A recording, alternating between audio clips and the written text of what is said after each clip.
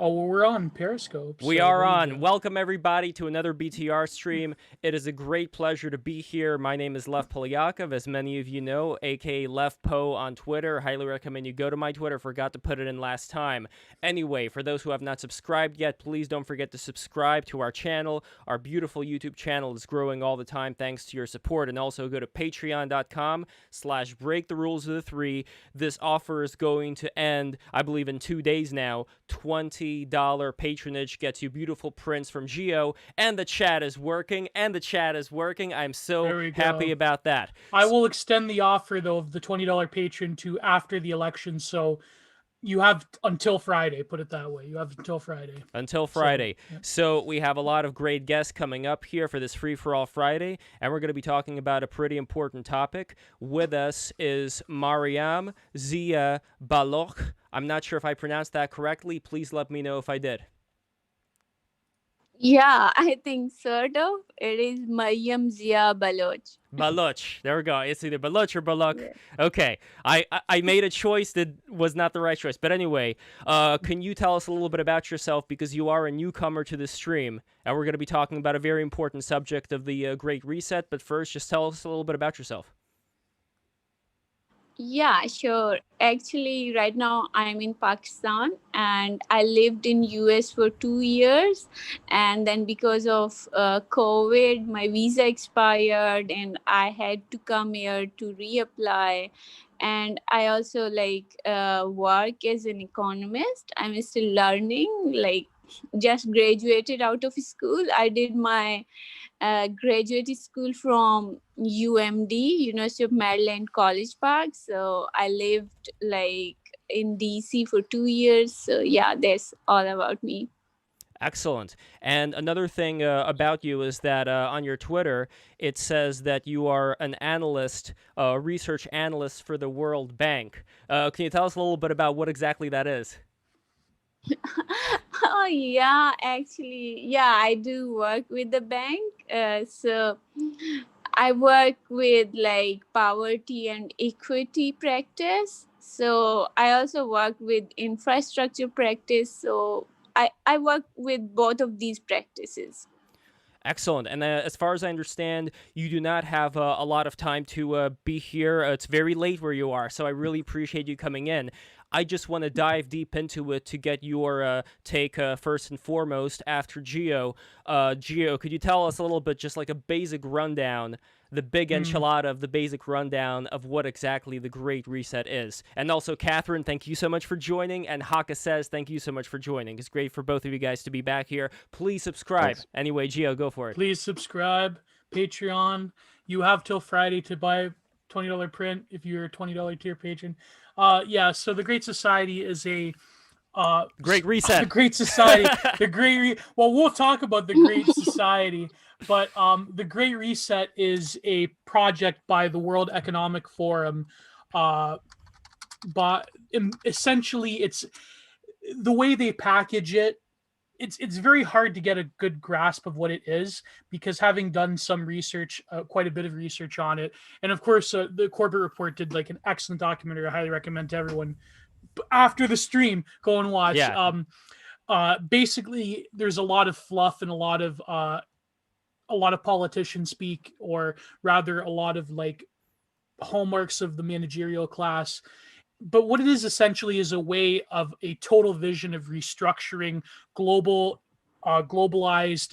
society around a lot of different principles that some would say consider, whatever parochial term you want to use, globalism, internationalism, basically. And this was, but keep in mind, the Great Reset is a plan that is much older than the current pandemic, but it sort of, the pandemic approach to it was packaged into the plan, and they have this sort of point bulletin that has different spheres of society, from education to infrastructure, the economy, various different social organs, to create almost a global managerial state out of the Davos World Economic Forum sort of clique, and a lot of different heads of states and corporations are getting involved in pledging their support of this global total restructuring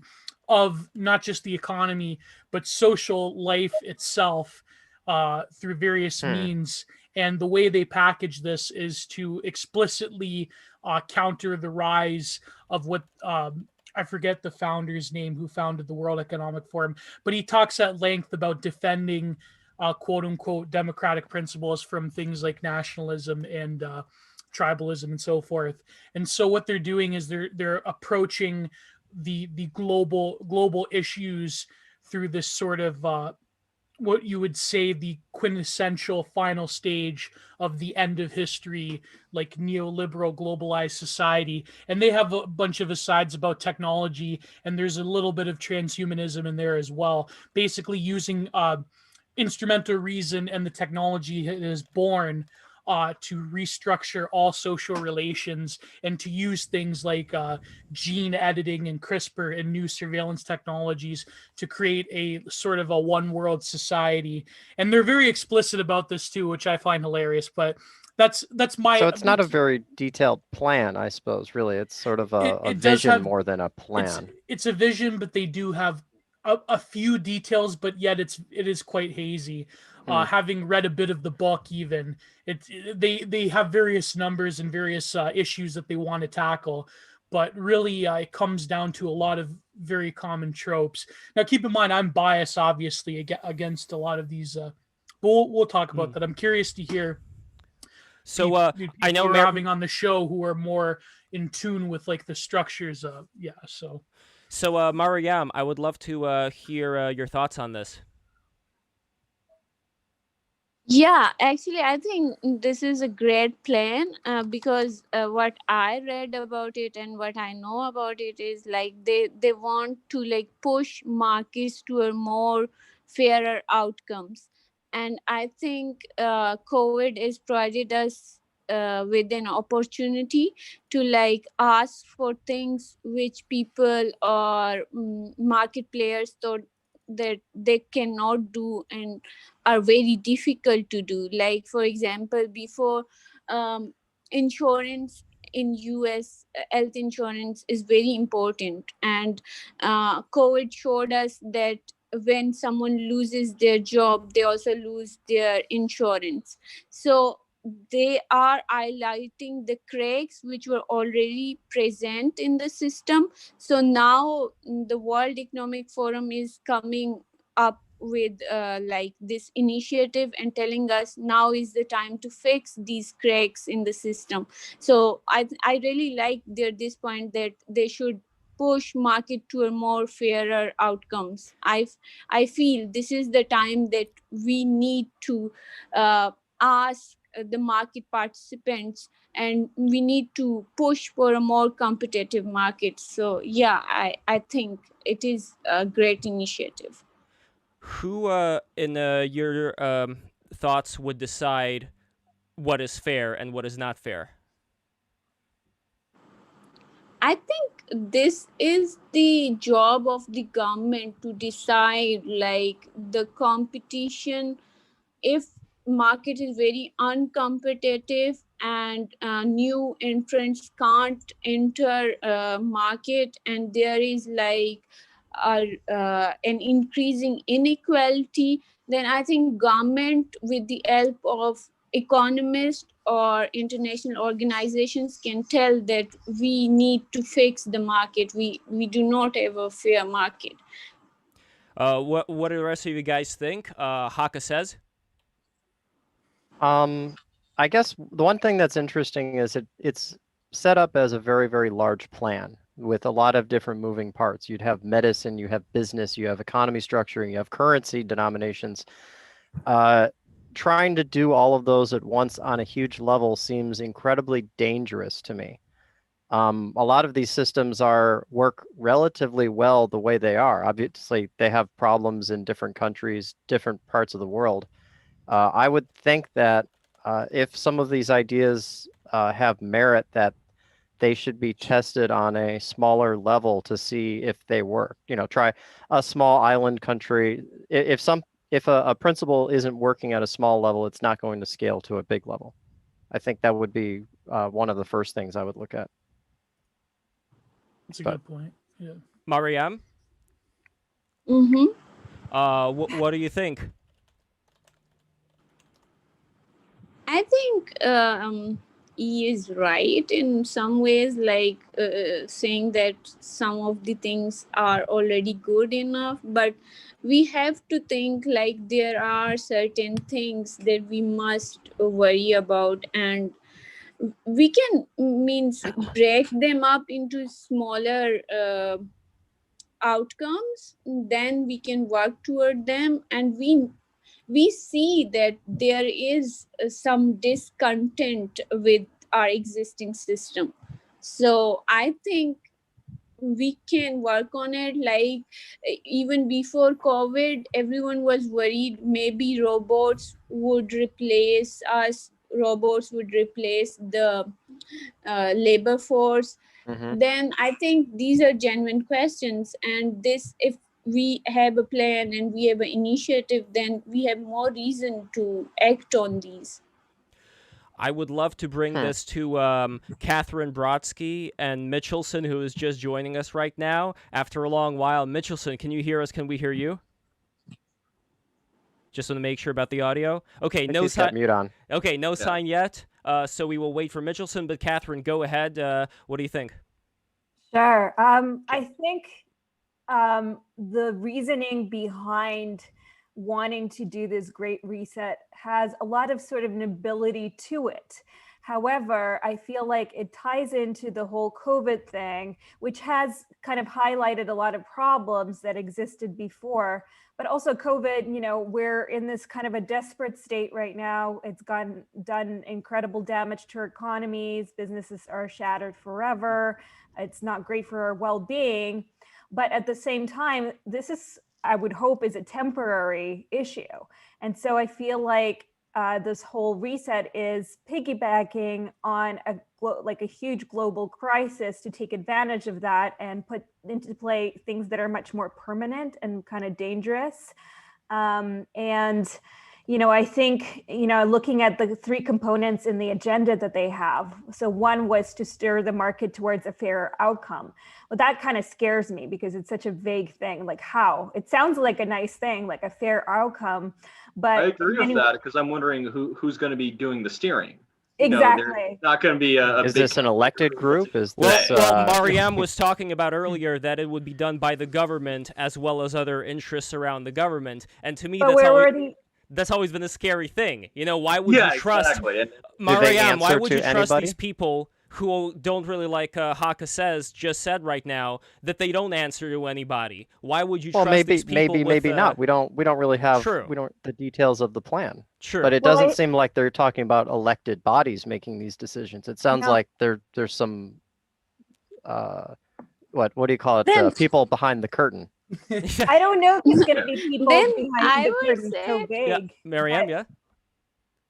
Yeah, but then I would say then we say that we can trust markets, but we can't trust government. I think I would say I would trust government more than the market.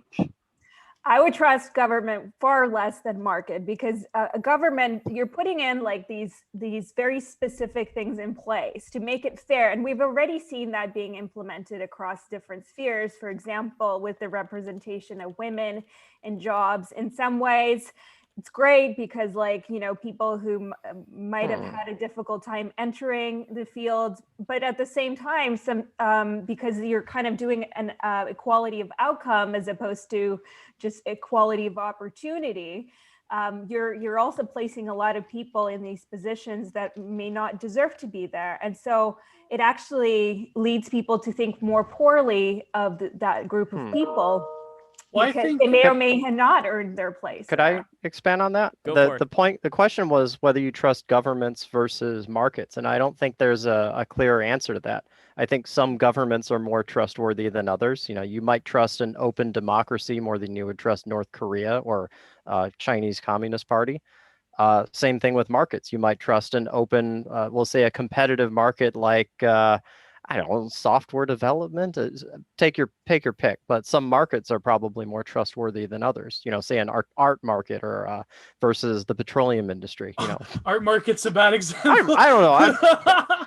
Yeah. Yeah. No, I think like to answer a lot of what's interesting about the Great Reset, and I feel that it's sort of like a typical, and I don't mean to make a point like I'm above like your typical analysis, like, but I do feel that the whole thing with like market versus government, I feel is kind of a bit limiting, because the Great Reset, the reason it's unique is because it's not exactly a Marxist plan of abolishing a market, but it's not exactly any sort of it. It really is pure internationalism in the sense that my fear would be the symbiosis between governments and corporations getting together, and there. My argument would technocracy. be that, a pure technocracy. The thing is, to me, I don't really see a lot of differences between corporate bodies and government bodies nowadays, the way that global power is structured. So I sympathize with people that are more libertarian, that do fear an encroachment of government. But I feel that in the same time, I sympathize with Maryam in the sense, I don't sympathize with the Great Reset, obviously, but I'm more radical in the I mean, sense. there are a lot of problems going on. But I do. There's a lot of problems with the way the global economy is structured. Obviously, Problems with monopolies, especially. Yeah, that yeah. government. Well, that will say a lot of that's a lot actually of corporations run Yeah. governments. That's By the way, Catherine, you're looking very swimming today. Yes. I didn't realize how luxurious your eyes are. Luxurious. So well, yeah. Mariam, like, you're in Pakistan right now. In Pakistan, from what I understand, it's a developing nation. It's dealing with a lot of its own problems. And I can understand coming from the idea of, like, if only we had some of these international bodies that can make things work out fairer for us.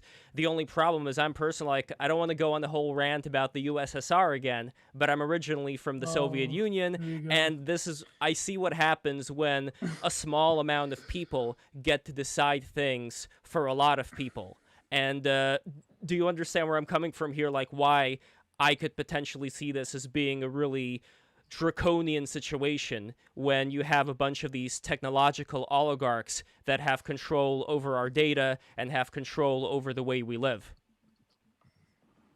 I understand your concern, and I think I know where you're coming from. But I think situation is different when we talk of markets. When markets are not working for like 90% or 99% of our population, then there is a problem. Then we have to like come up with a solution. We have to think that how could we fix that? And obviously market themselves will never go and fix their problems. Then who would be, I think it is the responsibility of the government to regulate markets, to correct them. So that's why I feel that whenever you see that market is not working, the system is not working, then it becomes the job of the government to fix the system, because who else? The players in market, they would never do it. So I would say it would be government. I would be left with government to do it. Otherwise, if we do not trust government, then people would be on roads. There would be like some kind of revolution or something like that. Then we also don't like that. And with this, I think I might go because it's very late over here. I really appreciate you being Thank here, you but for coming. but I did want to get Catherine to say what you wanted to say first, because I saw like the gears are turning. So any Oh yeah, no, I was gonna ask her actually, like, what makes her think that 99% of the people are not being served by these systems? That's a huge number. And second of all, when it comes to some government interference, because I kind of agree that there needs to be. I mean, I don't think you can have a complete free for all because it's not perfect. The world is not perfect. So government interference does have to happen to some extent, but like to what extent? I would love to know Miriam's thoughts on that. I think I also agree that there should be like certain regulatory power with government. I would say when we see that the market is being incompetitive, or some firms are manipulating their market share, and like for example Facebook is buying everything. Facebook can buy anything in the market, and we see only 4 or 5 dominant players in the market. I think then we can think that okay, now maybe there is something wrong in the market, we have to fix that. And secondly, when we see that the workers, their living conditions are like getting deteriorated, and people are not making a decent life with their earnings, then we can say that means inequality has risen a lot. And we see that even during the pandemic, Jeff Bezos could make abnormal profits. Then I think then we can say that okay, now the government should step in and do something about it. Yeah, Here's the there would be thing, my like a Power of lot of things are monopolies. also getting better too. Like when you're looking at the developing world, things are getting better. When you're looking at Oh, North I don't know, Bo. I don't know. well, That's people, a debate. you have to That's look at the debatable. quality of That's life 3 for hours the right there. average person. That's for 3 the hours lower- right there. Well, You you gotta also have look to at ask the what quality is of the life. metric of success? Because all different countries have different metrics of success. Well, my right? metric of Mhm. success would be how is the person sort of towards the lower end of income? Yeah. So not Are just they by living Mobility. better? What do they call it? not just Economic by how much mobility? money the people on top are Yeah. making. I love Like the just because chat's somebody's going off super right now, rich and yeah, I'm yeah. not as rich as that person doesn't mean Yeah, the yeah. quality of my life is bad. And I think a lot of times people look at these people who are in the 1% and they're like, they're 1% and I'm nowhere near, I can't buy that yacht. You know, Yeah. but I can buy groceries, you know, and years ago, somebody in the middle class would not be able to buy Yeah. groceries, right? So we're Yeah, it's So maybe the taking it for opportunity. granted a I wanted lot. to, before Mariam, you go, I just wanted to quickly say, here is an article where it's talking about stakeholder capitalism, which is actually what this is about. So let's I not, read that article. yeah, let's not mince words here. We're not exactly talking about the government being in control either. What we're talking Yeah. about here is, okay, so this is from National Review. It says, but this is not enough for the apostles of stakeholder capitalism. They want to enforce the principle that a company's shareholders, its owners, are just one category of stakeholder. This transfers the power that capital should confer away from its owners and into the hands of those who administer it. They are then responsible to, well, it's not quite clear who. It's not difficult to grasp why so many corporate managements are enthused by stakeholder capitalism. But stakeholder capitalism is a betrayal. But that's Yeah. the rub of it. Is a That- betrayal of Taking the corporations democracy. love it. I think that's It's the- really cool when good things happen to my friends, because then maybe they'll happen to me. But that's Well, the thing, here- like the fact that corporations are very enthralled by this plan, I think is really boggling to the typical order of If like they're the ones that are American hurt liberal by it, why would they support politics. it? Yeah, exactly. I mean, Yeah, yeah, why Mariam, did- I know you gotta go, but she went. Oh, she left. Oh, okay. Damn. I didn't even get to say Fare thee hello or well. goodbye. I have kind of a Oh. mixed feeling about this because me myself, if I had a corporation, I would like to put some shareholder opportunities in the hands of my longtime employees because I want them to feel like they have an ownership. I think it will serve my business also, and I think it's a good thing to do. But but Look at I don't know. But I don't know if that I want to force companies to do that because I think ultimately I am taking the risk. Like that's my decision to make. But as Right. somebody who's starting business, I'm taking all the risks. So why should I automatically do that? So I think it should be a choice. I think it's a nice thing to do. I think sometimes there's benefits to the business with that, but it's a choice, not a forced. I think on a business level that one of the biggest problems that usually comes in is that they sort of hit a wall, is that somebody trying to start a business hits a wall of anti-competitive practices. The people that are in charge running Yeah. a certain industry right now own the industry. There's no way for somebody else to get in. Like there's no way you could start a bank today with the amount of regulatory hurdles Just or whatever. start your own social media company, bro. Yeah, Yeah, exactly. you And, can't do that yeah. today. You need at least, 10 or 20 lawyers to work out the legal loopholes. You got to work on the terms of service, And, license and agreement, Hackasays, infrastructure. it's there's no those the monopolies that are in place are sort of hard to break. And Sorry, I think that's wait, where some of the problem is. If somebody I'm was reading asking Buff about, in the chat. oh, Buff Buff. says if Bill Gates was racist, would globalism be based? That's a good question. I mean, I Bill can say, Gates. I mean, he has killed a lot of that. Sorry. yeah. I don't Actually, need to talk let's- about the African vaccines. I'm Okay, sorry. We'll okay. save. Now, We'll save- somebody was mentioning about Pakistan. Unfortunately, Mariam is not here, but I'm very grateful that she got to come here. We did get one person from the World Bank, technically speaking, one person from the World Bank to come here. But it is very interesting why she was talking about this being a government project, where it's kind of like a collusion between government and business, which is the point that I tried to make towards the end before she went away. But it's very interesting for me to see her looking at this from the perspective of the government is going to be doing things for people and not really looking at the side of all these big businesses being in favor of this. But this is what I mean, Lev. This is what I mean by it being different from a lot of the typical debate that we're in with, like, communism is on this side and then capitalism is on that side. Yeah. To me, it seems like the technocratic order that the Great Reset wants to establish is different in the sense that it's not explicitly Marxist or nationalistic. It's very anti-nationalistic. So it's like almost as if An we're anti-ism. entering. Yeah. As global neoliberalism and the technocracy establishes itself, we're going to have to find new politics, probably. Now, I have a lot of problems with third positionism, but something of that nature where it wouldn't be necessarily capitalism or like some type of like control society. I don't know, but then again, you'd have to have rival control societies, which is strange because the Great Reset, it's because they're following through with the philosophy of Karl Popper.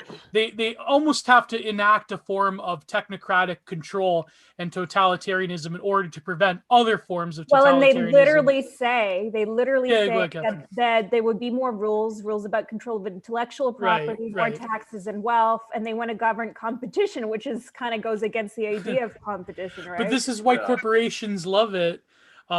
Geo It third it position. solidifies the monopoly. Become juice. Hey, who know? I mean, here's the thing: I trust North Korea a lot more than I trust some of my governments. Yeah. I feel like characterizing. That's going a little far. Sorry, I'm Maybe, but if you've seen the Hunter Biden coverage, it's kind of funny how we're supposed to be the Democratic ones. Could we even And- say that name without getting banned. Oh, yeah, I might have ruined your entire show. Sorry yeah, about I don't that. really know. First Sorry, time on, and I fuck everything up. Demonetized. Hakase, We got to call them Bunter Biden. Hunter Hunt Biden. Hunter Hunt Biden. Who did some Sorry, that's a liturgy really, reference. really cool things which were photographed. For some reason, some people don't think are as cool. I have no idea why. But have you seen the coverage of that and what can be said and what can't be said? It's kind of funny how we're supposed to be the Democratic ones. We're supposed to have freedom of press, and that's something I'm wondering with this Great Reset. Because I wonder what these people will feel like if people speak against it. Will they be allowed to publish articles about it? Will you be allowed to make YouTube videos against the Great Reset, or will? But we're already seeing so much censorship arising that it makes me doubt it. Because I think they're coming from this place of like, look, there's people who can't afford healthcare. There's so much racism. We're more fragmented than What the hell is people. racism And we're have like, to do with yes, any yes, of that's this? true. Let's talk about the economic. Like that's what's real. Let's talk about the people who can't afford, who can't go to work. But Catherine is saying that a lot of people use it as an impetus. Exactly, because we're I agree going, with yes, that. why would I No say problem. no to that, right? That's going to make me look bad, or it's going It's to a make me shield. feel like I'm a bad It's going to person. put you on Yeah. the bad Yeah, list. shield. You're with all the other evil people of the world. Yeah, and now they can do whatever they want, and they're talking about things like, especially in terms of COVID and stuff, like they're talking about pooling resources, which sounds great, like, and also contact tracing, which in many ways, like the intention behind some of these ideas, I don't think is like genuinely bad, and it could have great benefits to us, but it's like, how much are we willing to give up of our privacy, of our freedom, in order to make We sure gave up that we're so not- much already, and it amounted to nothing. Yeah, like when we go on airplanes, like the amount of temporary, whenever they say something is temporary, it never is. Like there's all these temporary taxes that stay forever. Social Security in the U.S. Social Security.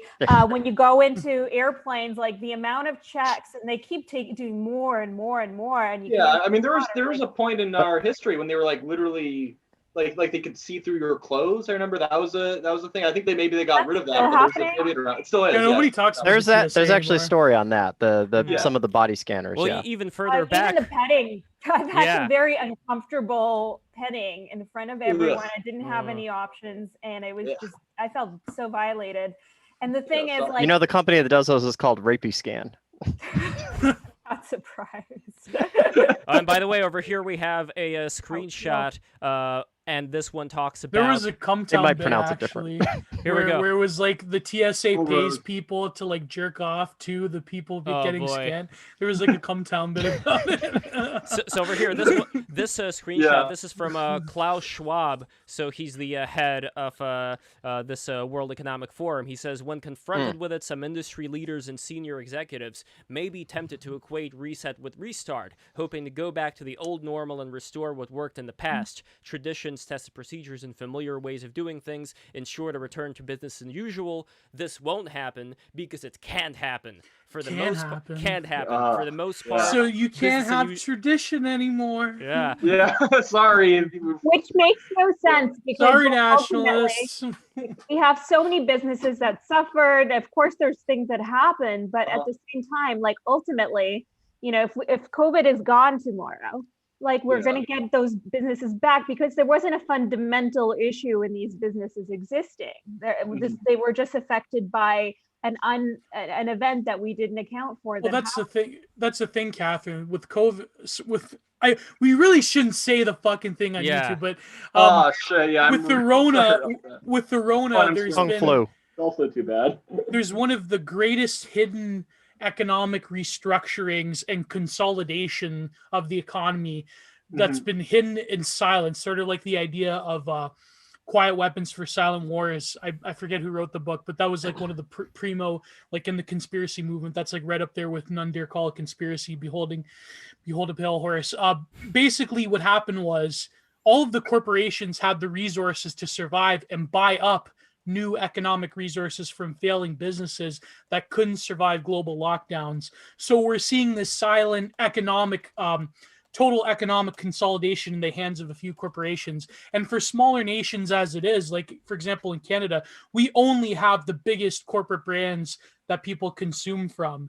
All of the smaller stuff, all of the Canadian brands that either, you know, just screwed themselves over, like, you know, the Bay or whatever. It's like there's a sort of a wrench being squeezed on small business structures because they, in my opinion, they don't want people having independent small businesses anymore. That's the biggest that? They thing. really don't. They really Right. don't.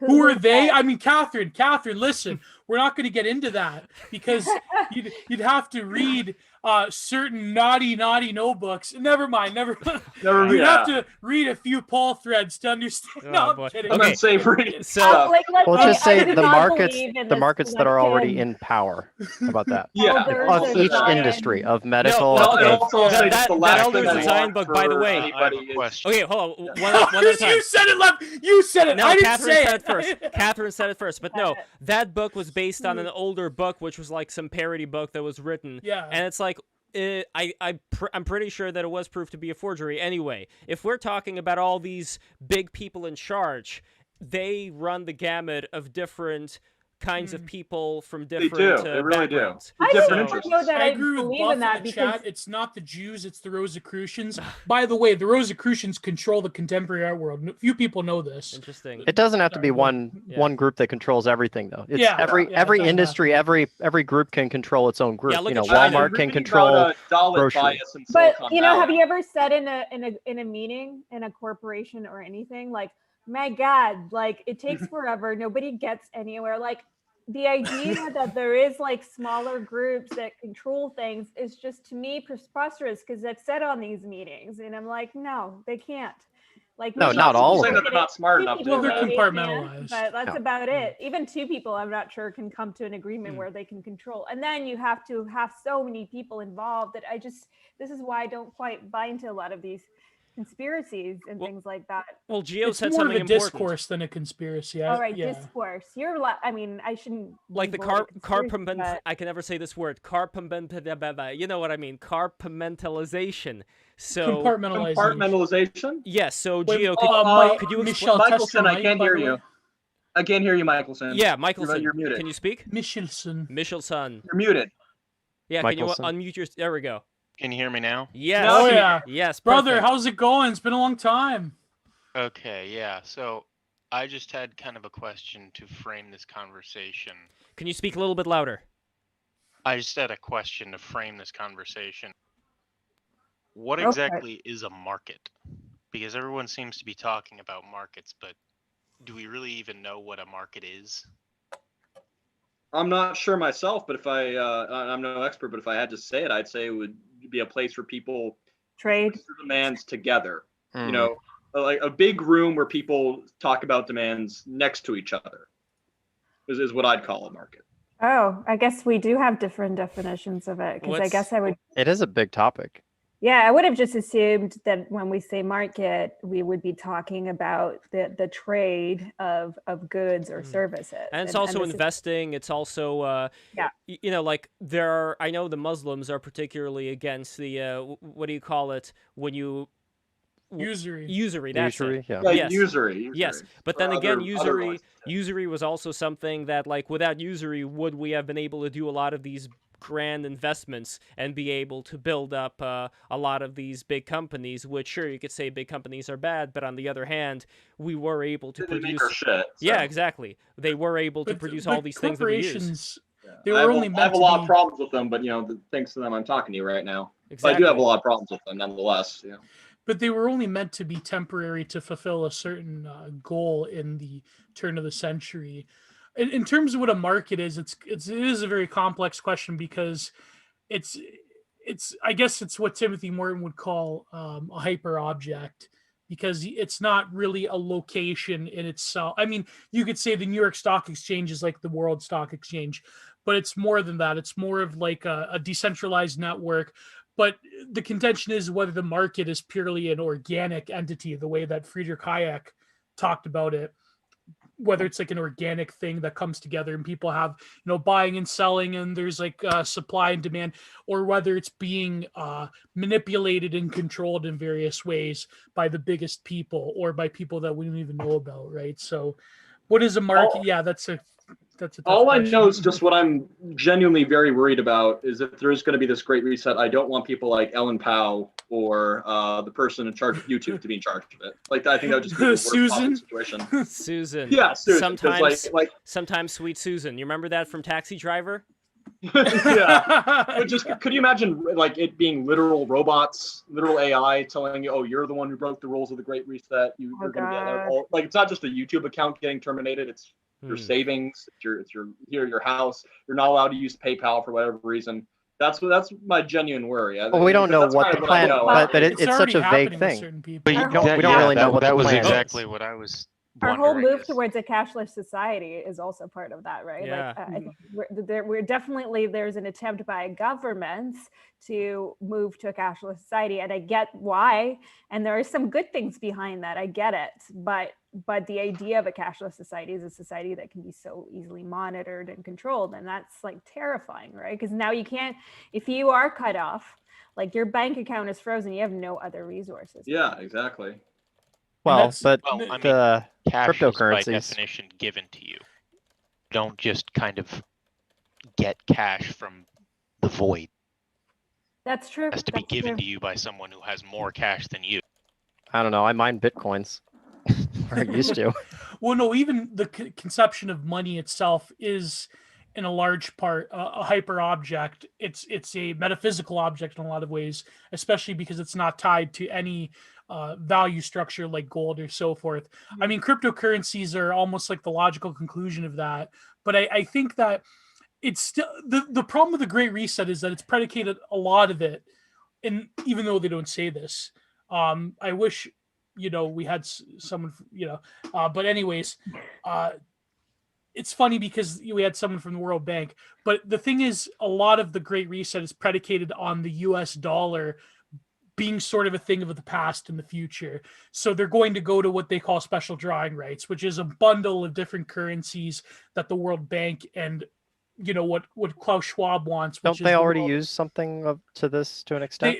they do use certain instruments, but what they want to do is that they're predicting that basically the U.S. empire is going to fall out of its own incompetence. So therefore, the World Bank and the technocratic class in Brussels and elsewhere, they're going to step in and say the world is going to be totally fucked because the U.S. dollar that was usually backed by oil, but now it's backed by nothing.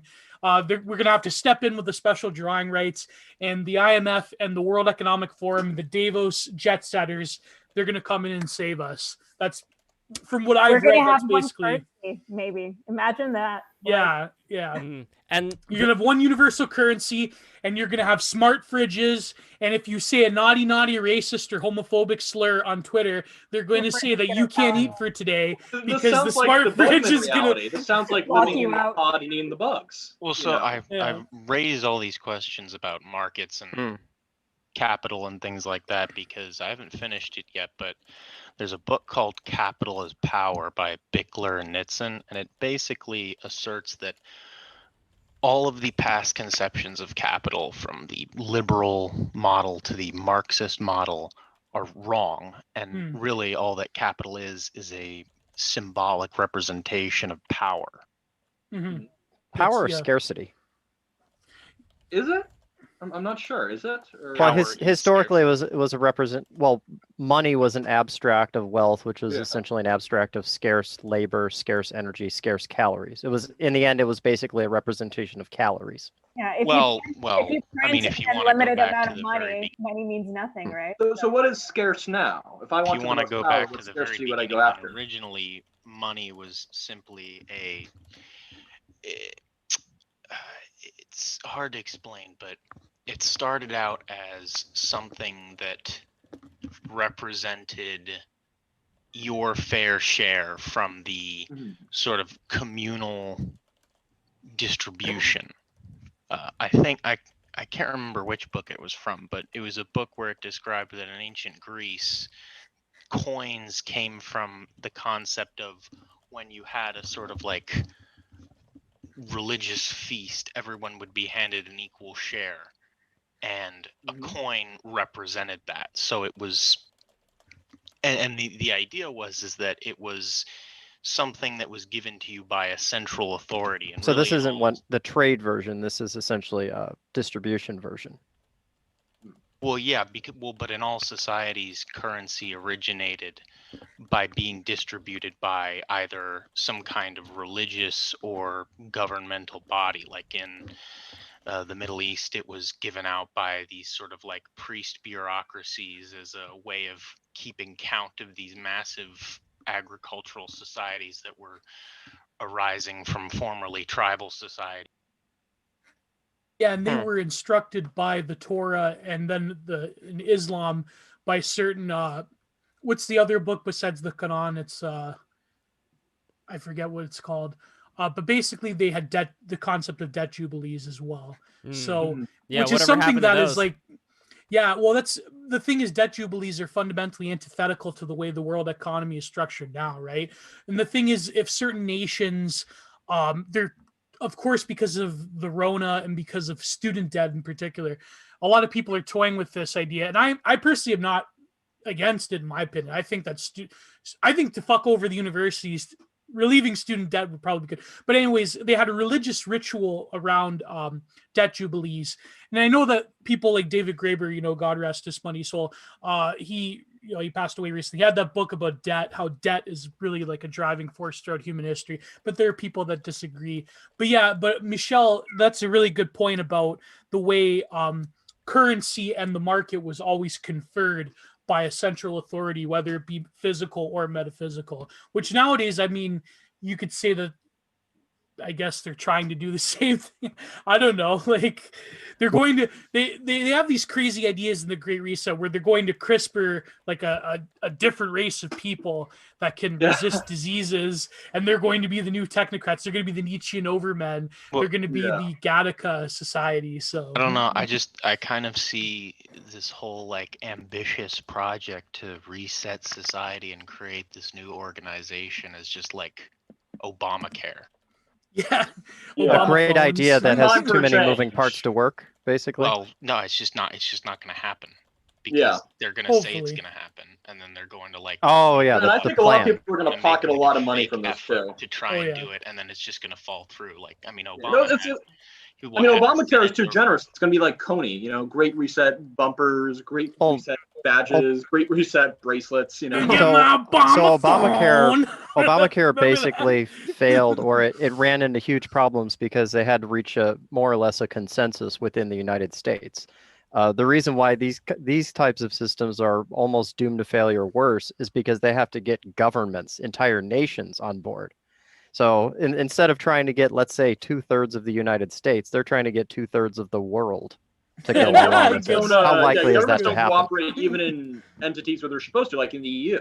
Governments don't. So how can you get outside of that? They're already trying to do that with climate change, trying to get certain markets and certain we've seen people to how, abide by that's carbon turned emission out. standards, and half of them aren't. But I Well, and think that's Catherine- why I kind of. Climate standards. Oh, wait, situation. Catherine, yeah? I find the whole climate change situation really interesting because or just the environmental side. There's so much focus specifically on climate change, but when we're talking about, I mean, there's so many environmental concerns like recycling, garbage, pollution, like things that Yeah. and it doesn't matter what side of the fence you're on, you're gonna agree it's in front of you. But for some reason, this specifically emissions and global climate change has become like the crisis point of For a lot of people, it But became you know why? It's because they it have went to- from a study of science to doomsday climatology, that the world is going to literally end in 20 or 30 years. And I don't get that. Like, I don't get why that happened, because you could get everybody involved in it, because ultimately the things that you would do in order to help with potential climate change are the things that you would do in order to prevent the quality of our air being bad, right? Yeah, but also they're ignoring the sun completely. They're ignoring the fact that the Earth goes through these various cycles of around 240 years where sunspots start developing, and the sun contributes the most to the climate of the Earth than anything else. They've completely ignored that, and when I see that ignorance, I smell a rat. Could I kind of paraphrase some of this? Yes, Is that go for climate it. change is a very, very complicated subject, and the reason it has so much controversy is because there's a lot of different debates that all get rolled into one. We have the question of, is the Earth getting warmer? That's one debate. You can talk about satellite data, temperatures, thermometers. There does seem to be an upward trend, at least in the last 100 years. The second one is how much of that is responsible due to humans. And carbon dioxide specifically. That number can be anywhere between 5% and 95%. We're not sure where the debate lies. The third one is, what is the long-term impact of this? Is it warming with such a degree that the Earth becomes completely uninhabitable in a century? Or is it something where we raise half a degree, certain parts of the world become uninhabitable, and let's say Canada's permafrost thaws and becomes a new great farmland? And then those all kind of get wrapped in. And then the fourth one is, assuming all of those are correct, what is the proper course of action to deal with it? Is it a centralized government authority managing it, or do you start cracking on cold fusion reactors and other technological solutions rather than the bureaucratic solutions? So it's those four different topics that all get rolled into the same thing. If you don't abide by all four of those, you are a climate denier. And then it gets dragged into local questions, local animals that are being endangered, local animals that are going extinct. And then the question is, who deserves it more? Is it my backyard or your backyard? Oh, I had this horrible fire. Well, I had an even worse fire, and then I think that's in the third question of sort of what is the impact. But I think that it's complicated because the real environmental degradation that's happening, it seems to me that carbon emission is a problem, but at the same time, the reason that they hyper focus on carbon is because it's very easy to, and they have this in the Great Reset. It's very easy to come up with a global carbon emission scheme where corporations can buy carbon credits. The difficulty is that when they're doing that, they're going to basically let China pollute the world with rivers of garbage and air quality, where certain cities in China and India, like lung cancer is just like the common cold, and they're going to do it that. Requires the world to go on board, And Yeah. a lot of third world and developing countries Yeah. aren't picky about where they get their energy. You know, when as first world industrial nations, we might have the choice to go with nuclear power or Right. something else. If you're in a certain area, it's either a coal plant or you don't have electricity. Like, But it's not also, much of a choice. but also, I think the problem itself is the, you know, I don't mean to get all like, you know, petrilincola here, but And I we are think, getting off topic a bit too, but yeah. yeah, but it is on topic in the sense that when it comes to the finite nature of world resources, and the thing is, the one thing I would disagree with a lot of the Anprim people is that I think that the global population will plateau, but the problem is that the people that aren't having kids are probably the people that, let's face it, that probably could find a way to solve these problems, that have the resources at least.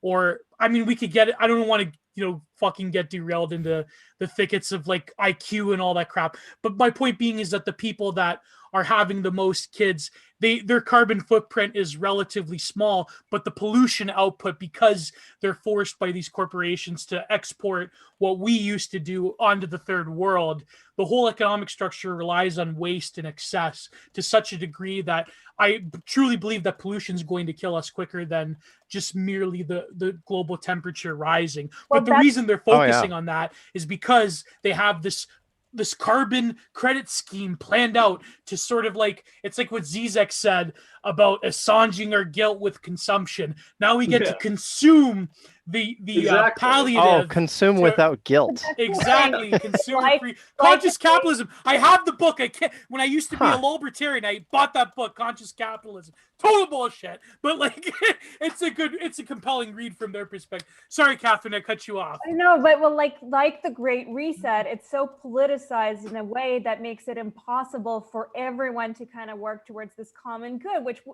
does anybody want? You know, plastics to be killing birds? Do we want our quality of air to be terrible? No. And instead of like, you know, nobody's going to say Microplastics. yes to that. No one asked for extra cruelty meat. It's not cruelty free meat versus extra cruelty meat. You know. Solutions you're seeing in the marketplace with some of this stuff is like people are finding ways that make economic sense for them too, and they're coming at it like maybe they want to do good, but they also want to like solve a problem. And then on top of it, like if you're asking certain countries to do certain things like reduce your carbon emissions, but you're not doing it with other countries, like it creates this inequality of competition, and we're a global society at the moment. So like that makes it really difficult. Like Trudeau said, like he wants electric cars to be on the completely, only electric cars can be bought by the year, what is it, 2000 It's like 5 or 10 years. It's Yeah, and- short. What a fucking joke. Listen, I'm the resident Frank here. I can just tell you that France's car industry, the non-electric one, all of the car industry is just fucked. You know, we've got like there's a serious joblessness crisis going on in France, especially regarding car industry. There's a lot of debate of like should we let the Japanese make car plants here, or do we need those for our own country? Questions like that. So that's really taking the bull by the horns way too fast. And I was, somewhat involved with the Gilets Jaunes movement, although I think that's completely dead and defunct now. I hope not, but and that was kind of a lot of unfairness. I think we were going to see with these Great Reset people is that okay? So we got to do something about the climate, but it's the guys who need to drive the trucks, who literally need to, who that's where they're getting all their money from. They're getting punished for it, whereas I think like Macron's wife has 3 cars, and that's what worries me about the Great Reset is that often, just like with when we talk about consuming and consuming the right way, consuming the green way, these corporations kind of put the blame on the little guy when it came. It's the problem is that you're not recycling enough, and I think we're kind of seeing this with COVID too. The problem is you're not wearing the mask enough. Us huge entities, we're fine. It's you guys' fault. Your guys' fault. Yeah. And I'm worried the Great Reset will do this because Macron has been a record, offender in this sort of, and we really saw this with the Gilets Jaunes. But then they keep letting in more migrants too. That's another issue with the economy. Yeah, that is another issue. There's such a populism, like when you're like looking at say electric vehicles and everyone's hip hooray, like if you really look into it, it's not the best necessarily type of energy, right? But why not nuclear? Electricity is not a source of energy. That's where you're getting at. At least in the United States, a little over about 2/3 of our power comes from coal and natural gas. So whether an electric car is green or not really depends on the state that you live in. In a lot And of states, also, coal is the primary source of power, say Pennsylvania. So your Tesla car is technically a coal-powered car. And in a few ways, it kind of feels like a step backwards, doesn't it? and Yeah. also when it comes to the technology that it's already existing, not just to generate power, but even to mine in Africa, the coltan and all the other resources that are required to make computers and batteries for the electric Lithium cars. and cobalt being the big ones, at least for Exactly. Tesla stuff. It's funny because there was this great website that was going against Greta. I have to dig it up, but the environmentalist John Zerzan, the anarcho-primitivist, he was talking about how like Sweden, is it Sweden or Switzerland? Sweden, that they import all of these Teslas from California because they want everyone to drive an electric car. And of course, Trudeau is a fucking Sweden boo. So he's like, well, if Sweden does it, then it's good, right? So the cost of not just importing, but to make these fucking Teslas is so astronomical to the actual impact of the environment and the human misery of the African children, literally children, that have to mine the cobalt and the coltan to create these Teslas. And all that stuff goes into so much Yeah. else too, not just cars. Until it goes into a lot of phones. And it doesn't even outweigh the cost of the carbon emissions that one particular fleet of cars is going to offset when it comes to. Depending We're on saying where it's you not are. it's not an automatic good. There's Yeah. pros and cons to all of these quote solutions. Exactly. But then what the problem is that once the industry lobbies the government gets on board, and then what happens is now all this investment is happening towards electric and then not happening in other areas to the same level. And so now these other technologies that might be better and cleaner don't have a chance to evolve and develop and be put into place. By the way, I do drive a plug-in electric car. So just like, I've heard it said Vancouver, that you know, that's yeah. I've heard it said that Gen 4 nuclear reactors are like orders of magnitude safer than everything that's come before. We should do a show on that, actually. Okay. So yeah, Listen. I could do a quick TLDR.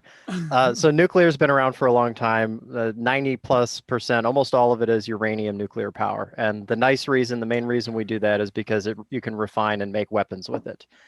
Fourth generation nuclear is generally from thorium, radioactive waste, and other, we'll say, third tier materials. And despite them being pretty much better in every way, can't melt down, produce more power, better energy density, you can literally mine coal to get the required minerals. The reason we don't use them is because you can't make bombs out of them. So countries aren't as interested because of that. And especially if it took off and it became an industry standard, people wouldn't want uranium plants because they would figure out what you could actually do with them. And if you actually look at some of the charts of the countries that have the largest nuclear power, they're also some of the countries with the largest nuclear arsenals, France being the most interesting one. Yes. I don't know. Nukes. So anyway, there you go. Nuclear power scares the hell out of me. There was a great Helios thread, Helios Logos, where he talks about how nuclear power is demon energy. It unleashes a demonic force upon the world. But I don't know. It's just really fucking scary if one of these. So the nice part is fourth Fascinating. gen cannot melt down. It's physically designed against that. I think What happened in Canada reactors in Fukushima was Canada are, like, garbage. fourth gen. They have a lot of these protocols that basically make it impossible to melt down. Fukushima was fucking skydiving without a parachute. Yeah. They built a reactor below sea level in a Oh, typhoon zone with the generators on the same level, and a system that literally, if they lost power for more than 24 hours, it would physically melt down. There was nothing about it. This facility took 3 weeks to shut down safely. wow. And if they lost power anywhere in that period, boom, it was going to go off. Well, Damn. France has like what, 90%, 80% is nuclear energy. Very large percentage, yeah. I think 80% is about right. Yeah. But that's the think- classic reactors. Those are the bomb-making reactors. We have never had an earthquake, right? Like, But I think the problem is that when you have a free source of energy, this like utopian scheme that could unlatch humanity from nature, the problem to me is like this. I know it sounds kind of sci-fi, but the problem is that you would basically get like an idiocracy because you have what was it Spandrel that talked about the IQ shredder?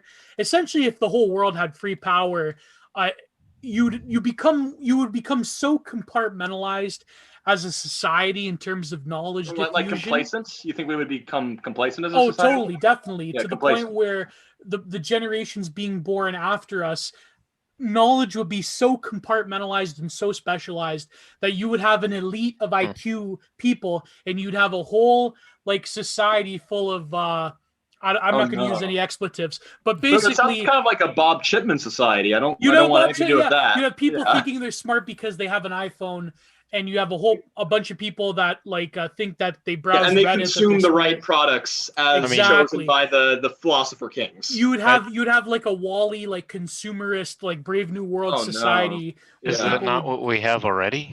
Yeah, because I think we're we do. We're inching. I don't think we're quite basically there what yet. we do today, but with lower work hours. Be very close. By the way, I have to say this. I think we're pretty much on the ball, and I'm kind of worried about when some other guests get here. If we're gonna, I don't want people to get mogged.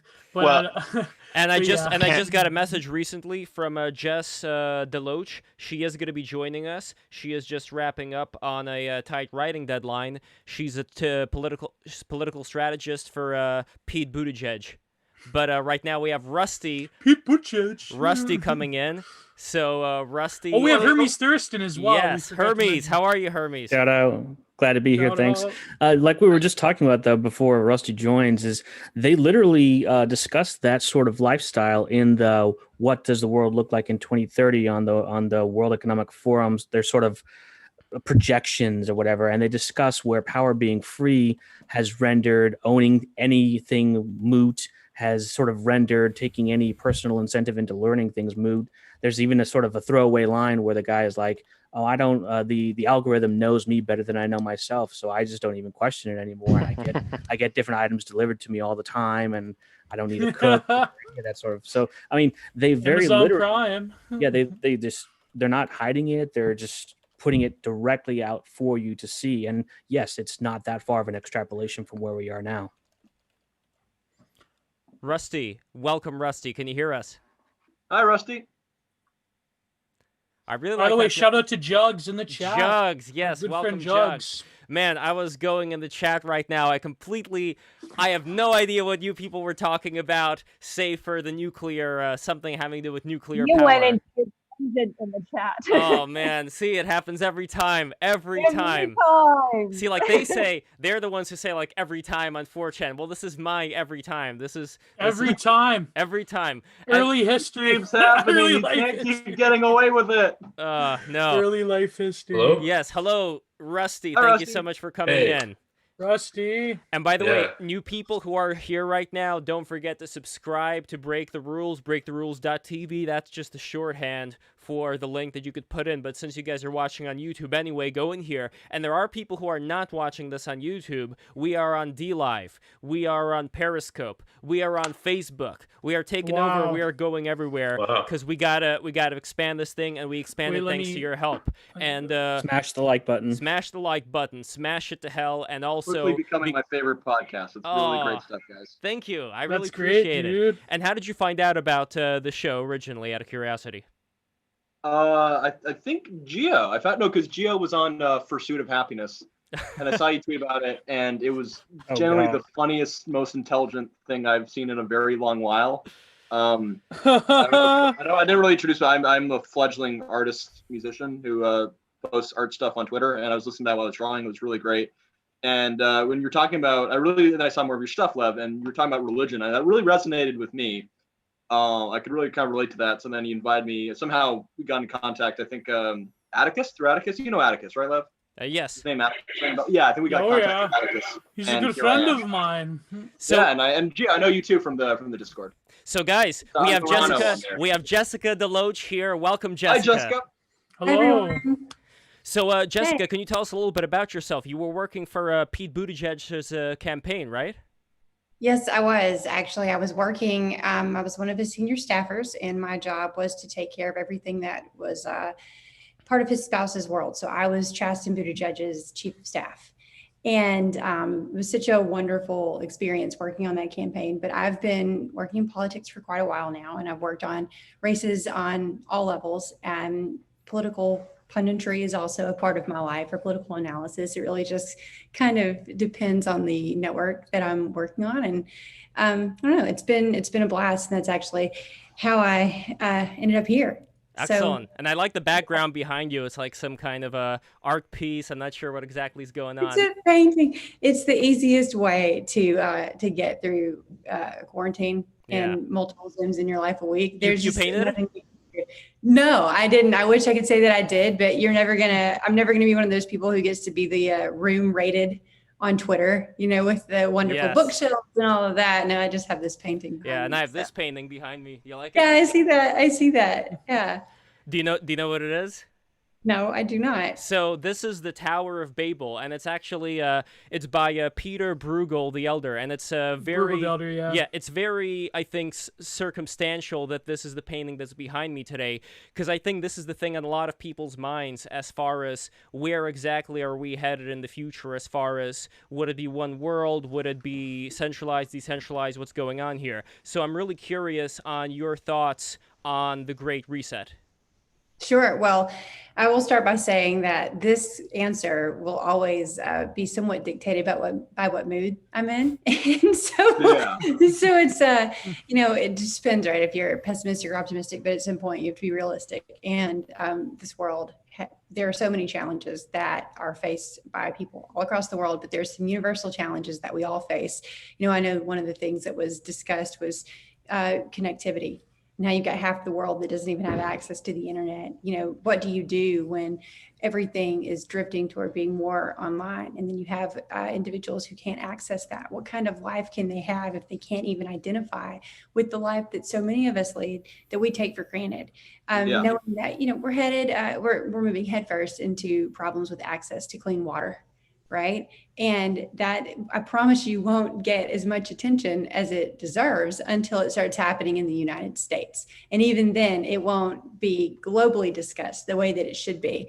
There's just inequity all across the board. And so, again, depending on the mood that I'm in, that's the answer that you're going to get. But what I'm really concerned about is what COVID has shown us, right? So in the United States, you have people who are upset about having to wear a mask, and they believe that having to wear a mask or being told they're having that mandated is, to have their rights infringed upon. Well, here's the deal. I honestly could care less about the way somebody feels about having to wear a mask.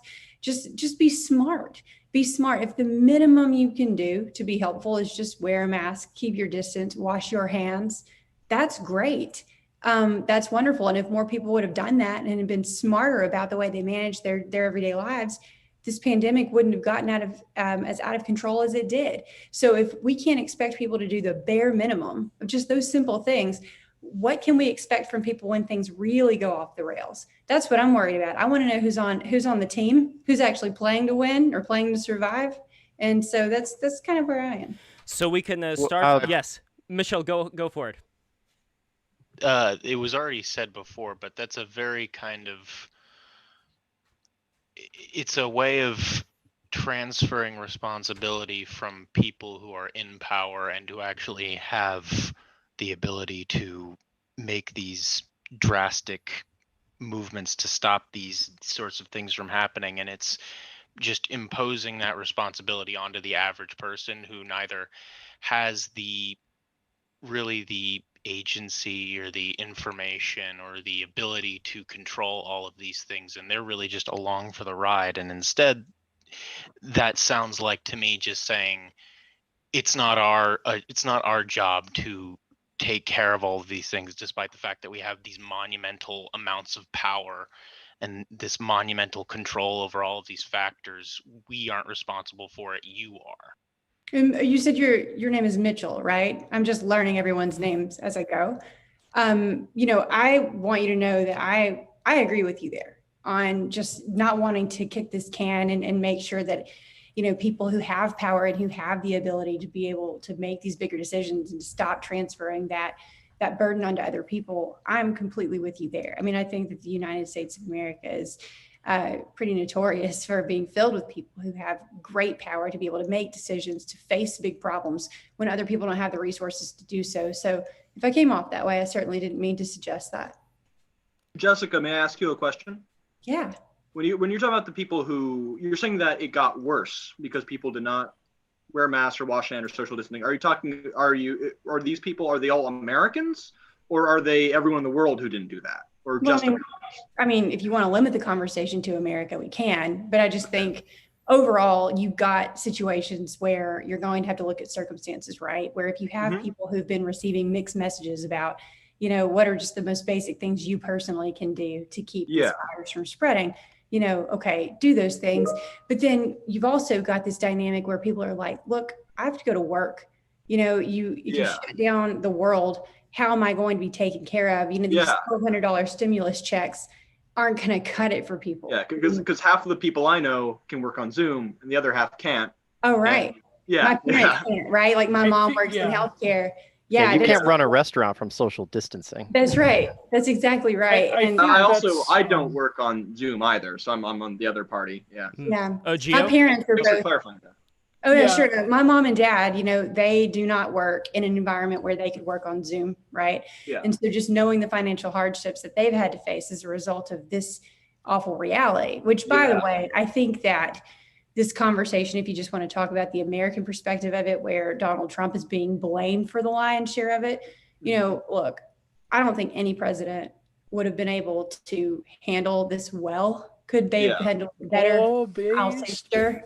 But it's such a mess, right? It's such a mess because it was really hard for the American people to see its government in denial of how serious this was. Oh, I've seen it tear people apart in front of my own two eyes. Yeah, I mean, whatever happened to just be unrealistic about stuff, man? Because this is now, look at how many people are dead and look at how many people are sick. I could point to certain things that may be happening down the road that have me pretty concerned. So this was a quote over here by Klaus Schwab. So he is the head of the World Economic Forum. And he goes on to say, when confronted with it, some industry leaders and senior executives may be tempted to equate reset with restart, hoping to go back to the old normal and restore what worked in the past. Traditions, tested procedures, and familiar ways of doing things. Ensure to return to business as usual. This won't happen because it can't happen. For the most part, business as usual died from, or at the very least was infected by COVID-19. Now, the other reason why I bring this very important point up is because the fourth industrial revolution that the World Economic Forum has been talking about and making these nice-looking graphs about, this happened way before COVID. A lot of it had to do with putting in climate change as the reason why A, B, C, and D have to be done. But from what I'm seeing, all of this results in, I'm sad to say, a technocracy, a corporate technocracy, where it's not going to be you and I who are going to make decisions, vote on our representatives. It's going to be the collusion between government and these multinational corporations, many of whom are these, 80-year-old stinky old men who go around to these famous, and look, we have so many world leaders who go there. Leonardo DiCaprio goes there, Bono goes there. I'm sorry, but I'm not going to trust these people who love to smell their own farts. I'm not going to trust them with the well-being of the American people. I know, to me, Western Europe flavored, neoliberal technocracy. That's the great Satan. That's what they want to create. Michelle, you had a point, then I'll say something. Well, so it seems like you're implying that this wasn't always the case, that this hasn't been really how most Western governments work since World War II. It's kind of implicit cooperation between governments and corporations, the technocratic elite. That's the culmination of the entire 20th. There's always going to be an elite. Century. I agree with you. There's always going to be an elite. And not even just that. Just there's always going to be a bit of collusion. Technocracy was the defining aspect of every. It started in the 30s. The concept of technocracy, but I think Len mentioned that it's always there's always some excuse for changing the world in such a way, some disaster, that lets them implement a little bit more of that. But I think the point is, what makes it really different here is just the surveillance technology that exists now. Yeah. It's really just like sci-fi like that's what I forget what that guy's name, Lev, but that podcast you sent me to listen to. Yeah, James Corbett. Yeah, Corbett. He was saying that. But it's just no, but it's true. Like, go ahead. Like Jessica, I understand. Like, I'm gonna be very realistic when it comes to I always discard all the butterfly words.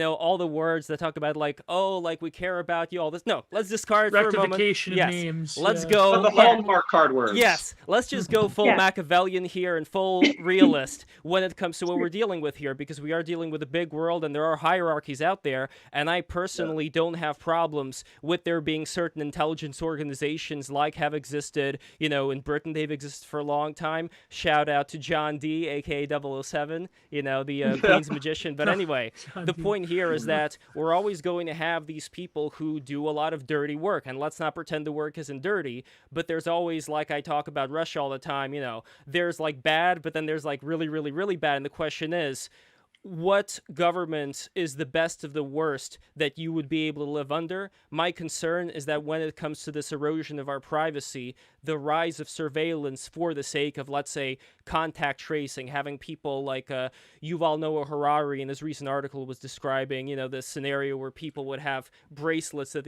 they would have to wear that would like show what their temperature is. Immunity passports. Yes, which is a point I wanted to bring up. First of all, so Catherine, our good friend, had to go. So shout out to Catherine.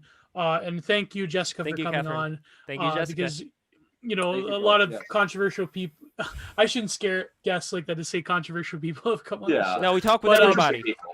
Yeah, we talk with everybody. So, but I think it's good that, browsing your Twitter, I know you're not the biggest fan of Donald Trump, but to say that he's not responsible, I think I think that's a rhetorical bullshit thing. But what I was going to say about the mask issue is it ties into the main topic of the Great Reset as well, is that, and this isn't necessarily a right-wing argument, although it's portrayed as that, but the famous left-wing political philosopher Giorgio Agamben, he came out a few months ago with these series of blog posts where he's going really hard. And, for people who don't know, he was very famous during the Bush years because he, with his book that I have right here, the book called Homo Sacer by Giorgio Agamben, he came out against the Bush era for their internment of people and the suspension of certain rights with the Patriot Act, and he called it the state of exception and so forth. But he came out recently with the mask issue and with how the global response to the pandemic, it's deeper than just wearing a mask. It's more of trying to implode we know as social interaction itself and the way that we socialize with other people. So there's almost something very instinctually scary and off-putting about seeing, I'm not talking about everyone, of course, because in various Asian countries, they've had masks for a long time, but there's something kind of off-putting about what he called the medicalization of all life, because we're trying to preserve a bare existence, but we're giving up sort of the capacity to create meaning for ourselves. Now, I realize that's a very abstract philosophical argument. He was hit very hard by his other fellow academics, but I do think there's something to it, because we are asking a lot of people in terms of going forward with the plan in programs like the Great Reset, when we're talking about immunity passports and this invasion of people's normal sort of order of things. And they even say that right off the bat, privacy is going to be dead. And the scary part is that corporations are going to, through even what they want to do, which is strengthening not antitrust, but strengthening patent laws. They're going to basically try to create a situation where now corporations get to dictate your behavior, because they're like, we don't want certain people on our platforms, but it's like, you have to do this with banking, for example. What we've talked about corporations before. are granted more power from the government in exactly, this scenario, because they correct? have certain freedoms that governments don't. I mean, that's the argument that yeah. So Well, I wanted to add to this. I mean, so I can only see two of your faces. And so, and you The guys. raccoon. You see the raccoon. I know. Well, no, Yeah. two of you look Yeah. really young. And I think when we're starting to talk about our understanding our concept of surveillance capitalism, if you will, right? Oh, that's a good term for it. You know, Yeah. if we start talking about that, I think you have to ask yourself, when did I first become aware of this part of my life? So just for context, you know, my eyes just glaze over when I hear somebody reference September 11th, 2001, just because I was a senior in high school then. On that day, I got my driver's license. On that day, nothing made sense, right? And it was the first time I remembered having to think about, I don't know what's going on. And I feel very ill prepared to respond to this, even though I'm young.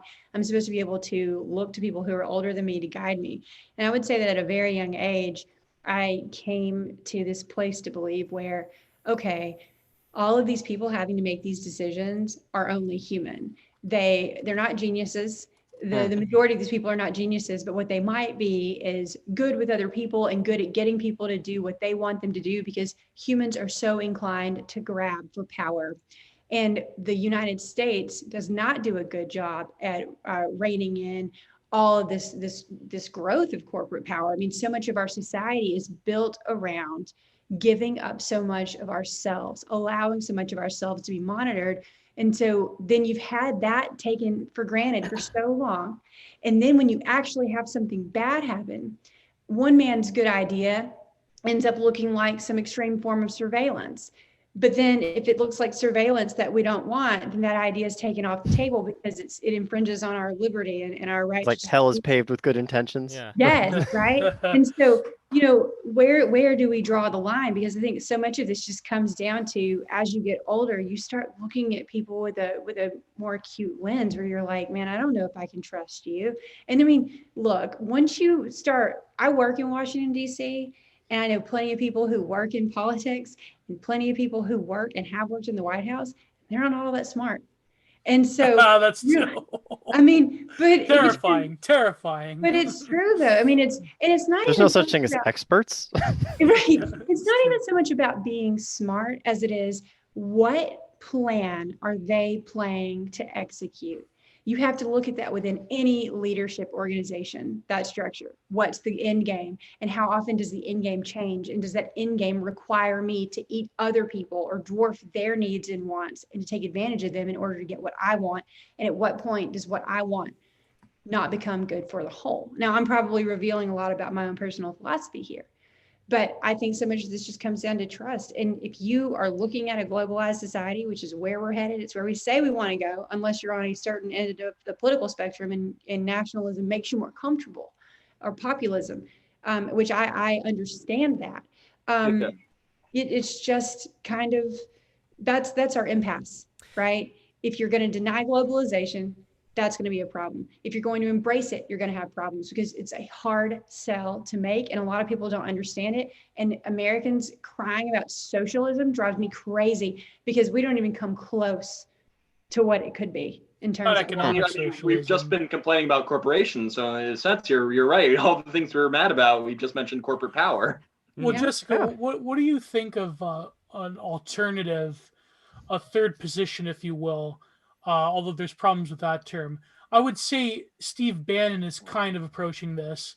What do you think of like, say, not populism and nationalism is framed as like a convenience term, at least, you know, from my perspective. I'm someone who comes from the online right. When it comes to sort of a vision of America that is, say, not exactly isolationist, but not totally for globalization, but almost like this weird mix of like strongman sort of populism that isn't necessarily economically capitalistic. What do you think of that? Yeah, like sort of like what the alternative to those dichotomy of like populism and like globalism. I know it's a buzz term, globalism. No, I know what you mean. Yeah. Yeah. And I'm speaking somewhat broadly just because I'm trying to not get so granular that this Mhm. conversation feels like it's leaving people out. But let me just talk to you about Steve Bannon real quick. I've only ever had one exchange with Steve Bannon in my life. And I live pretty far enough on the left and where he lives. And, we went into a conversation knowing where each other stood. And we talked a lot about China. And, his fascination with China is intriguing to me. People can say what they want about Steve Bannon. I have certain strong words to say about things that he has done. But part of the interest I had in ever speaking to him was wanting to have a conversation with someone who, no matter what you think about him, has solidified a place for himself in American history books, American political history books. Because this is a person who had a very strong sense of what he thought our relationship with China should be, engaged in our political system in a way to where he would have the ear of who would essentially become the most powerful person in the world to deal with China. I don't know if any of you watched the last presidential debate, but this idea that anybody could have a conversation about the United States and its relationship with China in 15 minutes or less is laughable. Most people on the Yeah, street, the debates aren't really for that. You have let's 90 face it. seconds uninterrupted. Well, actually, By the way, to address my friend Jin's in the chat, what did he say? A type of socialism, but possibly national. Yeah. I don't mean okay. that. Okay. So actually, one thing I wanted to bring up regarding China, this is like one of these things boy. like a ferry that flies, and if you don't catch it in time, then it's gone. So Senator Dianne Feinstein had a driver who was a Chinese spy this whole time, and it's like it's in the memory hole. This is something that the media barely talked about, and now it's in the memory hole, and that bothers me a lot. Because didn't her husband work for you know what I mean, like a Chinese court? No, that was it seems it's like probably more than just Democrats, but it seems like something that's entrenched itself obviously into our society so much that even people who, let's say, were born, saying the Pledge of Allegiance, now they're stuck with these various relationships with Chinese intelligence. People are being blackmailed. All kinds of things would be going on behind the scenes, I'm sure. I mean, this example of the Chinese spy who was Dianne Feinstein's driver, it's so glaringly obvious how much of a problem this is and how much people don't even talk about it. That, like, what do we do with that? How do we address this giant problem, this elephant in the room? But see, China plays the long game better than any other nation. They play the long game, and there is an understanding of goals that the Chinese government, I believe that it has. I mean, you want to talk about discord between the people who are governed and the people who do the governing, right? If you want to go back to the question that I was asked about Bannon and China, his opinion of the Chinese people is he has this wonderful, beautiful way of looking at the Chinese people in his mind, but not the government. And, say what you want about Donald Trump. It's a good distinction.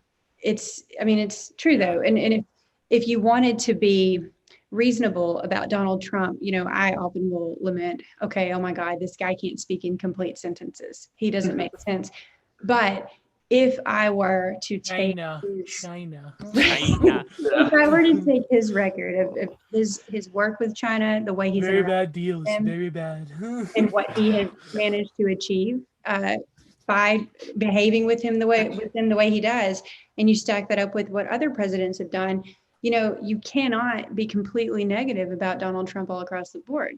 But you just aren't going to hear that discussed. Right now, the American people are so polarized politically. Everything is broken down in a very tribal way, and conversations are very dishonest, and we have a lot of low information voters.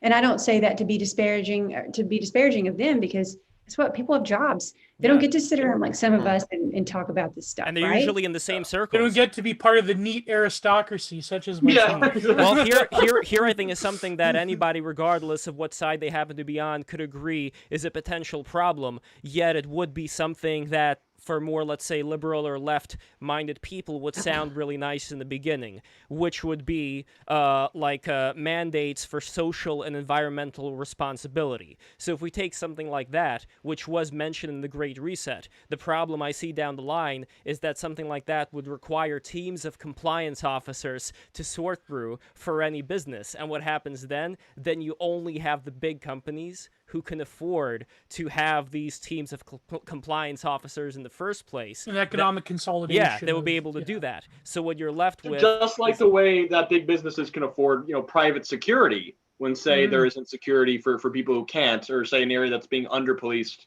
or over-policed in a way, a corporation can afford private security that can do whatever it damn pleases and do whatever it wants. There's not the same balance of power here. So, let's say there was like a quarantine, imagine plague doctors as, PMCs for these kind of corporations. But it's like there is this shield of, like I said before, all these nice sounding words. My biggest fear, Jessica, is that we're going into somewhat of an idiocracy, and it's an idiocracy which doesn't mean that there cannot be professionals who know certain detailed things about whatever career they decide to go into, but it's all cast around this almost childlike phrasing, like "Yas Queen Slay" and all this kind of stuff. Like, it's just going so. Well, we had a senator, actually. I could pull it up for you, Jessica, but we had a senator the other day basically calling a Fox News staffer an incel. Like, I mean, Who was it? It was I'll look it up for you, but it's hilarious. But I guess a general question would be, what do you think of this analysis? I guess, not to single you out, but you are part of the class here. What they call the PMCs, not the private military contractors that Corpse is alluding to, but it seems to be the new buzzword now, PMC being professional managerial classes, that these are the people that have the real power, as opposed to, like, I don't know, some robber baron like twirling his mustache. Like, I think that would be the goal of the Great Reset, would be like to get the PMCs, the experts, the people that, went to Ivy League and off Ivy League schools. They're like, those are the people that are going to run society now. So it's not like we can say that there's one head of the snake, like, these people have power. It's like power has become almost like diffused now, right? Like, I don't know. Yeah. Let me pull up this tweet for you. Yeah, no, because I would love to know who said it. Then, by the way, the Yas Queen, whatever, that language, I read it, I see it, I know what it means. I often feel super sad because this is how we've come to talk to each other. I do like your comment on the polarization, though, that the point how politics is divided and taken over everything, including, even like scientific fields that are biased towards certain agendas.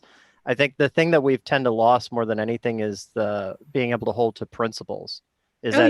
Things that we hold, whether they're for your part, your guy doing it or not. And I really appreciate that you seem to have some principles that transcend, party lines.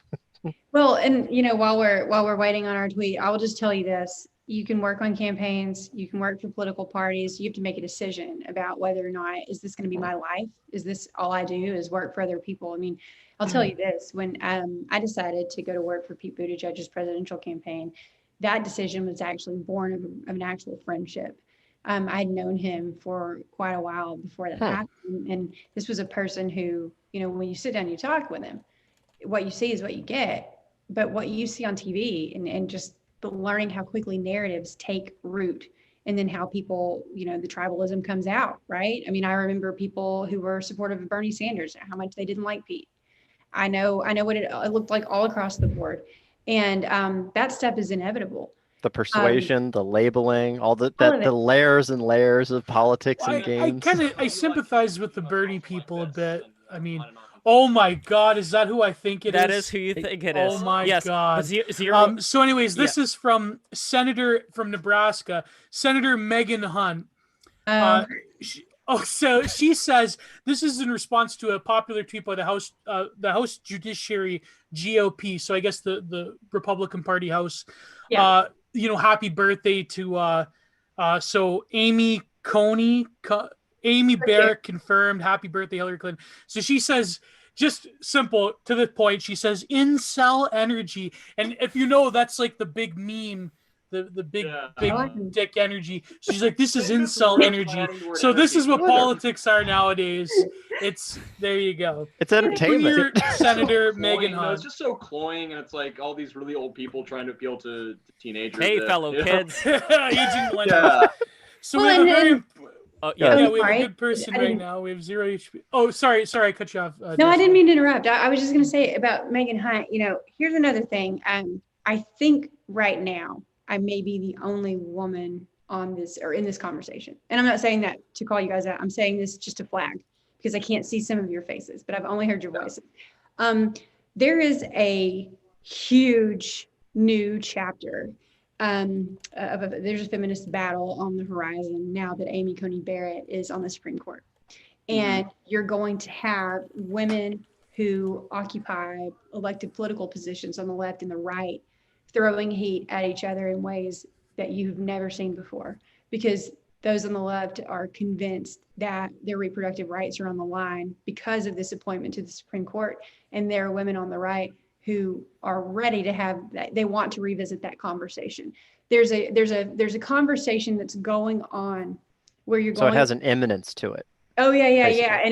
And I just want to flag that for you guys because, at some point, I think as men, you have to make a decision. Where do I fit into this conversation? There is a place for me in some ways in this conversation, but you're about to see a conversation take off that has not been as fiery as it was since the 70s, right? So now we're going to have terrible forced memes thrown at each other between senators. Well, what you're saying is, like back in 2016, it didn't matter what you believed in. You're going to see some pretty, a lot of shouting on TV, not just on TV. I mean, you go outside of Times Square, you see a big commercial on there. It's political, and it's not just namby-pamby political. It's not let's all get along. It's, it's extremely divisive. So you're just saying we're going to see that in this particular subject turned up to 10 for what, another year or another 2 no, years? It's going to be a long, long time because as soon as let's just say if this conversation comes to pass, if there's someone who figures out the right way to ask the question that they want to get in front of the Supreme Court when it comes to women's reproductive rights, potentially overturning Roe versus Wade, the battle that will build up around that, just the blood in the water, the battle that will ensue once that starts, and then whatever decision is made, the fallout that could come from that. This is new for a lot of people. I hate to say it, at least in this generation. That was exactly what I was about to say, because most people under a certain age have not been a part of a big battle. If you were a teenager or younger when George W. Bush was president and our country went into 2 simultaneous wars, we went from having a surplus to a deficit, which is true. We had huge financial issues. You were born into a system where you didn't even know that you could have made a difference had you been a little older. Activism had already changed. You were born into chaos. And so now we have young people who are like, wait a second, you dummies had 2 wars going on at the same time. You're broke. You're corrupt as can be. You just, you go from having George W. Bush. You had it all and squandered it. And especially if you go back more generations, you go post World War II and you say, oh, what did the boomers have and what did they throw away? My God. Exactly. I don't want to dox myself, but right I'll now. just say that the first ever political rally I ever attended was Occupy Wall Street, and I was 10 years old. Whoa. So so from my perspective, everything is very batshit. So by the way, we got zero HP Lovecraft in here. I want to make sure we can hear you. 0 HP. Hello. It works. It finally works. The vocoder. Okay. Yes. So I do have one opinion on the abortion thing, and it's sort of a generic one, is that because it's a women's rights issue, I think I personally think men should sort of stay out of it. I think women can. No, I'm saying it doesn't deal with men, so I don't think we should be voting on that type of Haka, that issue. is a bald-faced lie. I got That's a bullshit opinion. I was gonna say, I got the bad news for you. So women get to talk about abortion, and then men get to talk about circumcision. So it's a fair trade. How about that? I would like to talk a lot more about circumcision than I would like to talk about abortion. I'll tell you that, Haka. Listen, that I can get if you are fired the up father on, of a but this child, issue, you have as not so much sure. claim on the life of that child as the woman who carries it. It doesn't matter if it's in her body. It's your genetics. It's your life. It's your essence. Interesting. Well, when the How technology dare comes you. into a point and the fetus can survive indefinitely ex utero, then we have that conversation. But as long as it's a certain But point, I- or I at least think- a certain That could be trimester when decades, if that not is not an centuries option. away. But the argument No, would be you're the counter. absolutely wrong. You're wrong on every level. No, this is so Savage fascinating. Zero HP Lovecraft. Oh, You I stirred guys up the are nest. getting- Sorry. No, No, no, but no, I no. think- I mean, I think I- this is a great example of just how polarizing this topic can be, But right? I think Because it's Wait, not just by the way, about- Zero, can you My share on wife gets Twitter? pregnant. Can you share this on Twitter? Just want to Yes, make sure. yes. Excellent. Okay. Yeah. yes. So Zero But HP, he is a Zero very HP Lovecraft, a good friend of mine. he I is a think- very influential writer on Twitter. A God-shaped hole. I highly recommend you read it, Jessica. I will send you a copy. later. Also read his latest. It's called was something outcomes preferable. I Key forget. performance indicators. Key performance indicators. Yeah, exactly. Green New Might- Deal, shout out. So good, I might write a review of it actually, just to tease that. But I think a counter argument would be that when it comes to the framing of the rights, the murky issue is that there's a difference between the individual right of, like, you know, the way you're framing it. I personally, I disagree with the framing of it as a right, but I think what Zero HP Lovecraft is getting at is that there's a social milieu and there's a cultural gestalt that goes into play with every sort of social issue. So there isn't just the individual life of someone, but there's also the communal sort of aspect of what does it mean if a society allows a certain percentage of the population to do such and such an act. And that is what I think is trending recently, is people are recognizing that the sort of rootless individualism that we're seeing, it's no longer going to be such a strong force, because people are they're awakening to a sort of a collective sense of not just identity but obligation, and it's going to be complicated. And this is when it comes to, like, the issue of, it's not just like the individual rights of a woman, but also, like, when it comes to men, when it comes to people in general, it's sort of like, what does it say about a certain society that we're allowing this to happen, or we don't allow something to happen? That's, But question. you know what I mean? Yeah. I mean, the question from me would be, I mean, I'm not interested right now, at least. No, I mean, we're getting off the main topic of the show. Obviously, No. I mean, but it's totally cool because we're actually, fucking opening up a can of Go ahead. worms. no. It totally matters, and the reason why it matters is this. You guys talk about surveillance. You talk about your hesitations about surveillance because of how that encroaches on your freedom, your ability to be a whole person who's not being supervised, all of that. I just want you to know that I'm hard pressed to think of a comparable example. I mean, a man telling a woman that it's her responsibility, that she is required to carry a fetus to term and give birth to a baby. You know, you don't. Why shouldn't it be? Men don't do Why that. shouldn't it be? Well, That okay. is literally how you evolve. That's the law of Yeah, but God guess and the law what? of It's a nature. two-way street, and men don't have to give Exactly. birth. Men Let don't me have ask you a question, to. Jessica. No, but men Do also you have believe in obligations, I democracy? would say. Well, and Do you I'm believe in the men who democracy? live up to the obligations. That's Answer super my awesome, question, please. because Do you I can't really believe in hear democracy? you. Okay, one at a time. Okay, Zero HP Yeah. Lovecraft, you're asking if Jessica believes in democracy. So Yes. that's the question. I believe in the concept of democracy, but I'm not so sure in people's So ability can to democracy be execute. wrong? Can the will of the people be wrong? Can the will of the people be wrong? Be wrong. Well, Yes. what? Oh, I've been down this road before. This is fun. Okay. So can the will of the people be wrong? Yes.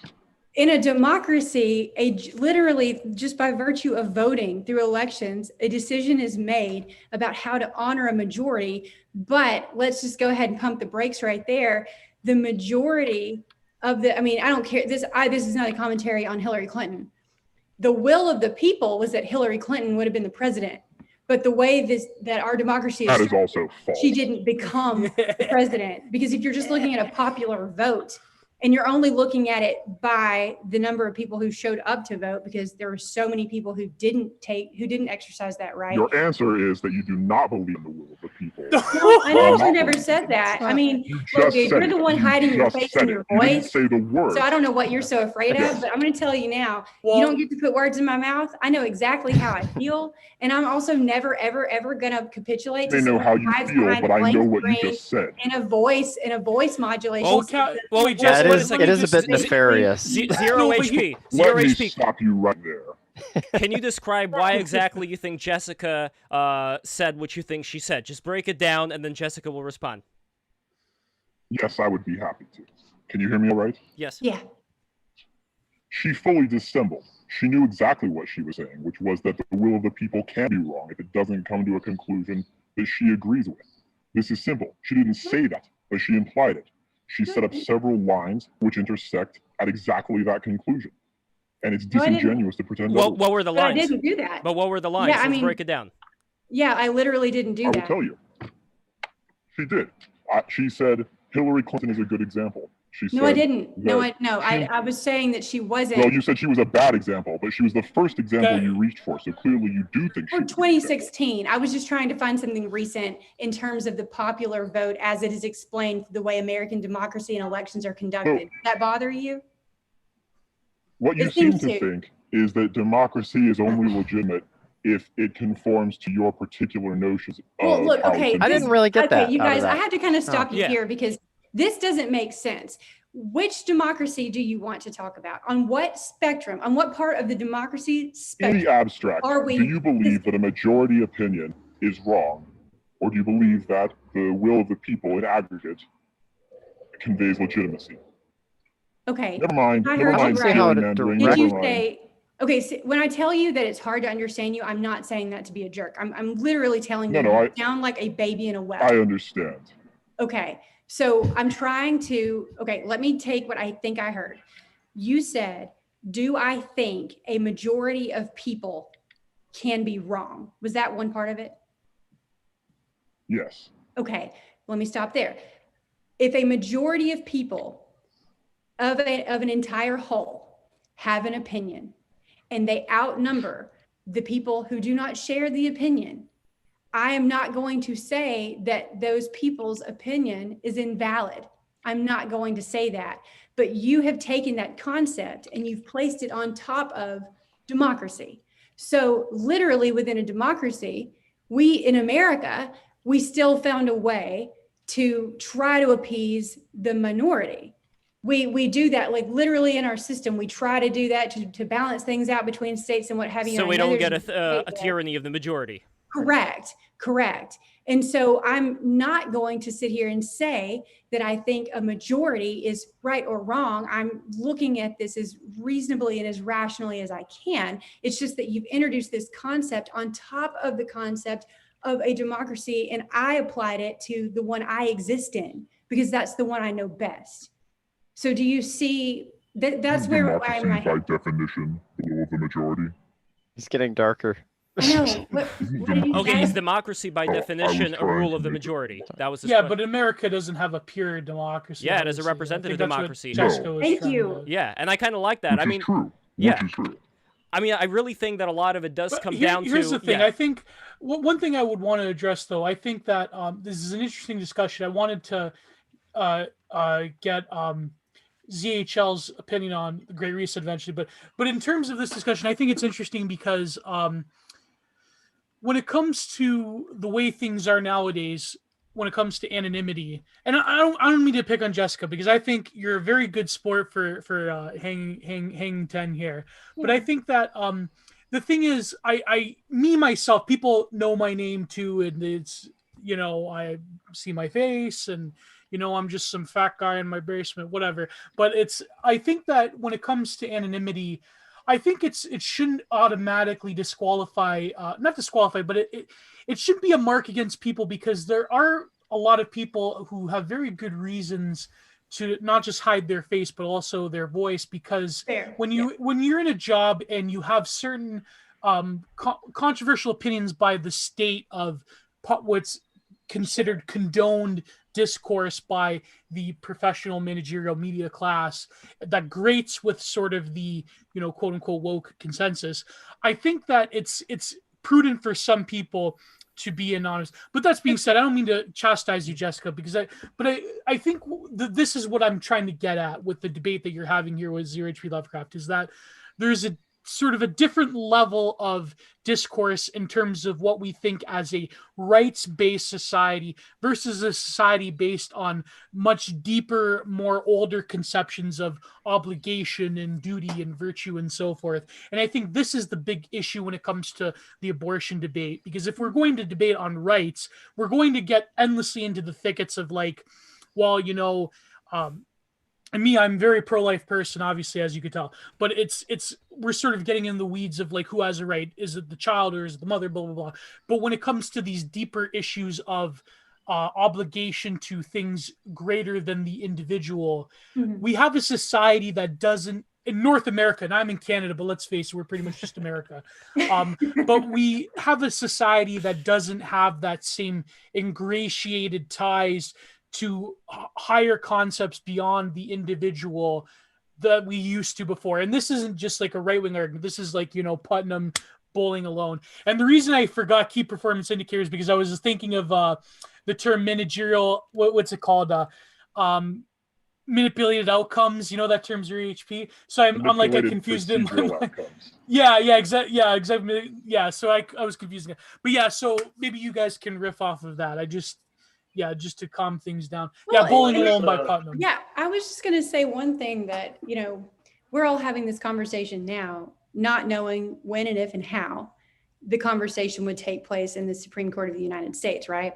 So then once you have the question, then you can have a totally different conversation that's a lot more focused, right? We don't know what exactly is going to be up for debate. You know, the one thing that I am most intrigued by is the idea that a decision so large could be kicked back down to the states, that it becomes a states' rights issue. And if you do that, what other parts of American society become determined by states instead of the federal government? Because if that's the case, you know, I'm just speaking as somebody who's worked in politics for a long time. I come from a southern state that was the last southern state to go from blue to red, but it happened very fast. And it was a blue state since Reconstruction. If you have this scenario where all of a sudden states are getting to decide on big issues that deal with a person's right or what have you to live their lives and be who they are, you know, then you want to talk about majorities and minorities, right? You want to see, you know, how wild it is when you know, like statism versus federalism. Right. So like all of a sudden you're going to have people who, you know, who have certain attributes or characteristics or just pieces of themselves that would be better lived out in other states. It's happening right now with the taxation in California. People are moving to Texas. Yeah. There you go. And so also then what you end up with is this drift, right? Where if you have wealthier, more affluent people who make more money living in certain locations, you're going to have a different taxation burden that will be placed on those states. You're going to have taxation that's going to be a lot more minimal on other states because they don't perform as well based on certain challenges they face. I mean, these issues, as they move through the Supreme Court, if you start getting back into a states' rights framing, things get really hairy really fast. And then all of a sudden, this conversation about majority, minority, and what we recognize becomes super painful. Because look, if you don't like people who have a certain opinion, like I'm trying to think about a good example. So how about this? You pick a state, find a governor. Gun rights. Yeah, fine, Yeah, gun rights, right? So like, one issue to another nice hyperpolarized topic. Another one. It's a good one. Yeah. Well, I mean, find an issue, and and let it be something where the science speaks for itself, but there is a partisan ideology that works against what the science has proven, and you've got science and politics at odds. You know, that's going to be really hard for people to stomach because all of a sudden, majority, minority, what matters is who's got the data that matters, who knows what they're talking about, and who's manipulating other people. Or manipulating data. And it's a scary thing for me where you have like someone like Bill Nye, the science guy, who before was talking about 2 genders, now he's talking about the spectrum and the unintended consequences when you have like an 8-year-old. His video on when you have like an 8-year-old abortion was terrible. That was so But anyway, the thing is that it's a scary thing for Tangent. me when we give the rights to 8-year-olds to be able to have sex change operations before their minds have fully matured, and this is something that people are parading around as being progressive, even though I see it as being extremely dangerous. So that is another example where even I feel like we're putting Jessica on the spot right now. That we're going to, that someone that higher up is going to listen to this and not going to be too happy. You guys, I promise you, I don't something. care. Well, maybe I can add something to. It's kind of somewhat of a question for Jessica, but also just to add to, not a question for Gio, but just adding to it for Gio, because I think Gio said a lot of really interesting stuff in response to you, Jessica. So I'm not a nationalist. Maybe a year ago you could call me a nationalist, but I'm not. What I am is a tribalist. So I think everything from regional identity to the identity of a workers' union to if you're just 20 guys out in the woods and you just want to do whatever the hell you want, that's what I'm all for defending. I'm for defending those guys against the big guys, against the globalists, against sort of ultimate libertarianism. I would call myself a libertarian because I'm actually not that right wing economically, but it is a little bit of don't tread on me in there. So if we're talking about this big issue that's going to go to the Supreme Court, or is there going to be, because things are so racialized, things are so divided by religion, there's such a narrative of the evil so-and-sos versus the good so-and-sos or vice versa. And I'm hearing a lot about, Romanism, the Catholic Church is taking over, the Catholics. I wish. If only that were true. Yeah, exactly. I'm hearing so much about that. If only. So is there going to be the same standard held for, the abusive husband who's forcing his wife to abort versus the insular Muslim jihadist family who's forcing their daughter to keep the baby, versus all the millions of different families and different lifestyles all across America that are having children and debating whether or not to keep them or to abort them? Will the same standard be held? Because whenever I hear the Catholic boogeyman the Catholics are going to come to take away your rights, I start thinking like, are we going to have the same standard for every single person in this? Because that's what worries me. And also, there's parts of the world, parts of our country, but parts of the world that are so distant, far off from everything we can consider normal. I know parts of, again, not to dox myself, but I'm currently in New York State. And I know parts of Staten Island where people live like the Texas Chainsaw Massacre family, like Sonny B. Things are so separate. And New York's supposed to be like, the most advanced place in the world, according to some people. And they have a completely different standard, not just. It's funny how close they are too. Yeah, but it's different standard on everything, on literally everything. And these are people that are white, people that are black, people that are Hispanic, people that are Native different American. Industry, different economy, different lifestyle. Exactly. So will they all be held to the same standard? If and what will the debate be around? Because after Trump, I talked about how everything became political. I was not seeing a lot of fair reporting on all the myriad different types of people of the world and the myriad different types of people in the United States. Well, you've actually made me. I'm sorry to interrupt. You just made finished. No, go ahead.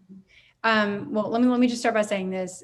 My nightmare would be walking through the woods and coming upon a group of 20 men who are basically like the Lost Boys who make their own rules. I have no I'm a bit more sympathetic to I say that half jokingly. I think they're not the worst guys out there. I think I know, but I wouldn't know that, right? So I say that half jokingly. But let me just kind of take your example and run with it in a slightly different direction, because you've introduced the question of religion. And that's what I'm curious about. I'm really curious about that. And, for as much as religion and government can be separate, I favor that, just because I think that it gets so emotionally charged. And the further you go down that road, the harder it is to untangle yourself from that. A lot of objections that I have to certain issues that many countries around the world face come because their governments are intertwined with religion. Right now, what you're seeing happening in France, there's been an uptick in, or at least in the reporting, on violence against French people and it's Muslim extremists. And I actually am French. I'm a French citizen, so this affects me very closely. Yeah. So so then you're aware that what's going on is that there's a movement to say we want all of these people out of our country. We don't want any more of this. And so now, if you're in the United States and you're seeing that, you're thinking to yourself, oh, like the French people have a right to say how they want to keep themselves safe. But then in the United States, you have people here who have fears of terrorism, that maybe those fears aren't always thought all the way through, but Donald Trump tapped into something that was very key among a certain part of our voting population, or the people who do speak up, because they sense fear. They know somewhat what they should be afraid of. They don't want certain types of violence coming to their back doors, but there's so much nuance in that conversation. But when you have a mouthpiece who's like, a person who fits this description is your enemy, be scared, let's kick them out. Then you activate a totally different group of people who are like, whoa, we're bigger than that. Let's not just blanket, make these statements about everybody, right? So then everything gets so muddy. But it's very weird to me that the people in the United States have so much to say about people all over the rest of the world, and they won't even talk about domestic terrorism as it occurs within the United States. Like we talk about ourselves all the time, but we don't talk about ourselves in meaningful ways. Like we have legit domestic terrorism. There are things that could be there are things that could be looked at from like a very shallow. Well, there are things that could be looked at. Oh, 1 second. There are things that could be looked at from a very shallow perspective. It's like, oh, these people are terrorists, yada yada yada. I prefer looking at it through a much more nuanced perspective, which actually brings up a very important and kind of a dangerous situation where you have fiqh, which is Islamic law. And you have books that have been passed from master to disciple since the time of the Prophet Muhammad. The problem here is that these books include military law, and they include morality law, and other laws that may not come into place in the lives of an average Muslim who's just like going to pray and then coming home and eating halal and whatever. For them, it will be like the dietary laws. Those would be important, like marriage laws when it comes to inheritance, things like that. But the situation is that these books have been passed down, and these are still, technically speaking, things that can be activated when there would be a majority somewhere. If we were talking about like different districts, different cities, like is happening in Europe right now, we have Muslim majority districts. And if there were politicians who would get elected, they would say, this has been something that has been passed down from our forefathers to us. Everything is written down here, the way we should act, the way we should police morality, the way we should conduct warfare. There really wouldn't be anything, like you can't just tear away those pages. Those pages from the hadiths, from the Quran itself, majorly I'd say the hadith much more than the Quran in this case, but there are these pages of jurisprudence that have been interpreted by different sects of Islam, and that would pose a real great danger, and nobody wants to talk about that part of it. Because it's not saying like, oh, we just don't like these people, or some of these are terrorists, so we're not going to trust them. This is a very specific thing having to do with Islamic jurisprudence that I don't see anybody bringing up at all. I think, but a point of contention I would see is that I think we live in like separation, like secularism. I think is a farce because we live in the most religious time in human history. Maybe 0HP Lovecraft can fill us in on that, what we mean by that. The most religious time. We're getting consumed by a new religion that's being formed in front of our eyes, a new civic liberal religion. But I think that 0HP, I would love for him to comment on that. I have so many thoughts on that. First of all, I need to get my bearing. I need to get my bearings a little bit. I missed the first hour and a half, 2 hours of the conversation, so I wasn't sure exactly how this is pertinent to the idea of a great reset. I would say I'll get back to that, but we were I would say that it's I'd say that it's pertinent because it is used as a shield for certain nice sounding things. For example, when we were talking before about a competition shield for like mandates of social and environmental responsibility that would then require teams of compliance officers to sort through who can only really be hired by the big corporations. So that is one example. But generally speaking, it's this shield that people are putting on, woke capital is putting on, and the problems that it's going to bring to the rest of society. And woke capital feeds into technocracy. Exactly. And that's what I'm terrified of. To me, technocracy is the great Satan. So 0HP. How do you propose? Well, let's see. Why don't we work backwards?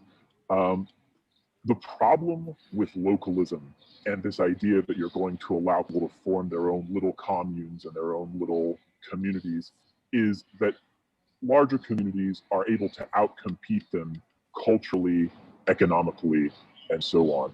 So when you try to sort of fragment and fractalize the world to all of these little groups, it's not a stable state. Very quickly, wealth is distributed by a power law. Power is distributed according to power laws. We see this pattern historically over and over. So as soon as you try to form your nice little patchwork, someone's going to come up with a winning strategy, and then they're going to outcompete everyone else. So especially as technology advances and the panopticon closes in, it's very likely that there will be no choice, and you will have to wrestle with technocracy. It's sort of like the friendly AI problem. On some level, it's probably inevitable. Can we produce a good one, a benevolent one, is the bigger question. That's the first point. The second point on the Muslim thing, I think that's great. I haven't heard about Muslims in 4-5 years at least. It was nice. And I mean, I don't even know how big of a situation it is. I'm just saying that if we want to be really technical with what exactly the process could possibly be as far as expansion goes. You're absolutely right. Yeah, you're absolutely right. Is that in this case, religion and the law of the state directly contradict each other. And the assumption of the state is that state will always trump religion. That they can use their sort of liberalism and their universalism to hollow out every religion. As they've hollowed out Christianity, they will hollow out Islam and create Islam that loves the gays, that loves the women's rights and so on. That's what they think, and they may be right. Well, I wouldn't say that that's necessarily a bad thing. I mean, if again, I don't see anything. Oh God, we don't judge. No. I actually sort of agree. It isn't necessarily a bad thing. If it is, then it is. And it's more about do you find satisfaction from life? Elua. My controversial take, I agree. That's the only question. Well, my controversial take would be that I think it was a huge mistake for the Bush era neocons to go after Islam. I know they needed a threat, but I think if the right were to have tag teamed with the Islamists, I don't know, that would have been quite interesting. But North Korea, something. Pick somebody else. This is why I think Trump should form a coalition. Like the whole Russia conspiracy thing is bullshit, but that's why I think Trump should have formed a coalition with Russia and with North Korea. I think that if they're a global-based and red-pilled society that could counteract Western I know most of the people. I'm not going to get into this again, Gio. War after proxy. I'm not going to get I'm not going to get into this again too much, but I am going to say that so many of the people who are the heads of the Russian government are gay. Yet they persecute the gays. Lev, and you Putin, think that's going to dissuade me from thinking that Russia's based in red pill? And Putin is a bisexual. So this conversation just drifted so far away. Yeah, we should reel it in a bit. Yes, but Corpse, you had something about Great Reset. One last thing about Islam and migration, the violence. Then we'll go back to the One last thing is that the real violence that I'm seeing, and the real violence I'm seeing is like gang attacks, knifings, stuff that is not jihad related. And people don't talk about this much. Most of the stuff is just people being assholes in the streets. Robberies, muggings, rapes. The jihad stuff does not happen as often as that. And the same thing happens in America. Because I can, we want to talk about women's issues, women's rights. All the women I know who have been raped, abused, assaulted, it wasn't terrorists or a religious cult doing that. It was just people in low-income areas where the cops looked the other way, or they looked the other way enough for it to be allowed to happen. That's what worries me. I'm not saying that the guy with the machine gun who think his dog tells him to kill people for God. I'm not saying that's my buddy, but I am saying that let's not miss the forest for the trees here. If we're looking to prevent violence, and violence is the issue. Yeah. Let's not get distracted with spooky looking cult type people. But then there was a quote over here from that gentleman who proposes the Great Reset, where he talks about establishing trust in the data and algorithms used to make decisions will be vital, insists Schwab. Citizens' concerns over privacy and questioning accountability in business and legal structures will require adjustments in thinking. The technologies of the fourth industrial revolution, rolled out via 5G, pose. So this isn't him saying this is Winter Oak, and then I'm going to say the quote. So Winter Oak says the technologies of the fourth industrial revolution, rolled out via 5G, pose unprecedented threats to our freedom, as Schwab concedes. Quote, The tools of the Fourth Industrial Revolution enable new forms of surveillance and other means of control that run counter to healthy open societies. And then Winter Oak says, but this does not stop him presenting them in a positive light, as when he declares that public crime is likely to decrease due to the convergence of sensors, cameras, AI, and facial recognition software. And the scariest thing to me isn't even that. It's what he says later on. The mind-boggling innovations triggered by the Fourth Industrial Revolution, from biotech to AI, are redefining what it means to be human.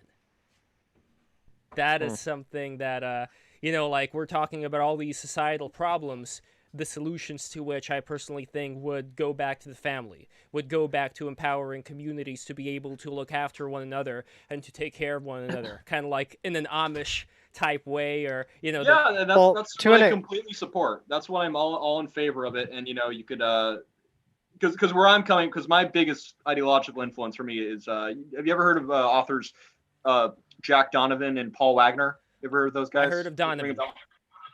Yeah, that's kind of where I'm coming from. That's my kind of world. Do you guys not think that I'm sorry. Do you not think that in some ways, just based on the way things are going economically, that we might be forced back into the family being at the core of solving some of these problems? I mean, I say this, but I think back to Nixon. He was the last president to do anything that was meaningful when it came to, the rights of the elderly, to long-term care facilities and abuse within those facilities. And I have like to a wonder, return to antiquity almost, like, or experimenting with old concepts to fix new problems. Well, and when women enter the workforce, because anytime you've seen a large influx of women entering the workforce, it's been because there's either been some advance in technology, or there's been something going on the home front that's caused men to be away. Big ass war. But also because they need the money. People only get jobs because they need the money. And right now, both parents need to work to support their kids. It used to be that only one parent did, because wages are stagnant. So now what do you do when you have, when you hear this this ongoing conversation about social safety net, Social Security, Medicare, Medicaid? What do you do with this aging population? Who's going to take care of those people?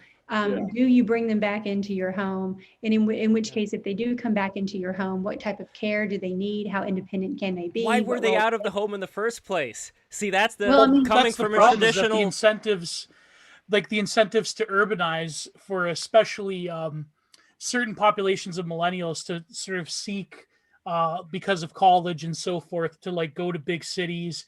And there's really not a sustainable way for them to actually have a meaningful relationships and form family structures, because technologically too. Technologically, Just the sheer invention of automobiles allowed people to move out of cities and out of small clustered communities and live pretty much anywhere. But also the social structures within urban centers is fundamentally different and disadvantageous to even forming a family. I hate to say it, I hate to be, sexist, but especially young women, like they move out of the house and they move away from the burbs, they move into big cities, and you have sort of this, no one thinks about that, right? Like when you're 18 years old and you just want to go live a different life and try something new and see the world, which is good. It's a good thing. You don't articulate.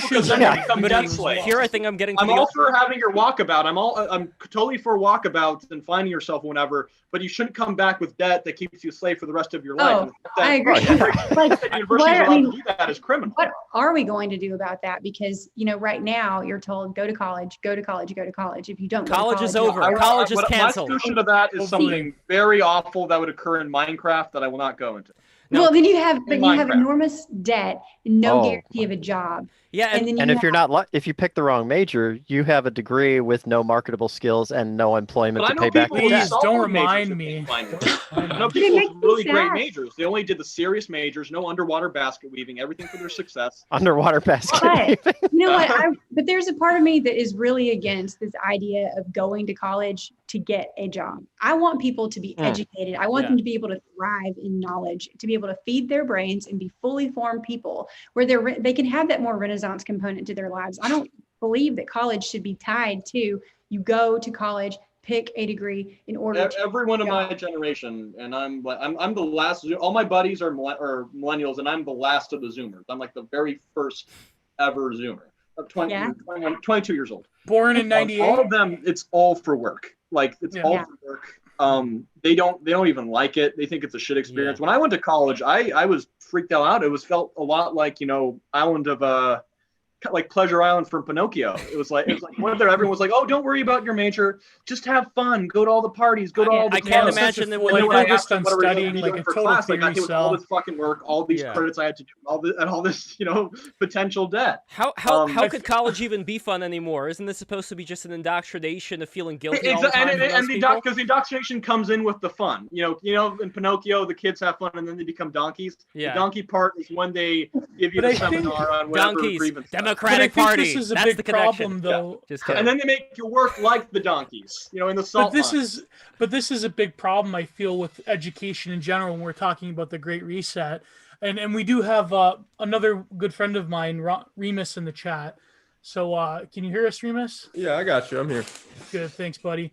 I think maybe to jump off of this in terms of the Great Reset, I think that the problem is when you talk about a globalized workforce and the way that they want to structure what's actually in the plan of the Great Reset, they basically want to extend the machinations of global movability and mobility of a global workforce through, like in America, you have like the top tier visa systems, where basically a lot of domestic populations of millennials in particular, and soon to be Zoomers that are going off to college, they're going to be outcompeted even in tech sector jobs by a global workforce they're going to, and this is what I mean by, and Jessica, you had a great term for it, surveillance capital.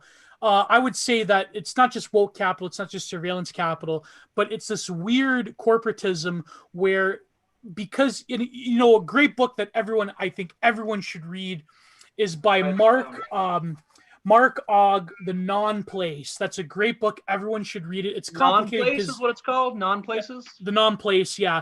It's a great book. It's got a lot of French theory. It can be kind of complicated, but he talks about this simultaneous discontinuity and continuity of the world. Discontinuity in the social sense that we're all atomized, in multicultural societies, there's no coherent meta narratives, but also a continuity of the global market labor force to the point where we have non-places. So all of our lives are no longer structured by communal environments or sites of significance. They're structured by non-places. So offices, bus terminals, so forth. But that's significant because now that we have a global workforce, it's going to be even more complicated for millennials like such as myself and Zoomers to find meaningful employment. There just won't be any more careers anymore. It will be the gig economy. By the way, read The Gig Economy by Zero HP Lovecraft. I thought I was one of the people that thought it was real for the first half of the show. Oh, and by the way, before I forget, I have not plugged the fact that you guys could actually send us money. So Streamlabs.com, Streamlabs.com/break the rules. That's for PayPal. Cointree/break the rules. That is for Bitcoin and Ethereum. So if you want us to answer your questions, send it to us, and it's going to display on the screen, and I will make sure that those questions are answered. Send us money, and don't forget to subscribe. So, Jessica, what do you think of what Gio said? Well, so, okay. It makes me sad to know that people who are younger than me are left feeling that way. And those feelings, I think, are very legitimate because, every generation is different in terms of what they're told about why you go to college. We don't talk enough about people learning trades. And by not talking about it, it almost takes away. It's like it's not virtuous to have a trade, like that it's some sort of defining or some label placed on you that you couldn't make it in college. And that makes me sick because you have all these university systems that have so much sprawl throughout states all across the country, and they have these huge budgets. But not everybody wants to go into that setting. Not everybody wants to spend their time doing that. Some people legitimately, like they want to work with their hands. They want to do the hard stuff that I can't do. I can't go rewire my house right now. I can't, there's so many things I can't do. And it makes me sad to know that anybody would ever feel like a particular profession isn't virtuous. But also, again, I just wish that college wasn't a definer of a person's ability to be able to support themselves and make money. I just want people to be able to learn, to grow. You know, depending on the college you go to, sure, there's some indoctrination, I'm sure of it, but it's your responsibility also to be able to see through that, I think. You know, I think that's hard for some people. That's asking quite a lot, I'm afraid. Maybe Like, so we're at a point technologically where colleges might not be necessary anymore. I mean, the material that the colleges present are available online. Yeah. And so what is the value of the schooling that they provide? It's very close to zero with streaming media. So I think the problem kind of solves itself long term. Worth of debt to go through, and now all of his classes are. He has to sit in his fucking room to do all of his classes. You know, like, and he paid so much money. He's in a huge amount of debt, and they're like, "Oh, you think he's going to realize that? These YouTube videos are free." Well, I know, exactly. You know, of course, Sarah. But YouTube videos don't give you accreditation, and that's the issue. Well, that's what I mean. But I think it's all the idea of having some kind of a superior intellect. Legitimacy. Legitimacy, exactly. Yeah. So one thing you guys may not be aware of is that Google's starting a program of certification where rather than having a full schooling system, essentially you pay a certain fee, and it's basically I believe it was basically programming cert or some basic IT type cert.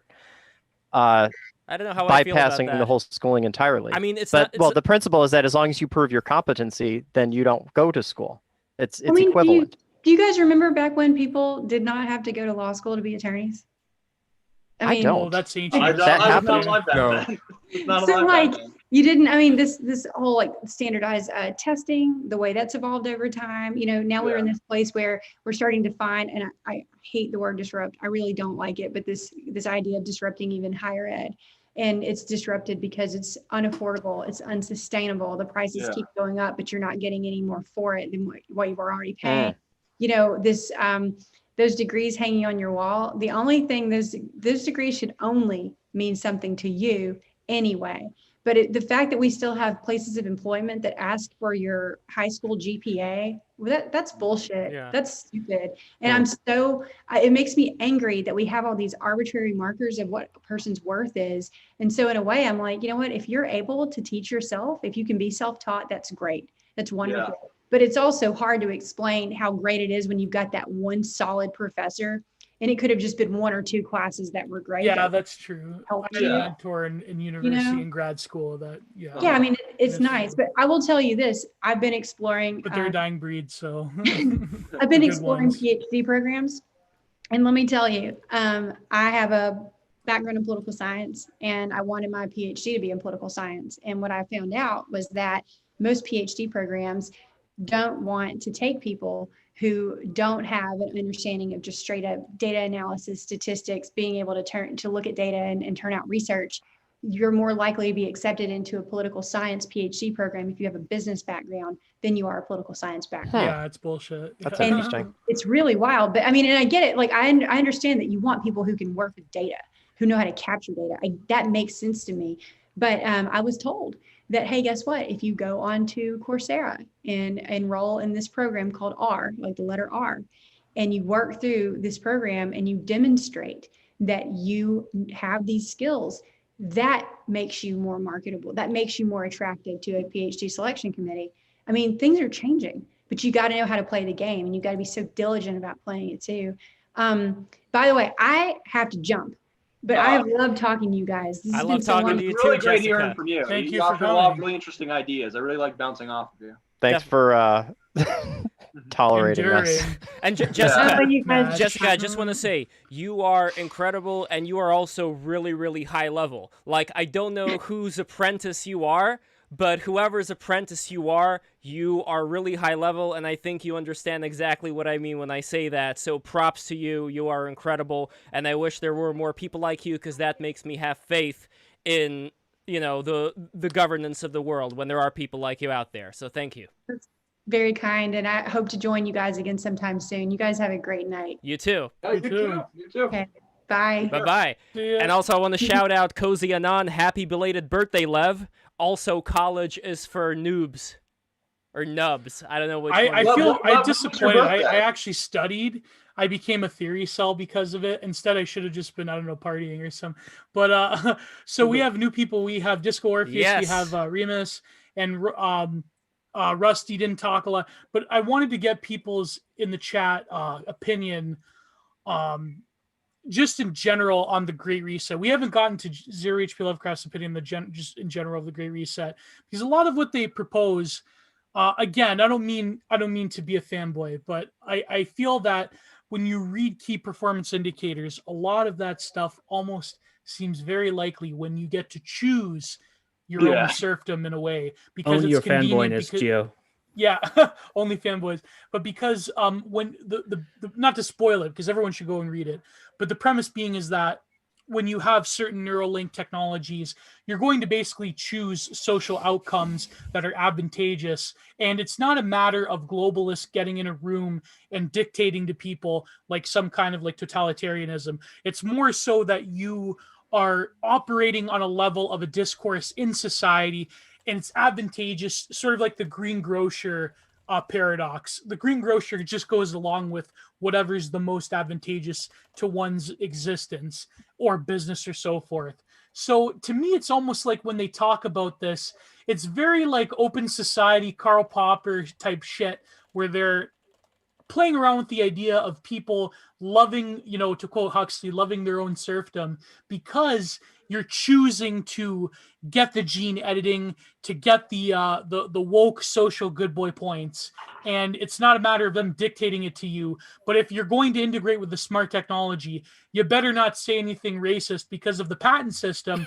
The smart fridge will deny service to you because we don't want racists using our smart fridge. There's going to be so many, by the way, so many racists are going to lose weight after this happens. Hopefully I will lose weight. Not that I'm a racist, but well, that's good. That's how you fight a race war. You gotta stay. Well, to this point, something just came out. I think it was like last week. Sony, as in PlayStation, right? All of those fucking things listen to you, right? And Sony came out with it was like a little like disclaimer type thing where it was like, hey, watch what you say, even in private chats. Oh my god. Because if you say the N-word, about to get that ass banned. Also, Scotland's going to do something. Yeah, I was just about to say. Gamer word. Yeah. You realize entire black communities are going to get disconnected. Wait, let me put this article up. So Scotland. Let me just say, there was recently a law passed, or at least it's being trying to pass in Scotland, which is the criminalization of speech within your own home. And it's basically predicated off if you say something that might be qualified as hate speech in the pub, then it's the same as being in your own home. So, your red-pilled uncle at Thanksgiving or Christmas says the gamer might word. say something that is slightly untoward, and suddenly, he's being reported by the .com police, and he's but incentive. I think incentivizing people to report their own family members is going to lead to something very bad. I do not like the spiral that we're going down here. I mean, I'm not saying everyone should be forced to like their family, but if someone is like a good family member, treats you well, treats you all right, but they're like, hey, maybe I can gain something by reporting to the fucking cops, then someone's trying to dismantle something there. Someone is trying to dismantle something there, and they want the state to be your new mommy instead of your actual mommy. This is the longhouse mother mindset. Well, this is more likely than you think, because in the USSR, my mom was reading a book, which was a banned book, with her friend, and the parents of that friend called on the KGB, both on their daughter and on my mom. And they were like both young, and they got kicked out of school because of that, and they had to do some kind of jobs to pay back. And it was like, if the parents get to such a mentality that they tattletale like a fucking snitch on their own daughter. Exactly, yeah. And if your little cousin, your little brother likes Count Dankula, oh, there he goes.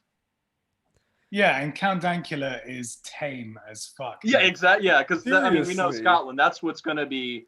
Well, that's what it's going to be, and it's going to be voting for the wrong person. Shit like saying the wrong actual stats. Ooh, looks good. Saying the wrong statistics, saying this and that. That's so draconian. Like why is Britain like that? Why is the UK like that?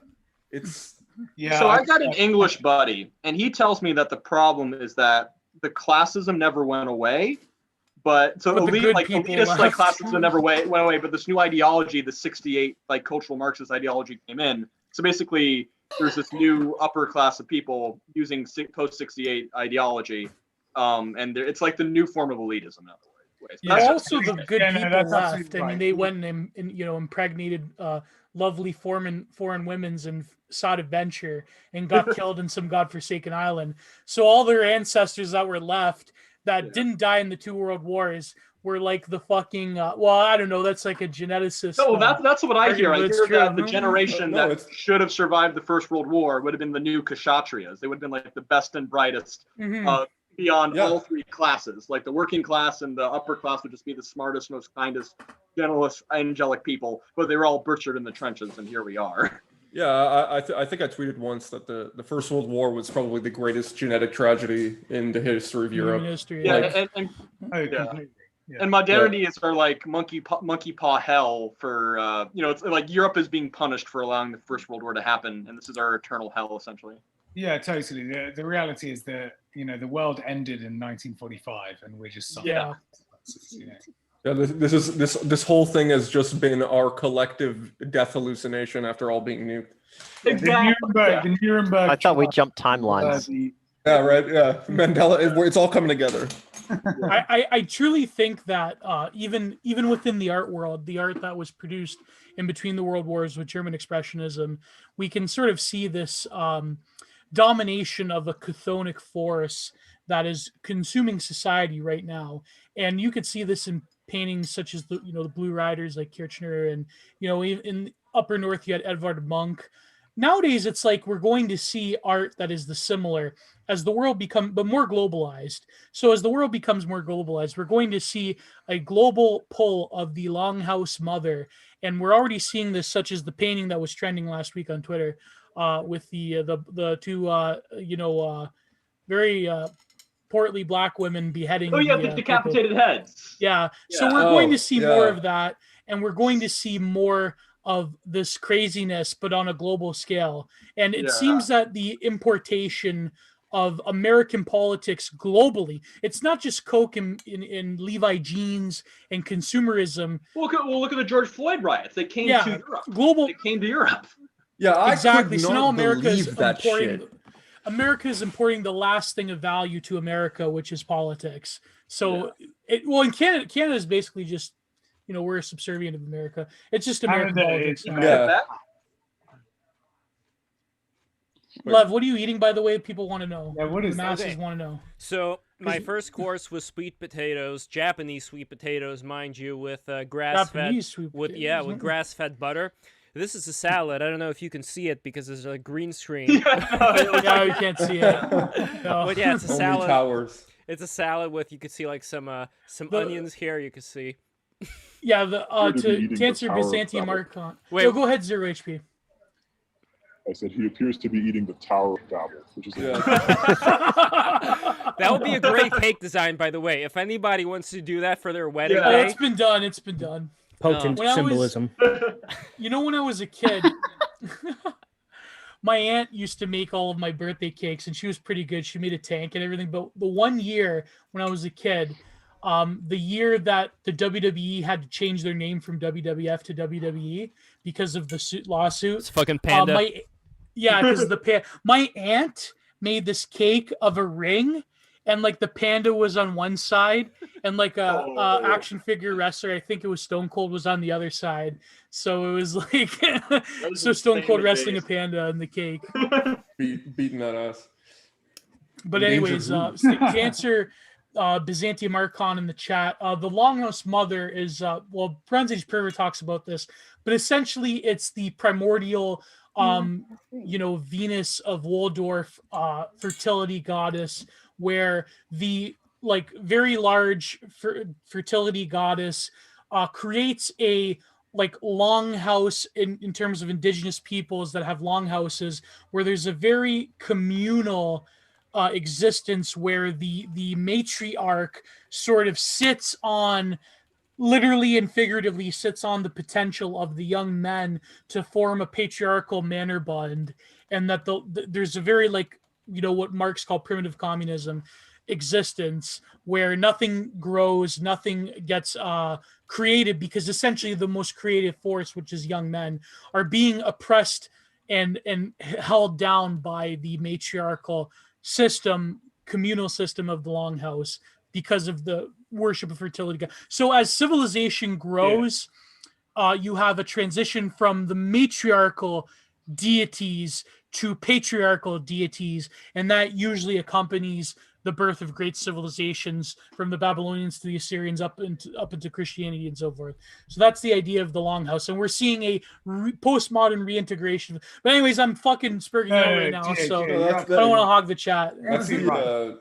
It's quite Baptist of you to share that. Yeah. I mean, of course, I have my disagreements with certain things, but like, yeah, it's very true. I'm currently trying to write an essay about the painting analysis, because I had a tweet where I said that this artwork, I believe the artist's name is Sugary Garbage. So hey, it's kind of like, she even knows. So I'm trying to write analysis because I had this tweet where I said that this particular artwork was valid and it's a very good piece of our time, and I had people spurging out and saying, my God, Gio, this is fucking terrible. I agree. I saw a lot of people mad. I'm like, no, this kind of speaks our truth, like it's brutally honest. It's Jungian. It's truer than true. Yeah, I understand people like I understand even I think Bappy gets this too, but I understand certain Baptists that balk at that, because when you want to celebrate beauty and glorious physiques and so forth, I do understand that this type of god awful, ugly, like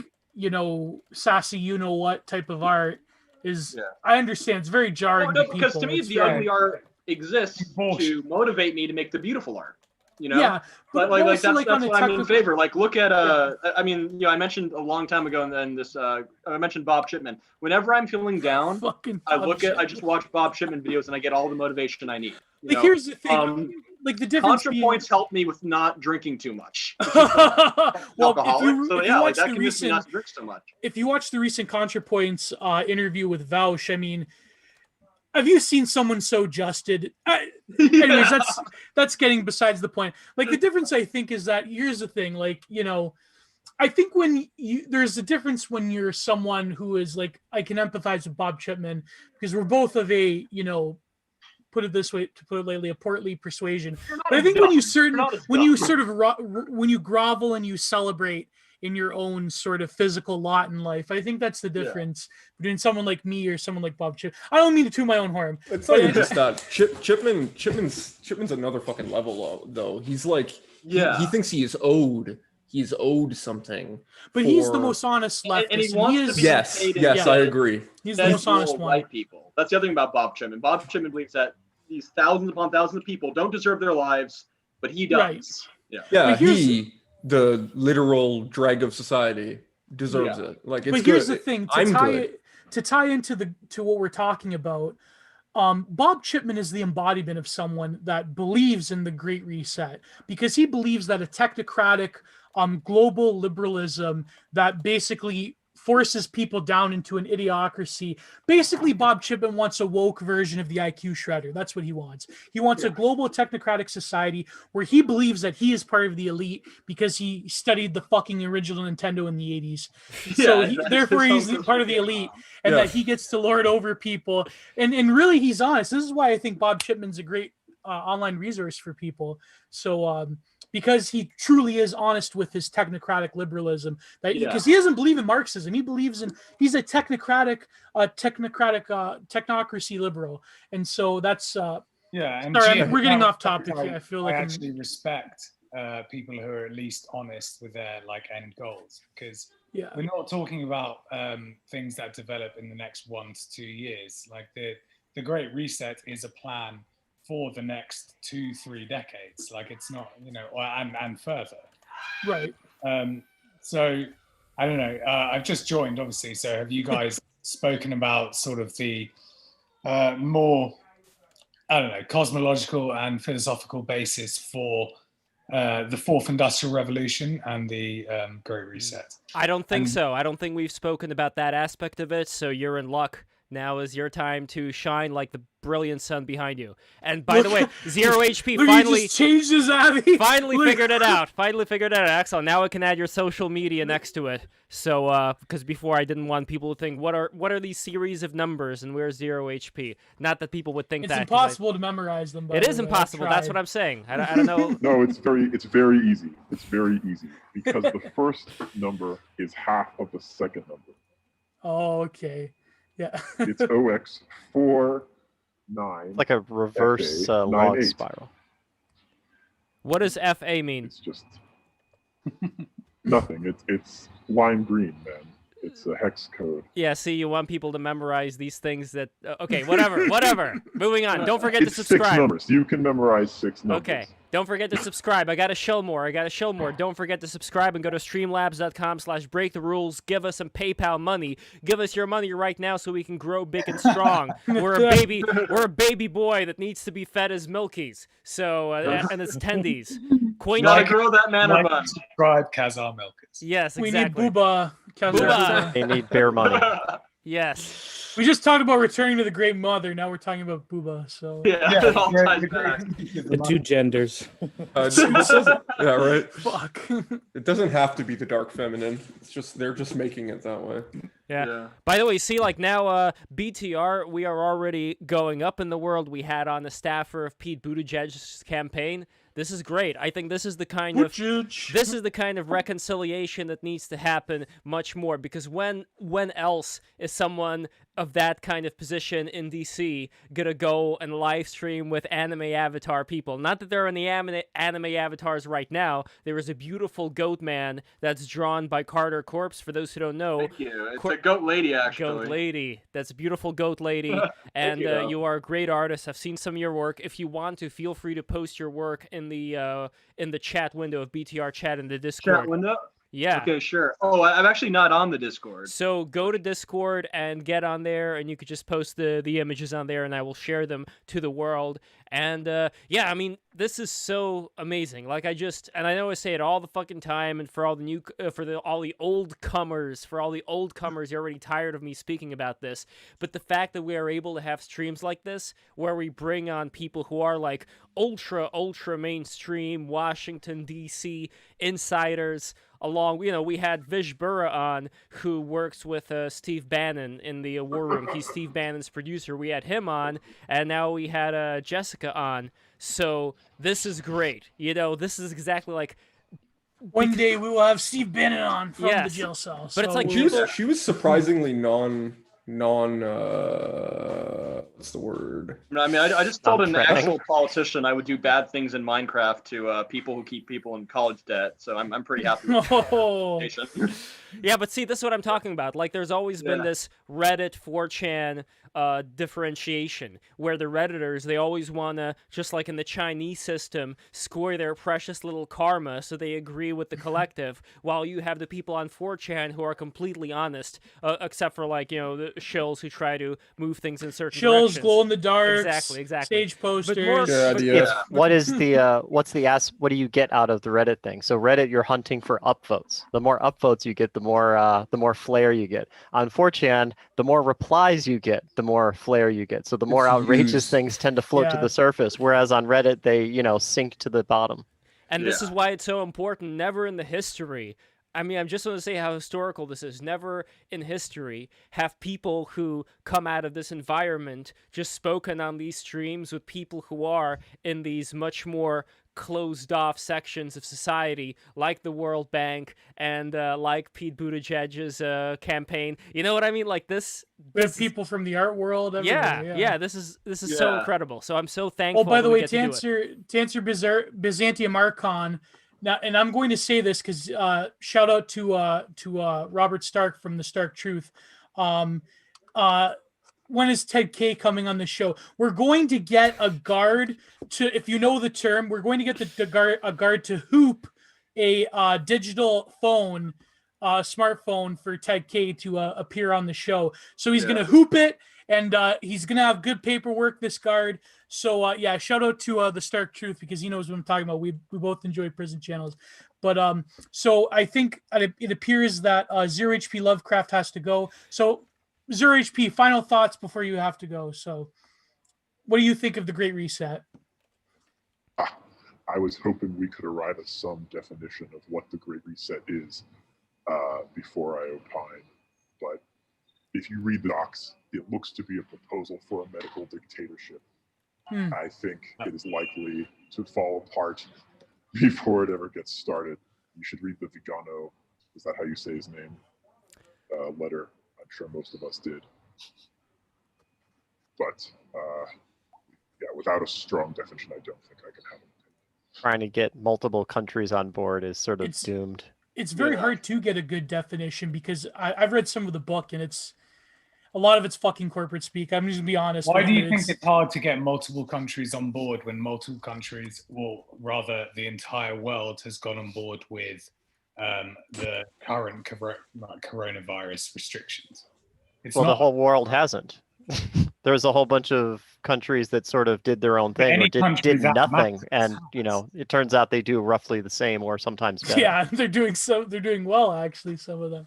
Yeah, well, any country that really has any sort of economic and political clout has done invariably, with degrees, the same thing. But the same thing on the states, on the U.S. Some states locked down hard, some states did pretty much nothing. Okay, that's true. Yeah. But if you look to European countries, they've acted all entirely pretty much in the same way, except Sweden, except Belarus. But otherwise, they've behaved in essentially the same way. A lot of the Eastern European countries. So then the same thing will happen for the Great Reset. So you'll have most of Europe on board, and a couple big states in the U.S. and I don't know a Chinese territory, and that's about it. As long as there's a fairly decent rebel stronghold, I don't see it like taking over. Lev, I'm really sorry. Okay, well, I suppose it depends. Hold on. Could you actually message? I actually I'm not a member of the Discord. Do you mind messaging me? Oh, sure. It's in the description of the video, but you could also. Oh, yes, it is. The description of the video. Yes. Damn it. Put it in the chat. Put it in the chat. Put the link. Yes. I had no idea. Yeah, I was completely out of the loop. Okay, my apologies. Look, guys, should I do the Vouch angle? I'll do the Vouch angle. Yeah. So Tim Pool's a fucking chud. Okay, he's a fucking reactionary. There we go. So I got it. That's what Tim Pool. That's the Vouch angle right there. And Thanks, guys. I'm good. Excellent. So we got the great Aman Sadhu joining us, who is one of our patrons. And for those who don't know, sometimes what we do for our great patrons is we send the link out so that our patrons have a chance of joining us right here on the stream. And Aman is one of them. Always great to see you, Aman. Hello, Aman. Aman. And again, don't forget to go to patreon.com. Aman, you shed. He's coming. Patreon.com/breaktherules. Go there, become a patron. Now, Gio, you are extending your offer of the print to Friday. To Friday. After the election. Run your car. And I am going to post a photo right now. We'll bump up to $30 for a print. Yes. $30 patrons. But $20 will get a beautiful carved trinket from Lev's father. So is that the $20 patron line? Yeah. Yes. So $20 patrons are going to get a wooden magnet that my father makes, and in fact, should just have him next to you. Do you have him next to you? I'm going to do it right now. I'm going to show off the magnets. I'll be right back. So, I've got a question for Disco Orpheus. Yes. I'm not sure how connected you are in your local community or what have you, but I'd be interested to get the sort of temperature take on the ground in the UK of globalism generally, and then I don't know that anyone there knows of the Great Reset, but given their attitudes towards globalism generally, how they might react to something like that. I mean, I know you were likely just talking about it, but something in a more specific manner, if you would. Sure. Yeah, absolutely. In terms of the Great Reset, I think, like everywhere, there are those who are aware and those who aren't. Where I am right now, we are trying to establish a what's called a community cooperative.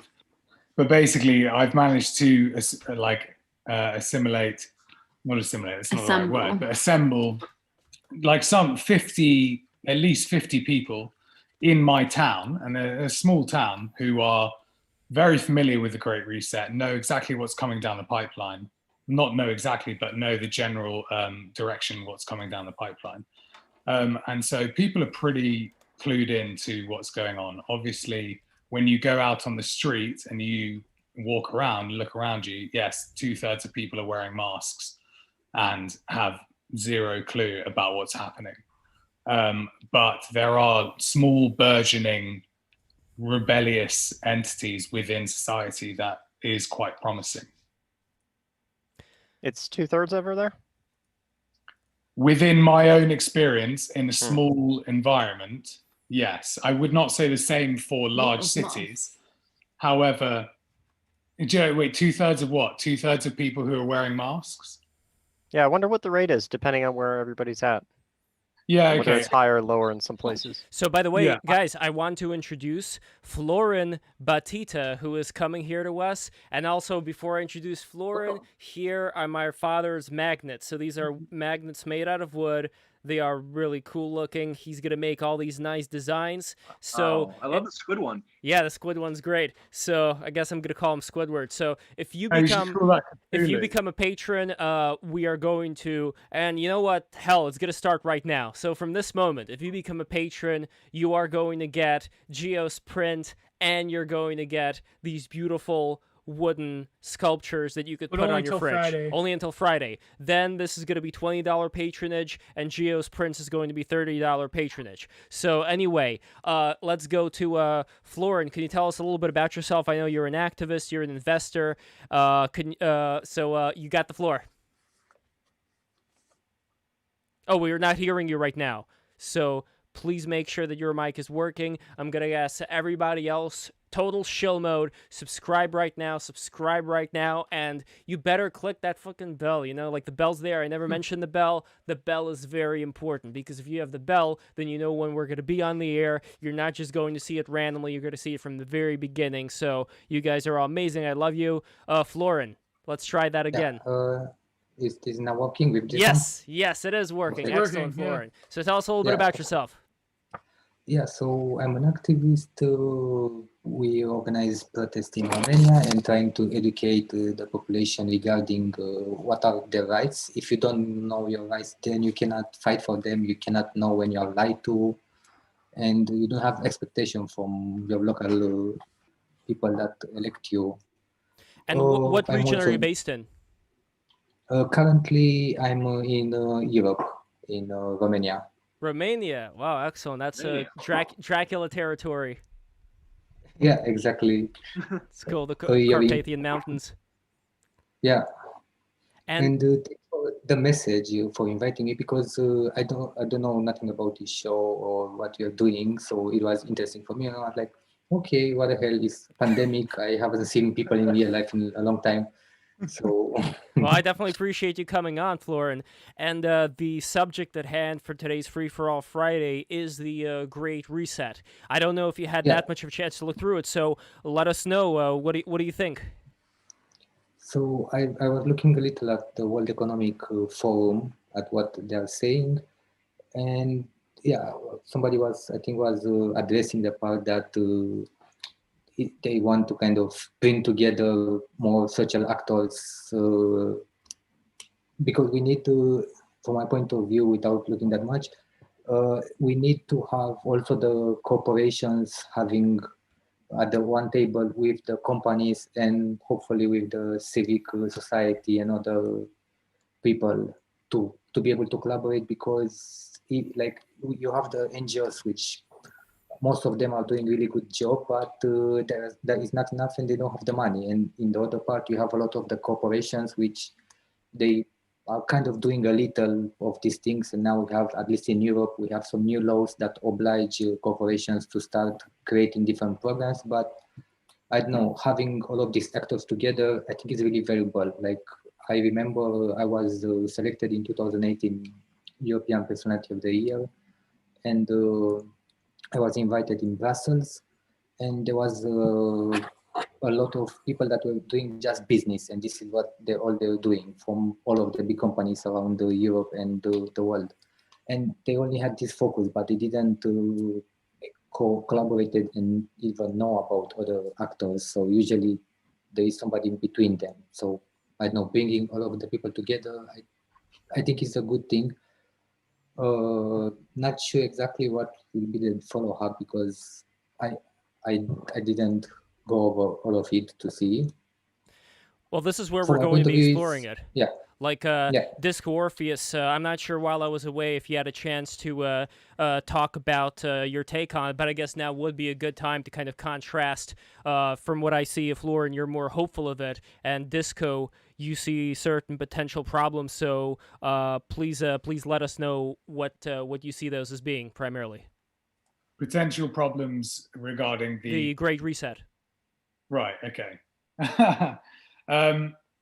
So I think it's a technocratic takeover and a sort of shifting into a new society that is based on the interconnectedness of all things. Like I'm talking about buildings, motorways, houses, the human brain, everything being interconnected, and obviously the ridding of all privacy.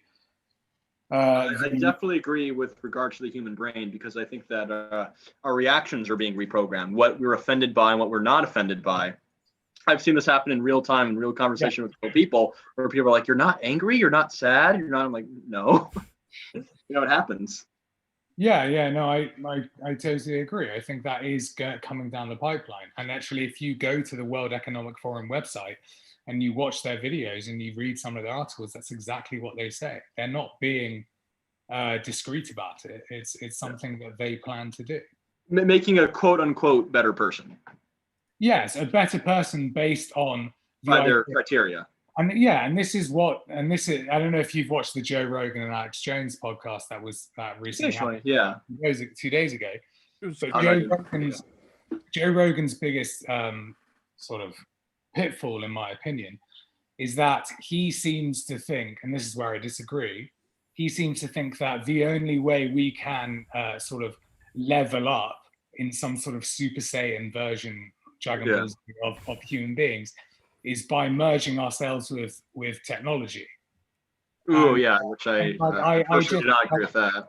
Yeah, and I just fundamentally disagree with that premise. Yeah. I think that consciousness in and of itself has far more abilities than our physical counterpart. And those haven't we already done that though? Oh wait, Florin? I'm sure you have, Chipmunk Man, but like I wasn't here for it. So. Chipmunk, he's a raccoon. But Florin. No, I'm saying the human interfacing with technology. It's sort of already happened. True. I mean, we're already neurons operating in some vast social network. All right, so we've taken a bite of the bagel and the locks. It doesn't really have to. You know. Okay, well let's go to Florin. Florin. I think it's just to by like with what they're doing with this is like they're accepting the fact that okay, this is happening, of course, and some countries are doing it better, and some countries are abusing human rights, like China. And this technology shift will happen, so we could like fake it and say like, okay, we are not interested, or like we have in discussion like in Romania where there is we have like 5,000 people working in the capital city, which are just giving a ticket, which is something that can be automatized, and also it doesn't improve that much the quality of that person specifically. Of course, he's bring food on the table and they can feed their families, but these are kind of dying jobs. Is like in the 1800s when people were starting to burn the tractors and automatic things that would plow the land, because like no, they are taking out a job. So I think this is a reality that is happening, and I don't know, and I don't think nobody knows what's the solution, but we should acknowledge it and try to see how we could It's for me about who do we choose to empower here. If we're talking about spontaneous order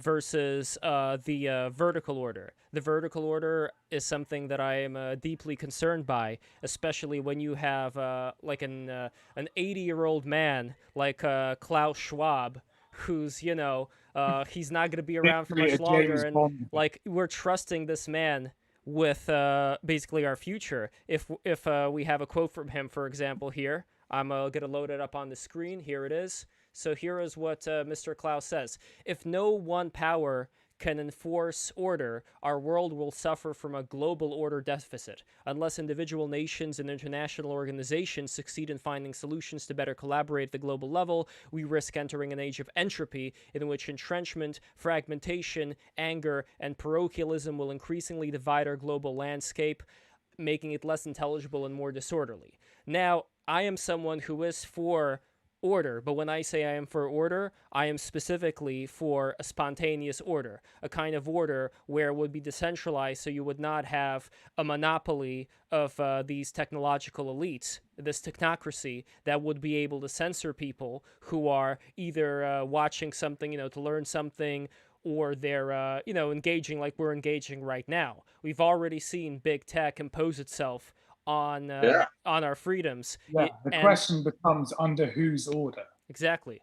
Like Florin. That's what I mean. I think that's like the destruction of like what he means by parochial. He means traditional systems of organization and culture and so forth. It's tradition. That's exactly what he means. So the argument is whether or not this system of globalization and the sort of like the neoliberal, not just economic structure, but also like sort of the cultural consensus that's in the West, at least, whether that's like terminal and it's going to happen, it's like end of history and there's nothing we could do about it, or if there's going to be a great pushback to this. I think that's a good sort of question. Okay, well, I think Fukuyama was wrong when he talked about the end of history, and he admitted it in the book that he wrote in 2018 or whenever it was, about the end of history being like the liberal order has ended history, and therefore we can now just look forward to this new and brighter future. And then with the rise of populism, with Brexit and Trump, blah blah blah, and he kind of then came to the conclusion that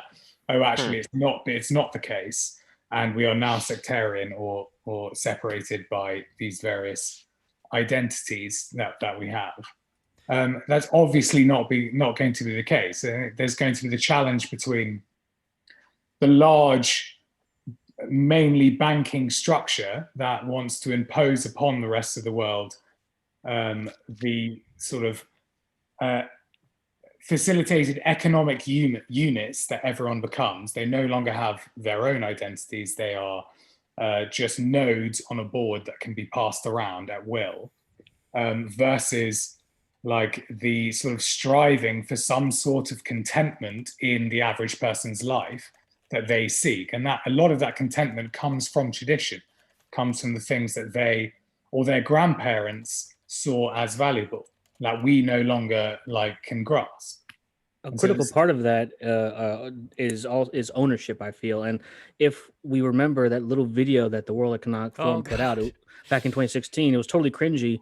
But to your point, Disco Orpheus, it said, it opened with like, you will own nothing and you will be happy about it. So that is the total reduction of the individual to just a node of commerce. And so this is not necessarily a conspiracy whatsoever. This is bold-faced placed there for you to see. And they mean what they say. That's not some kind of flowery language. You just have to see for yourself and just extrapolate from there. Well, I would love to hear from I would love to hear from Florin about this specifically, because since you are kind of on the other side of this, would there be any things that we would be getting wrong here, or would you say that we are bringing up important points here to consider, or would you say that those points are misguided? And if so, I would be very interested to know why. So I was still reading, so I was listening some of the parts, but I didn't quite get. If you have something specific, I could. Sure. I mean, like, how would we break it down, the situation that's at hand when we have all these international organizations, we have all these big tech firms that are going to be censoring people and that are going to be taking away people's property in a way. I know it sounds outrageous, but like was just said right now, there was a video that came out from the World Economic Forum where it said that in the future you wouldn't have property, but you would be happy. And to me, as someone who came from the Soviet Union, from the USSR, that is a very dangerous statement to make. And for someone to make it with such flowery language as well, and talking about this new kind of economy, where, you know, it's going to be focused on the environment and on the quality and all that. These are very nice sounding things, but the problems are who is going to be in charge of dictating how this is all going to go, and what exactly are going to be the legal repercussions for the people under And this system.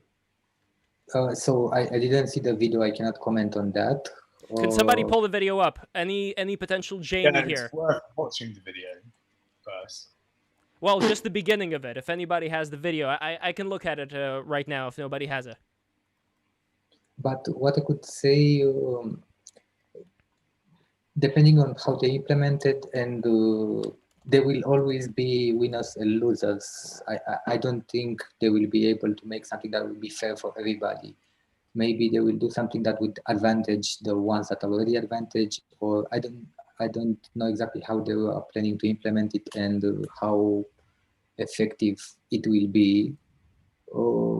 Probably it was also, I'm thinking of the opportunity of COVID. Like usually you need to have some hot topics to come up with bold new ideas. And I think the World Economic Forum recognized COVID-19 as, okay, this is a black swan event that is kind of transformational and blah, blah. So let's try to propose something that like 3 years ago, nobody would accept it. But now because of the crisis, it would be more opportunistic to put it. And this is politics. Like this is how everybody's doing it. Like you want to do so, like, I don't know, gay rights, you will attack on different points. You want to say about activists and things like that. When something will happen, then you never let a good crisis go to waste, basically. In a way, yeah, like for good and for worse. Like this is the reality that And here is the screenshot. So this is from the video. You'll own nothing and you'll be happy. This freaks me out. I gotta say, like, I don't know, Florin, but to me, when it's a lot easier to get one than the other. Yeah, and also saying you'll be happy. The first one's really easy. The second one's kind of hard. It kind of goes back to the about of restructuring the brain and restructuring our reactions. Like, don't worry, you'll love it. You'll love it. Just, you know, eat the bugs, live in the pod, and then you'll get how great it is. Yeah, the way they'll do it is about the restructuring of incentives that basically with terminal urbanization, and this is what Mark Ogg talks about in the Non-Place book. Basically, when everyone lives in an urban center, they will restructure the way people live and also what their goal in life is, because the way they're selling it is that they say that millennials and Zoomers, it's like they don't want a big house. They don't want like the bourgeois family. What they really want is experiences, quote unquote. Yeah. So, you know, going to a concert and getting drunk, or going to the Amazon. Before I'm a Zoomer, I would love a big house. That'd be really cool. Yeah, or like going to the Amazon and taking ayahuasca or something like. But why not? Why not both? Why not both? But the way they're selling it is that basically, your life will become so virtual. Yeah. That your living space will be like a tiny home or a pod, and all of your life will be mediated through digital technology and like VR. Exactly. Yeah. What's going to happen? So you won't have the need for a house or a family or anything like that. So Gino, I don't think it's I don't think it's an irony, or rather a whatever, that all of businesses have given up their workspace and now everyone works at home.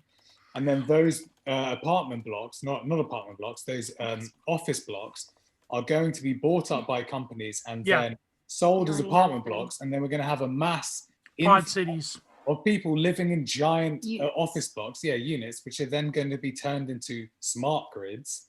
Yes. And this was all predicted. Yeah. This was all predicted in the 30s with the film Metropolis.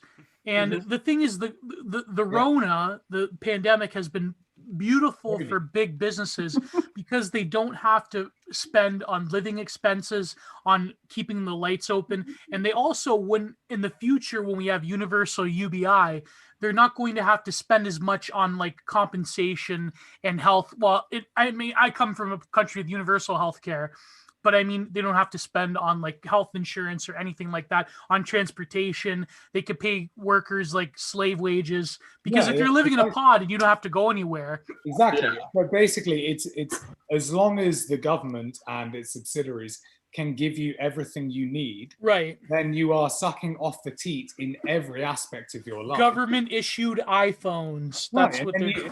that's the thing. And you can only First use thing is giving Zoom up for your your property. government issued classes, and yeah. And I don't know why people think this is far-fetched, because it's really just what they're rolling out. And if you Well, have any sort of East Germany, they had a similar system. I mean, it's not Well, a stretch of the imagination. Well, Florin, are you originally from Romania, by the way? Yeah. So Romania went I'm through from- its own. I saw those videos. It went through its own revolution when the people got sick and tired of the communists, and I saw that. It was a very nice video, actually. Like I like the fact that, you know, even though there was like a husband and a wife, but you know what? At the end of the day, it's like it is what it is, and I can only hope people would be able to free themselves from that kind of tyranny in any potential event that may come around. You know, if we're talking about China, if we're talking about like the situation with Hong Kong. But what do you make of what was talked about right now with this pod living? First off, I want to make sure, in case there's any miscommunication, do you understand what Gio meant by living in the pods? Maybe explain it to like elevator pitch.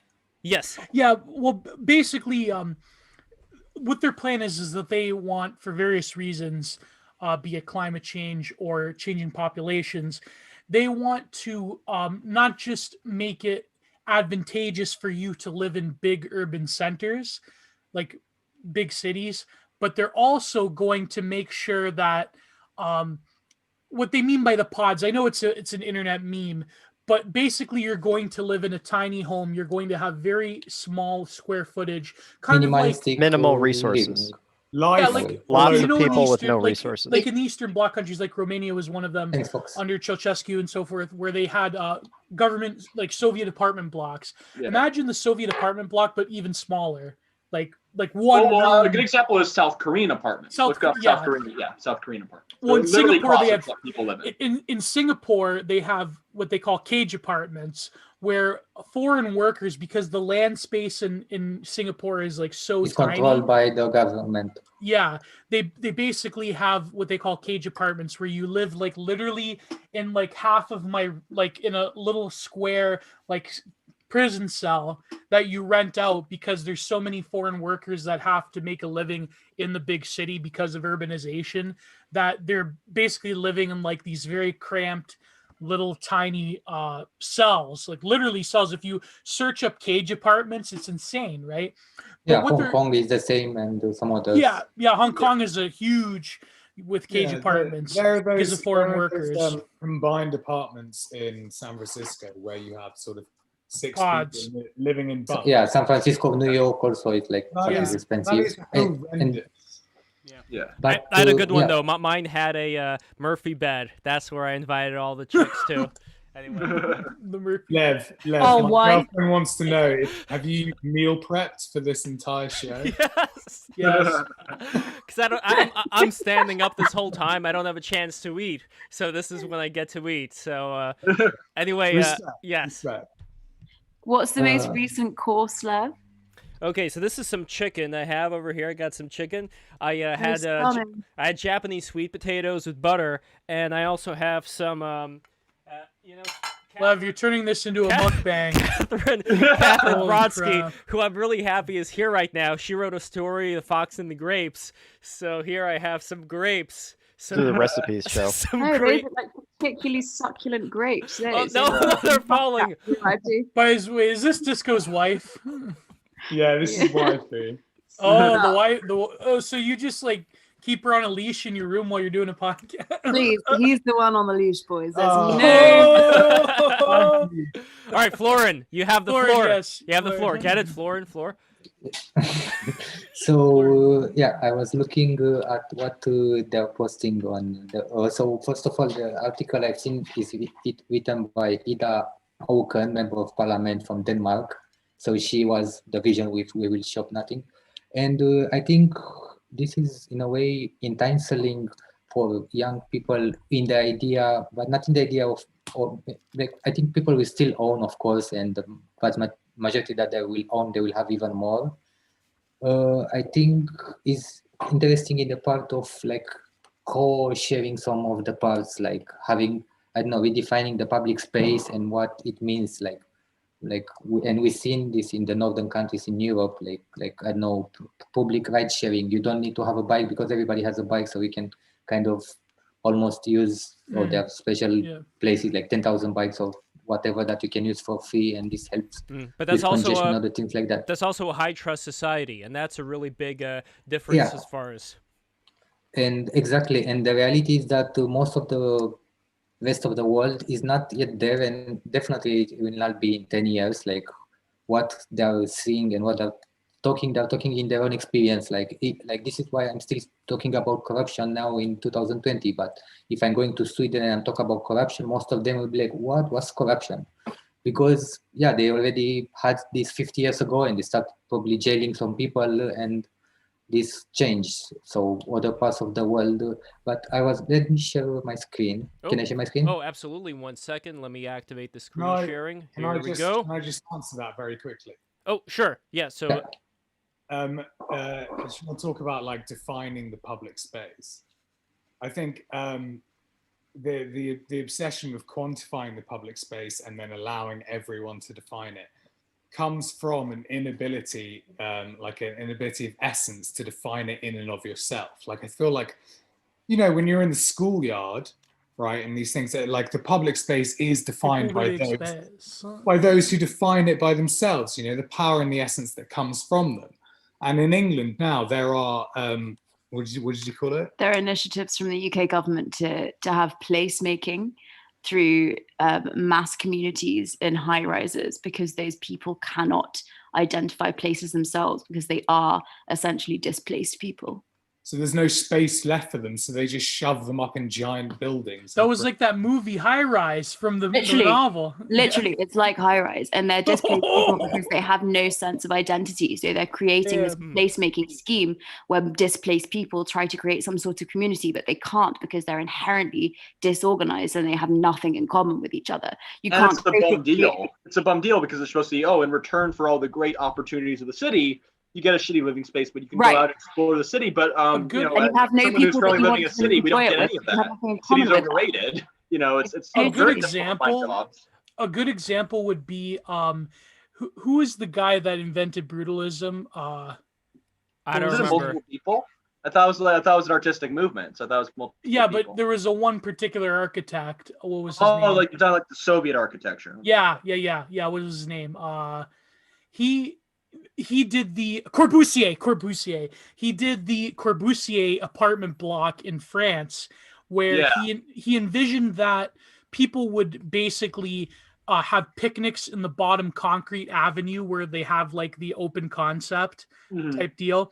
But people didn't want to go there because the French were too used to going to shops. Like they would have like a total like micropod city where the shops would be at the bottom, your apartment would be at the top. But it didn't work because people didn't want to like have a communal sort of bonding and a picnic area in like this concrete like walkway. And the reason for that is, again, to bring up the book The Non-Place by Mark Ogg. It's because people don't feel a sense of dwelling, what Heidegger called dwelling, where people don't want to like have a picnic in a non-place, which is like a public walkway. And they don't have a sense of community to try and create that either, because they don't want to identify with each other, because it's impossible to do that with people that are from so many different backgrounds, cultures, identities. We're seeing that right now. Well, Mrs. Orpheus, you should read the Heidegger essay, Building Dwelling Thinking. I think you would really like that one. So let's focus right now on we have Florin's so this is the sheet from the World Economic Forum that has the Great Reset and all these things that are interconnected to it. So Florin, please let us know where you want to take this particular sheet into. What I would recommend with the sheet is like looking at what are they proposing and some of their issues. First of all, this World Economic, the Great Reset, to become something in reality, it will be needed to be codified in some laws or other things like that, or if not, it's going to be some informal agreements. I didn't read exactly what's the full structure of it. I just skimmed over it. But if there will be passed, like, I don't know, like to be in the European Union, you have to modify your constitution and include different things like that. I will not stop people from voting and other things like that. If they will plan to transform this great reset into something more actionable, they will need to do this kind of modification in the law. And I would start studying this to see exactly like, okay, this will be bad, this will not be bad, and will we actually remain without the land, or is just a metaphor for the, I don't know, whatever. So I would start looking at that, and because I don't know exactly where it is, and it's not in the interest of this to start looking at that, if it exists or not. I would like to hear a cohesive argument about how it's not separating individual people from owning land and then just giving it to larger entities who can, governments and corporations who can just own it. To me, that's the way it seems it's going to work. Yeah, it seems that there's really a corporate takeover, and it seems that a lot of just looking at the chart, a lot of these quote unquote liberal values, like that you're seeing, like they're very nice sounding, but it seems that, you know, again, like I know it's like a beaten horse, but the woke capital dimension that we're living in, the corporations are really enforcing these already. And it seems that when corporations are given sort of through some kind of global carbon credit scheme that the Great Reset wants to do, as soon as they get rights to land, I mean, they're going to force everyone into mega cities, into the pods. And I don't know whether they're going to be successful or not, but it seems that people have been, I know people in the conspiracy movement have been talking about this for literally decades now, at least since Bill Cooper's Agenda day. 21. Yeah, Agenda 2030. 2030 now. All right, so on the top left, there's the future of mobility, which I think is very interesting because currently, right now, in most countries, there is no mobility. Zero mobility. Downward mobility, actually. Yeah. And the future of mobility is highly in question because right now there are many countries rolling out, like in Britain, we call it Common Pass. In Ireland, it's called Irish Pass, I think so. Whatever, but they're basically apps on your phone that become passports that need to be consistently updated every 2 weeks with a negative test result for COVID-19. And then these ones will then function in 6 months to a year's time with the vaccination and stuff like that. So there will be no mobility other than unless you're inside of the like sort of system in which it allows you to do these things. And from a socio-economic perspective, there's going to be very little to no social mobility either, because people's earning capacity is going down massively. Businesses are going bust on the daily. There's very little way to socially mobilize yourself, whether or not it's physical or social or economic. This is becoming increasingly stagnant. Yeah, but this is if we are referring now to the COVID, this is just like 1 year or 2 years, and then a vaccine, and people will start moving again. This is not a definitive timescale. It's not COVID related. This certainly from a social mobility perspective has been going increasingly downhill for the last 5 years. I mean, I can only speak from a European or potentially even Northern European UK perspective, but as a professional myself, I can see that my own social mobility has stagnated significantly for the next decade, despite being like an extremely well-educated lawyer in my own field. I have my earning capacity is capped to a significant extent, and I'm putting myself in it. I'm very fortunate to be in a position of privilege. You know, and so for people sort of inverted commas below me on the social economic standing, that's even harder. So that I'm talking from social mobility, let alone freedom of movement, which is not something we can consider within the immediate future, probably within the next 18 months to 2 years. And by the way, Mrs. Orpheus, and thank you so much for being here, by the way.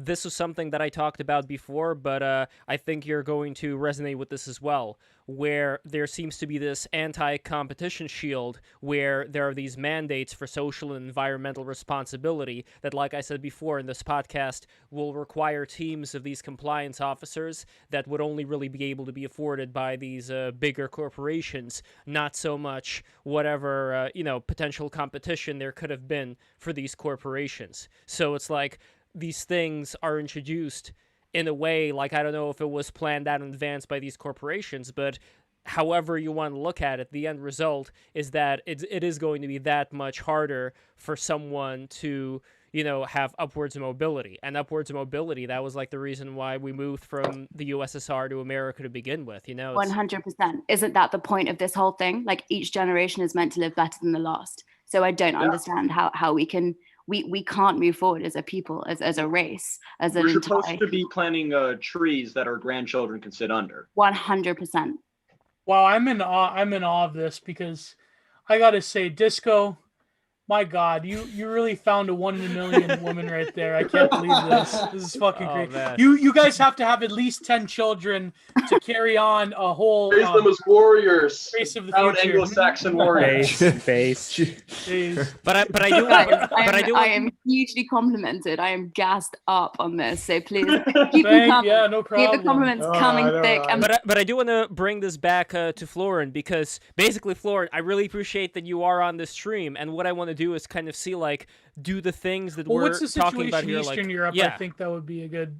yeah, like how's Eastern Europe right now? From economic point, or from the lockdown, COVID, or what? From what? Oh, any yeah. Angle I guess the economic point, and also the lockdown would be a good. Yeah. So economically, I can talk mostly about Romania. I don't know exactly for the other countries around at face value now. We are doing okay, even, and we had like 4 years of like a really bad government, fucking corrupt, but eventually now is another government which is still shitty, but at least not that corrupt, not visibly, and we are doing it well. Regarding the pandemic, I'm kind of pleased with how the government handled the pandemic compared to like US or other parts. Still, the problem is with the lack of transparency and lack of explaining like what they're doing, and this also creates a lot of people being, hey, no, there is no coronavirus, or they're making cases or whatever. This kind of fools the theories, the conspiracy theories. So it's a pity in a way, but I think that's okay. I'm really worried about what will happen in 1-2 years, and not only here in Romania and in Europe and all around the world, because probably after this corona crisis will happen, we will probably have an economic downturn. So that would be more shitty, because okay, people will be like, yeah, we just finished 2 years of pandemic, 3 of my relatives died and stuff like that, and now, fuck, I don't have a job. So that will be kind of opportunistic for the rise of extremists to movement and people, because usually in this kind of periods, people are more interesting and more believing, and they want more radical people to like, yeah, we need somebody that will fix it and bullshit stuff like that, even if that person is a fucking liar.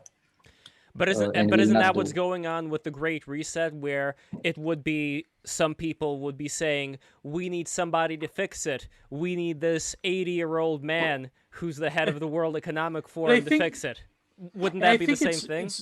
We need a man who wrote about a virus 50 years ago to fix the virus. Yeah, interesting. That's the criteria, you know. You know, I think it's okay. So again, an interesting fact about Boris Johnson, the Prime Minister of the UK.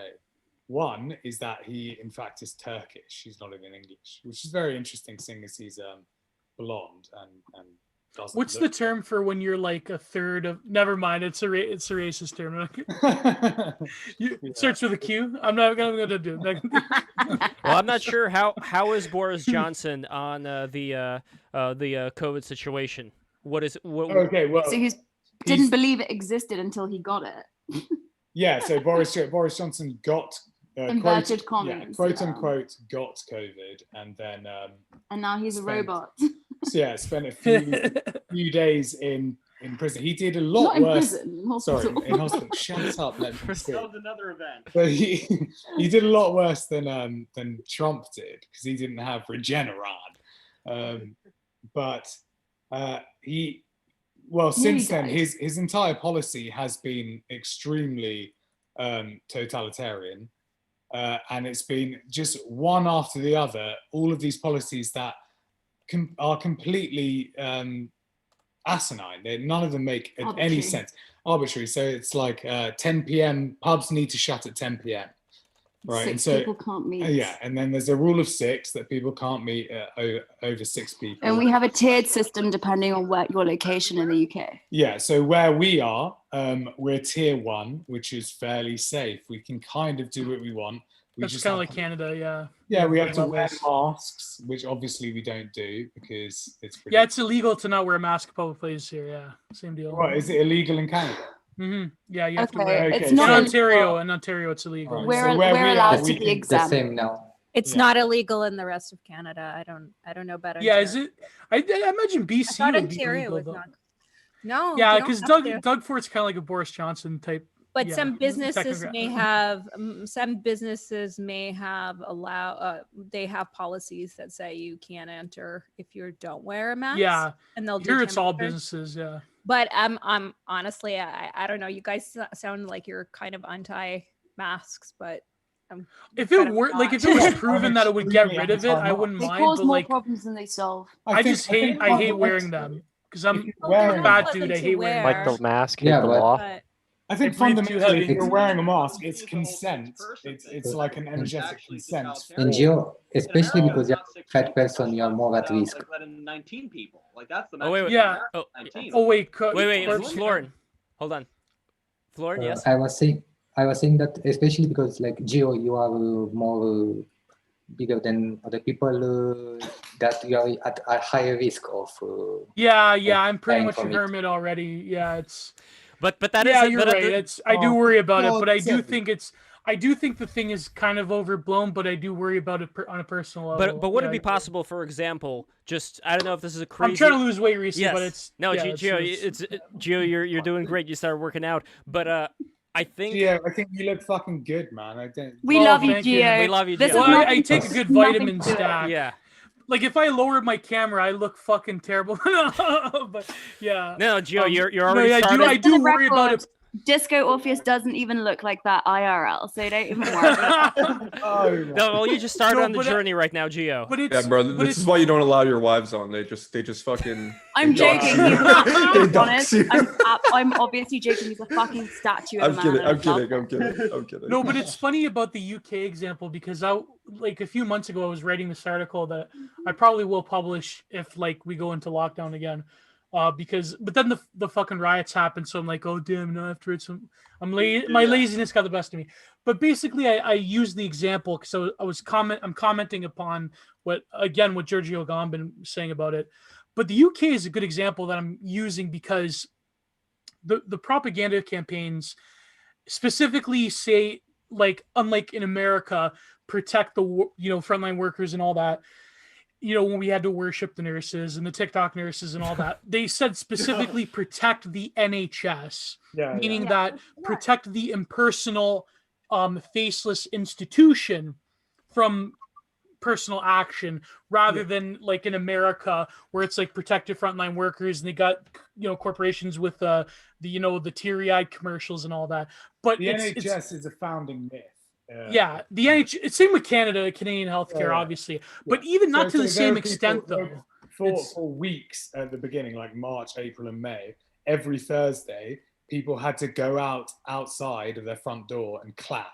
They didn't have to do that. It's amazing. That's North Korea right there.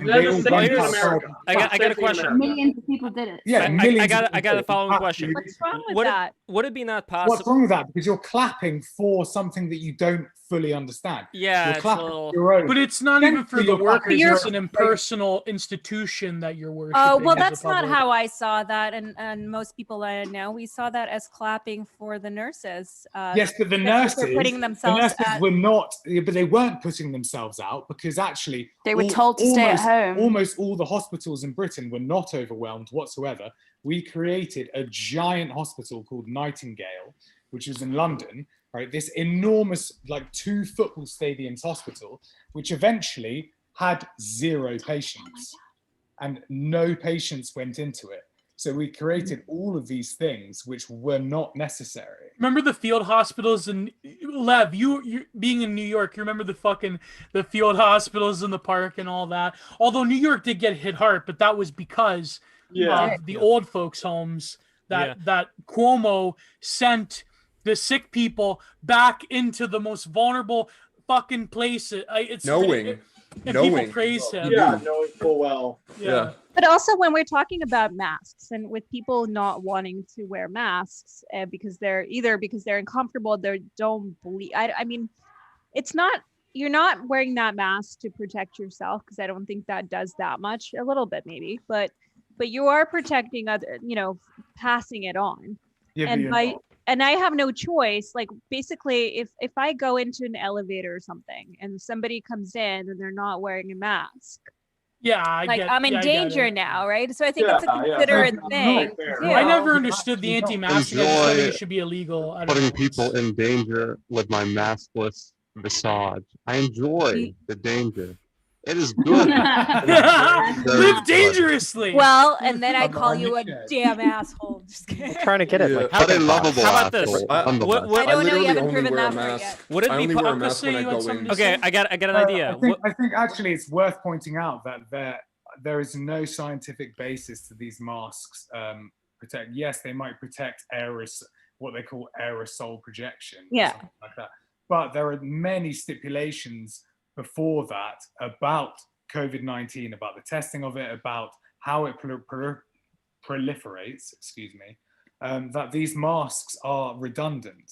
We can say that there's been a lot of different policies. The places that have mandated masks and the ones that haven't have fared more or less the same. Also, I think the spreadability. There's no, or at least not enough to where there's a clear. I live in an area, for example. I live in an area where people I live in an area where people voluntarily are very compliant, because it's a large Asian population. So they wore masks. And in places where people did not wear masks and were taking it less seriously, there was definitely statistically a difference. There was about the first month. It seemed like it changed the initial spread, but the long term, the impact wasn't quite as big. Like the overall trends, there was a lot. It was like Japan. Japan is notorious for being a very big mask country even before COVID, and their initial spread was much lower than the rest of the world, probably because of that. Like long term, I think they hit about the same numbers. Yeah, their cultural practices cannot be sort of evenly compared to that of the West, because they do certain things in a different way. For example, only last month they're a high trust society. And get this, only last month, New Japan Pro Wrestling had audiences again, and the live audiences are distanced, and they can't shout at the wrestlers. They have to clap only, and it's very frustrating when you have a heel like Jay White who's trying to cut an amazing fire promo, and he's they're clapping instead of shouting. Anyways, that's besides the point. I know you're talking about it all wrestling too.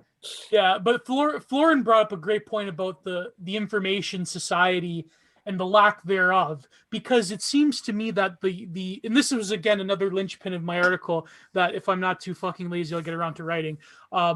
It's a linchpin in that the lack of information is a big, I think, problem with the global Rona lockdown, because initially a lot of the panic that and even now you still have people that are part of the percent that have been adversely affected. There was this 28-year-old girl that was trending on Twitter the other day about this thread where she has glass lung and all that stuff. But a lot of the information, for example, contact transmission is incredibly unlikely, especially if everyone's wearing a mask, like in a store, like if all the workers, like if you're going to a fast food place or a grocery store, even just I think the amount of interaction with someone. The world, this was about 2 months ago. Yeah. The WHO said, and there's a press conference, said that asymptomatic transmission is almost impossible. Right. So the reality is that people have been there are snippets from higher sources in which it sort of proves that the government responses to these things are way, way, way overboard. Right.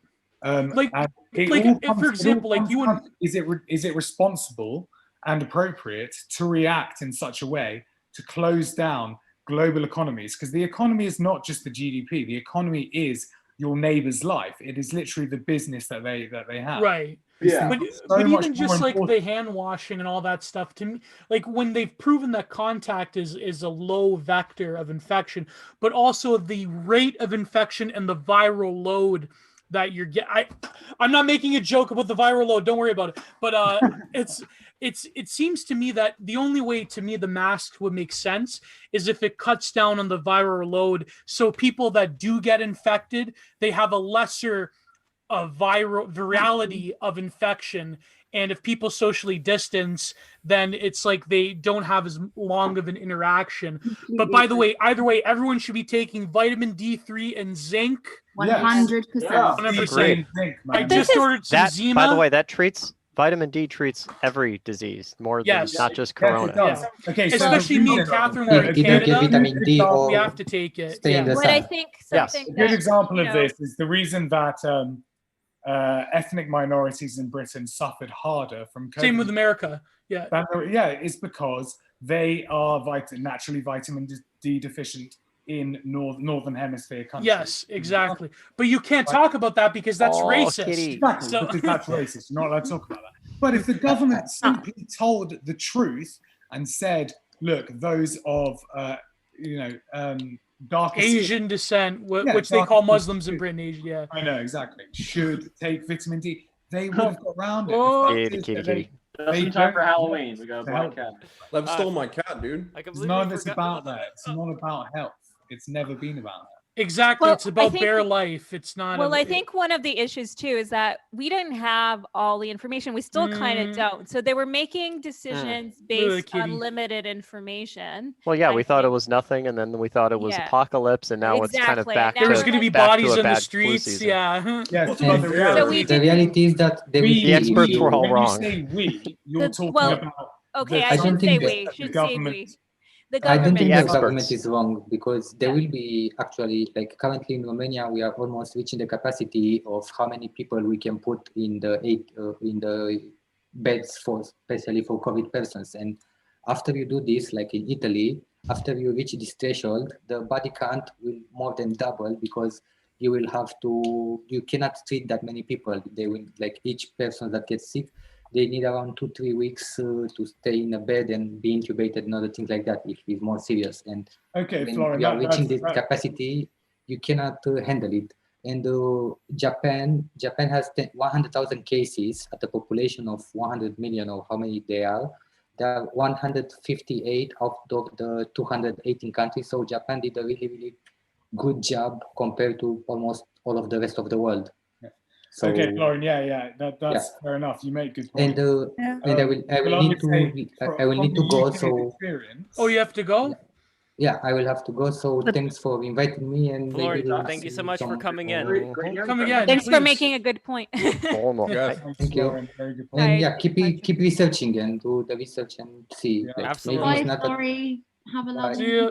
Hi. Cheers. And you know what? If you looked at states in the U.S. that have had the highest instances, they tend to be the ones that are most dismissive of any kind of precaution. So I don't think not doing absolutely nothing and living life as it was is gonna be so. I thought the great. states that were more liberal that were following. No, I think it was the precautions, higher yeah. population density. They if have I wasn't Yeah, it's mistaken. that's I what. think higher dismissive population- is, you can't really quantify dismissive. So I think that's Yeah. It's our lifestyle. Like I'm fortunate that I live in There's just Niagara, no whereas like if you go to Toronto, they're like, yeah, the totals Yeah. are ridiculous. But what I So- would When I say say, I can dismissive, say, I like, say in people person. who there are legitimately people who say, well, this is nothing, this is all invented, they don't take any precautions. So that's what I mean when I say dismissive. And there are like lots of people like that. Yeah, sure. Yeah, I'm one of those, bro. No, but here's I want to get to an important point. By the way, hold on a second. I want to make this point. Say one thing. Okay. Wait, Disco okay. Orpheus, for Okay, go your on. own research. What I would say, and I'm not totally dismissive of it, obviously. What I would say is, my godfather is a GP, which is senior general practitioner in the UK. And he, at the beginning of the coronavirus pandemic, he offered his services for free. to the what was it? It's called the Hot Hub, and it's so in each locality there's been a hot hub for all emergency corona cases, where specific hospitals or clinics have been designated for those that are diagnosed, need emergency treatment, and need rehabilitative care. And we continue. Yeah, and so basically he offered his services and heard nothing back. He's still not been called up to go. And it's been 9 months, and he's heard nothing back. And He's one of the most senior doctors in the country. He trains other doctors. He's the chief examiner for other doctors, and he has not once been called in to go. He hasn't even been put on standby, put on duty. So this is not, and I appreciate that this is a locality thing, and it may well be related to where we are geographically in the UK, but it's definitely not solely down to that, because we were told that this was an emergency, and he has not once been called upon for his emergency service. So is it because you don't think do you think that's because it's not a real emergency? It's not because it's an emergency, it's just about the number of cases. Like, we have not been overwhelmed. People that have been treated, we don't have, it was sort of in response to what Florin was saying. In the UK, certainly, we have not had any sort of emergency service limitation. Our beds are not full in hospitals. Could we say empty? They've been for many years. Do you count that that's maybe partially because we took certain steps? Like, no, because we don't know anyone that's been wearing masks. And also the UK technically has people in UK didn't do that. Yeah, they also have the highest deaths in Europe. But it's very important to understand that a positive test does not equate to a case. And this is the biggest problem, because a positive test is based on the PCR test, which has a high rate of false positives. That's correct, yeah. And also a case is should be considered, is normally with other illnesses considered those admitted to hospital for treatment. Yeah, for treatment. Yeah. However, we consider cases those of a positive test. So the majority of those are completely asymptomatic. And then there is a large majority of those which are false positives. So it's completely blown out of proportion. Do you still hear about, it seems we don't hear about like people that have what they call like long-term symptoms. Like I remember on 4chan for like a hot minute, then like long COVID. Yeah, then people went back on 4chan to 3 weeks skeptical. on ventilators, that kind of thing. Yeah, ventilators, but also that if you get it, that you're going to get permanent lung damage, glass lung. I've been hearing this for months. I've been hearing this for fucking months. I have not seen a single bullshit, shred. Right? Like, I have not seen anyone who actually confirms this information themselves on themselves. Yeah, I've known. I think a lot of it is like there's no double-blind placebo test, so. Exactly. The idea that you can almost persuade yourself that you have like these longer symptoms. It's kind of, what is that where you feel pain but there's like no I personally feel that like psychosomatic.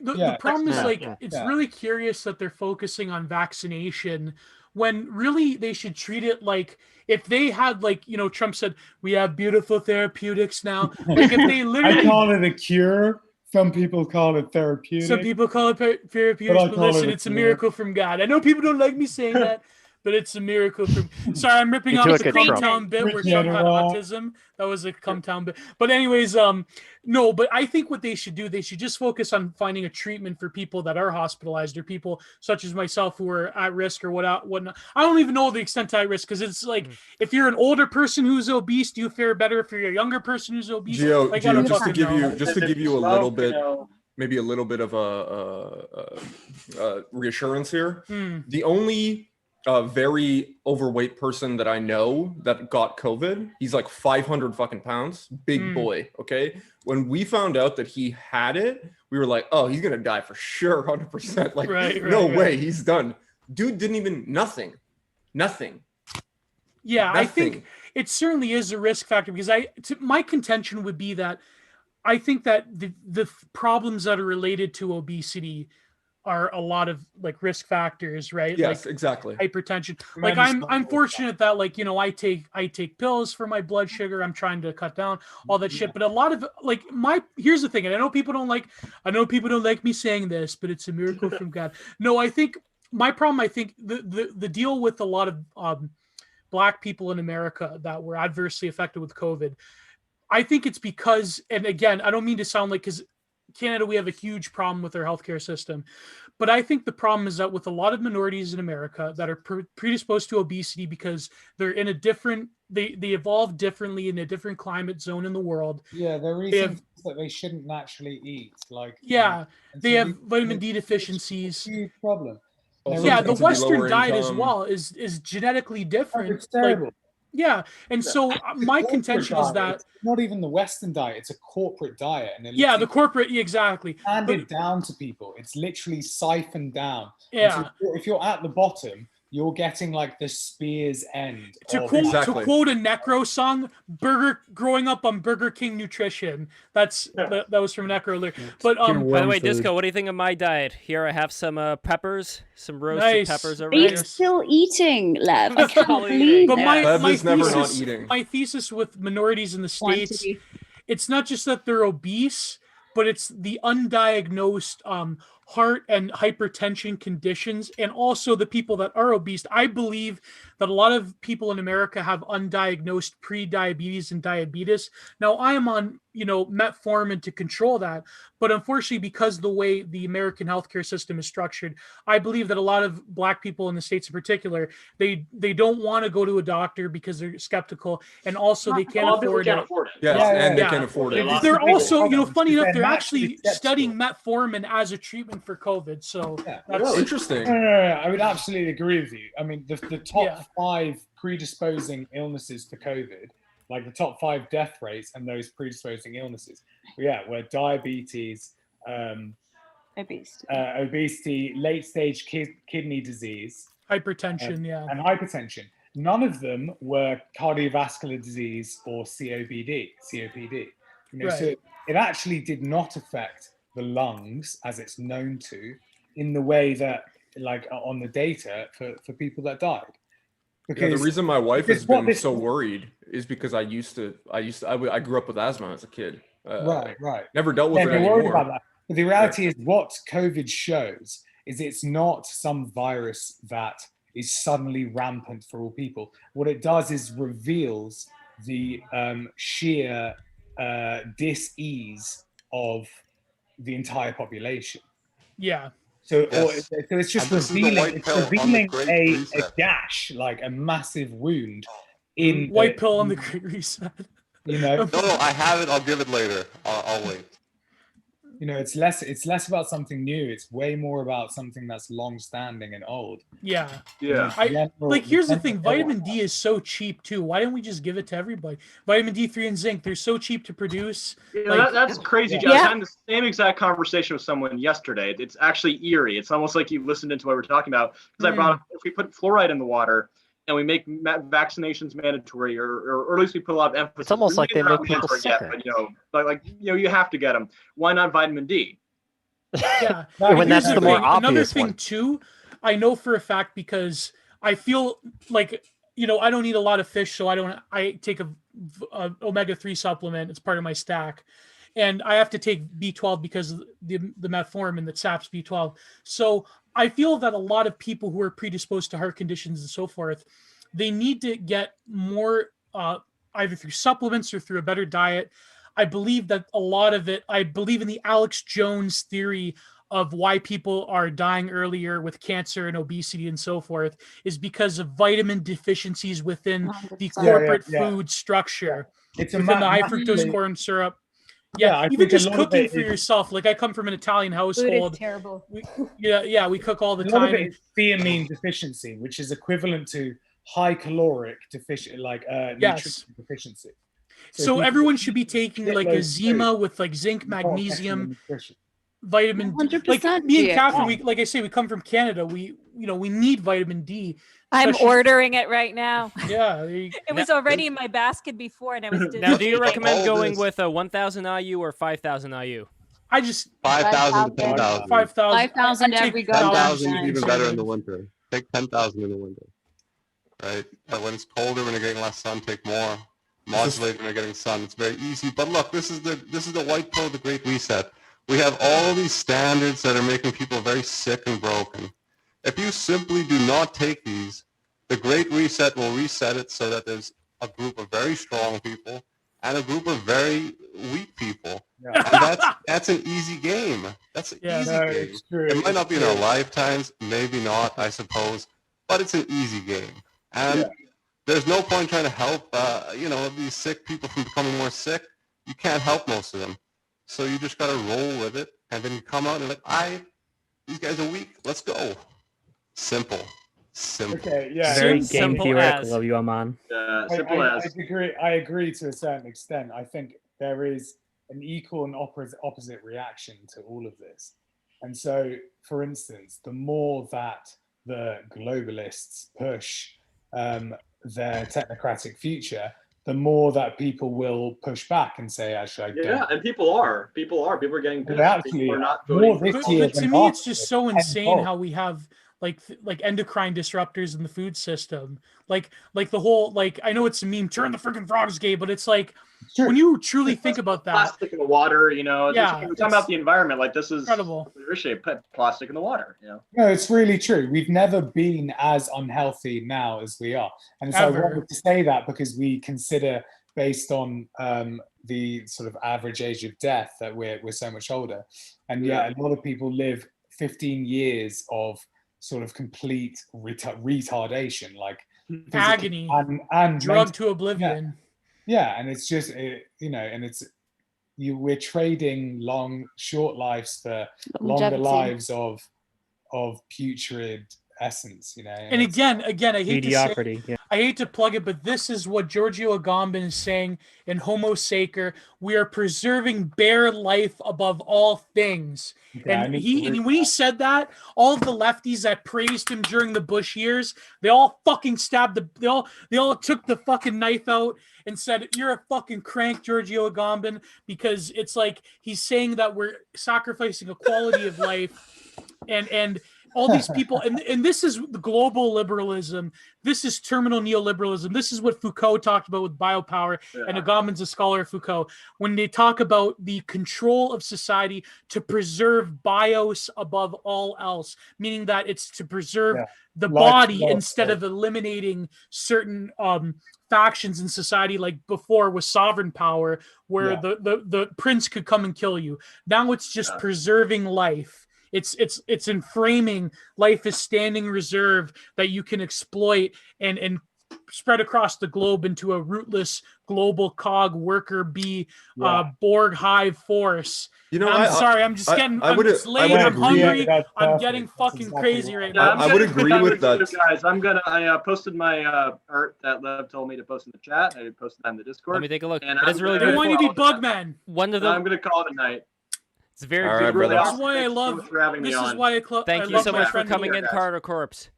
By the way, thank you. Yeah, one of those great artists support my friend Carter. Yes, look at this. Please. Look at this beautiful piece. Amazing. Master Chief slaying the Bugman.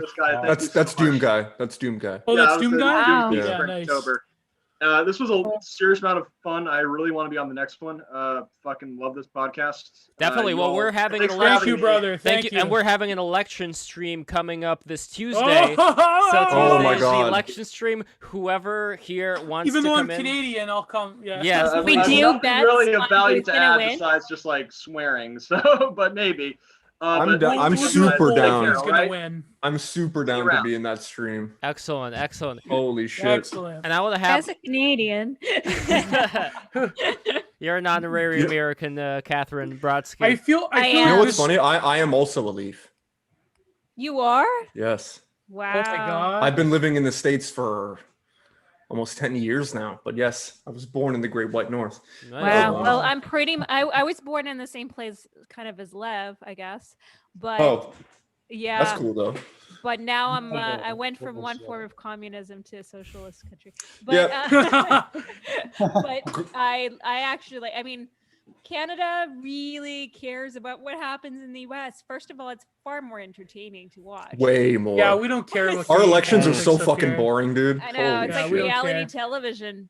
And then second of all, we're so affected by, I think we're more affected by what happens in the US sometimes than even in Canada. Yes, 100% leaders. 100%. I mean, by default, Canada is a vassal state of the US. We are. Yeah, basically, yes. By the way, they should just annex us. Let's face it. That's We have a great. And I'm an honorary Americanist. We have a great comment from Wong Kar-wai Superfan XOXOXO. Lev, please get the crypto people in during the election stream. They might have a meltdown.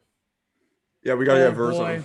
Yeah, Verse. Now, definitely, listen. Yeah. That's a good. If I get idea. elected again, I'm going to make Bitcoin the official U.S. currency. I'll make Bitcoin the official U.S. currency. Come on. It's going to be for free. It's going to be for free. No more central banks. For every Bitcoin you get, you're going to get a free shot of Regeneron. My son Baron, he has a slight He's a Nephilim. autism. He's He went on a 10 feet tall. Bitcoin forum. He mines Bitcoins, my son Baron. come so we're going on. to change the standard reserve currency to Bitcoin. So my son Baron will also make my son Baron will also make MLG the official sport of the United States. So football, I'm sorry, you're done for. It's going to be MLG now. You know, you guys need a Canadian Trump. Oh yeah, well we had one. Rob Ford. We had no. We had one. He's just dead. We're gonna have the best hockey teams. It was Rob. It was Rob Ford. Our Poutine is gonna be amazing. No, unironically, Rob Ford. You guys wish Trump was like Rob Ford. Rob Ford unironically smoked crack on video. On video, like he was video doing it. Rob Ford was a fucking. I prefer Rob. Speaking of crack, I prefer Rob about than Hunter Doug. Biden. Doug Ford's kind of a sellout, in my opinion. Yeah, he's a little bit of a bitch. Yeah, Oh, well, Rob was a wild card, man. Everybody hated him because he was just like he didn't make any sense. He just did shit. Now I know Hunter Biden, Joe's son Hunter smoked crack, so my son Barron has to smoke crack. Well, no, Barron, no. Eric Trump, he's going to smoke crack on TV. Barron is the best crack smoker. We're going to have a crack party. All three of my sons are going to smoke crack.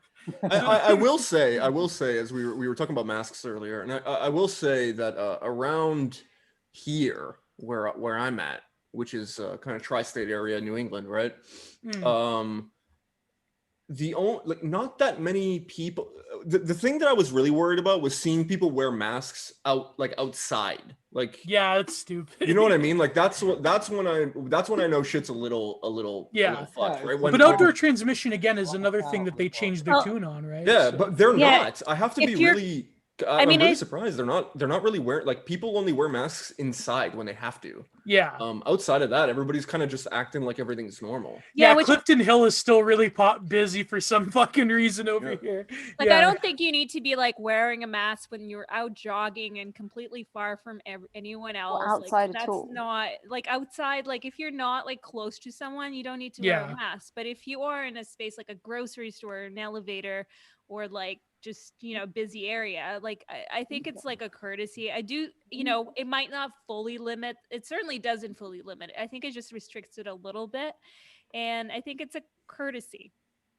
And I think if you want to know, you don't need to take. I agree. That's I a agree. very I accurate agree. thing to say of it. That also is say- merely courtesy. Yeah, It's is a courtesy. tyranny. Wearing It's not a masks courtesy. It's a tyranny.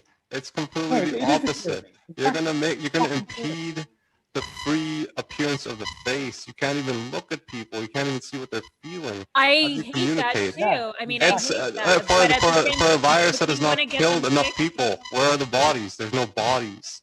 Well, Right? I'm- This is I'm- ridiculous. I'm Free on, yourself from this ridiculousness. It's crazy. No, I completely agree with you, Aman. And the reality of the mask is, one, there is no proof on their efficacy. Two, there is a lot of proof that they cause things like histotoxic hypoxia, which is the rapid deprivation of oxygen within the body because you're breathing your own carbon dioxide.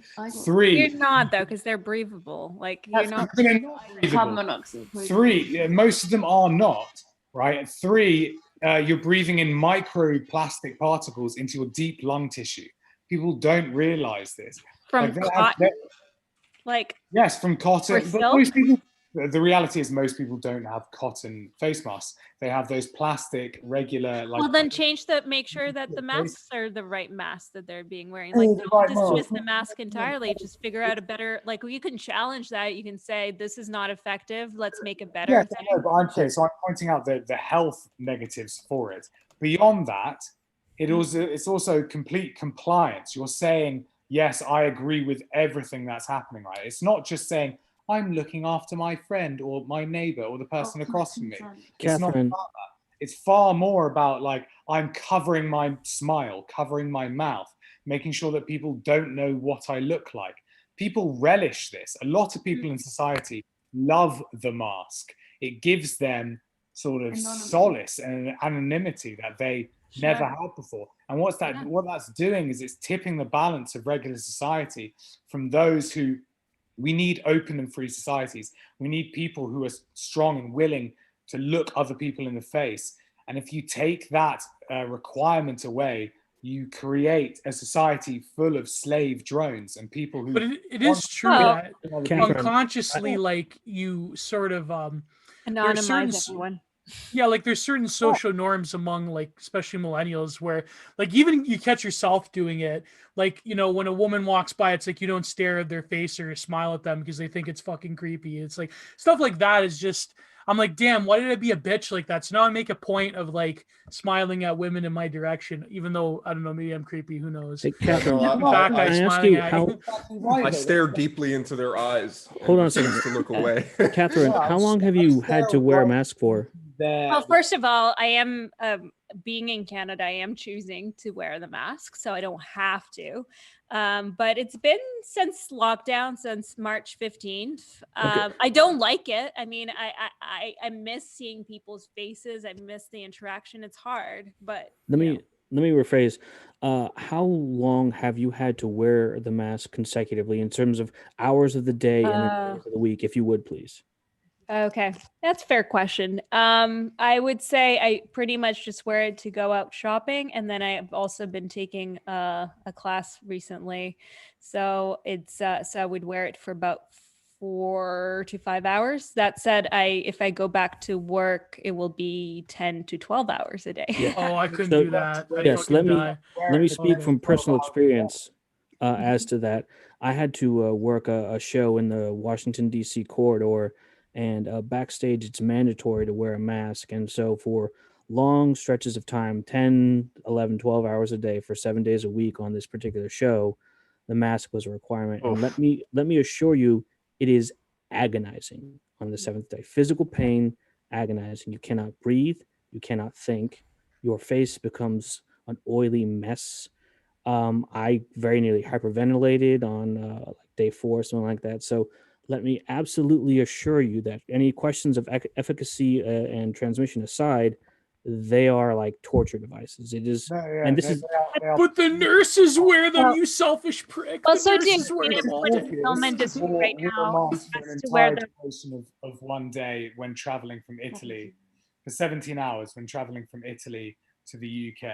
Well, I'm not flying right now. I mean, I wouldn't be able to I know I can't handle that. Yes, but what I'm saying is the requirement is that you have to wear this for these extended periods. Oh, there's a trick though, by the way. So you don't have to wear the mask when you're eating. So for whenever you're ever in a plane for more than 4 or 5 hours, you just have a bottle of water or something in one hand for the whole time, and that way you're exempt. Yeah. That's I would was a fun honestly trick. worry about like being on a plane because the plane has a closed air system. that's the Ironically, only the reason why air quality in planes are so shit is because they actually banned smoking on airplanes. That's why the air quality is shit, because they had the impetus to like lower down on the HEPA filters. So like smoking bans actually caused worse air conditions on airplanes because you remember how nice those airline commercials were, like in the 50s and 60s with the stewardesses and everything. It looked so advanced. Now it's hell. Oh, that's a good question by Now it's like Asir this Veneer. Pop If City you bus. could wear a face shield, are face shields are they just as effective as masks? Because I wouldn't mind, like, if you're you have in to wear construction. No, What the would you say, face Catherine? shields just act as if you spit in front of you the whole time, which we don't do.